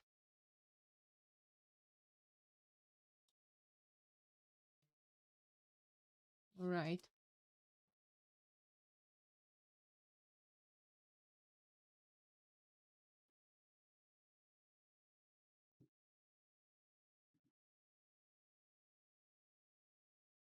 Replacement qualifier. Yeah. So the Amigos CNZS is on Tuesday, isn't it? Tuesday in it. I can't cast that. I can't stream on Tuesday.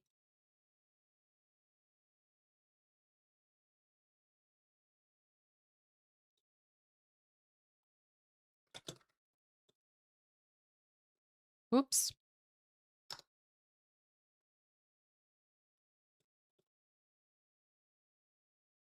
I hate when I have cups enabled and I just yell at someone.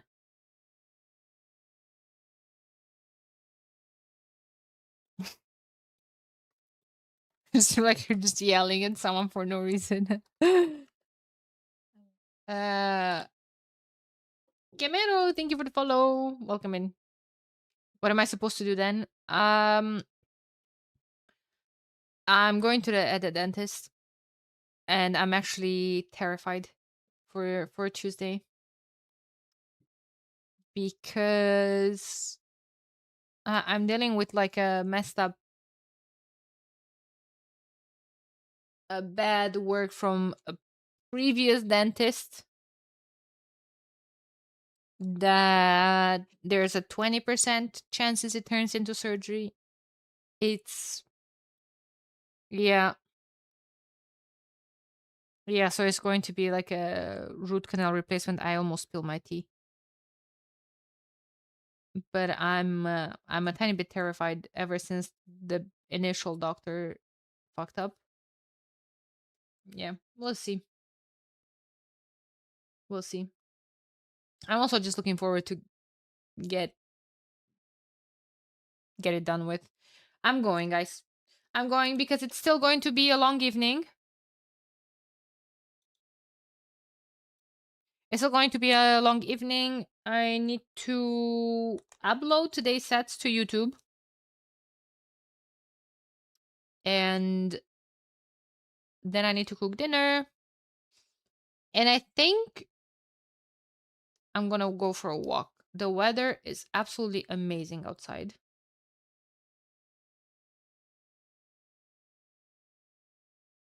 So I think I need a walk. Yeah.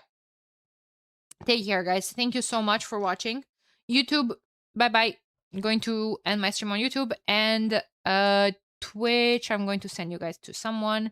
Thank you so much for watching. YouTube was absolutely amazing. I got like 120 viewers at some point, which is crazy. Guys, thank you so freaking much. I appreciate you from the bottom of my heart. I promise. Thank you. Thank you. Thank you. Thank you. Bye bye. See you tomorrow.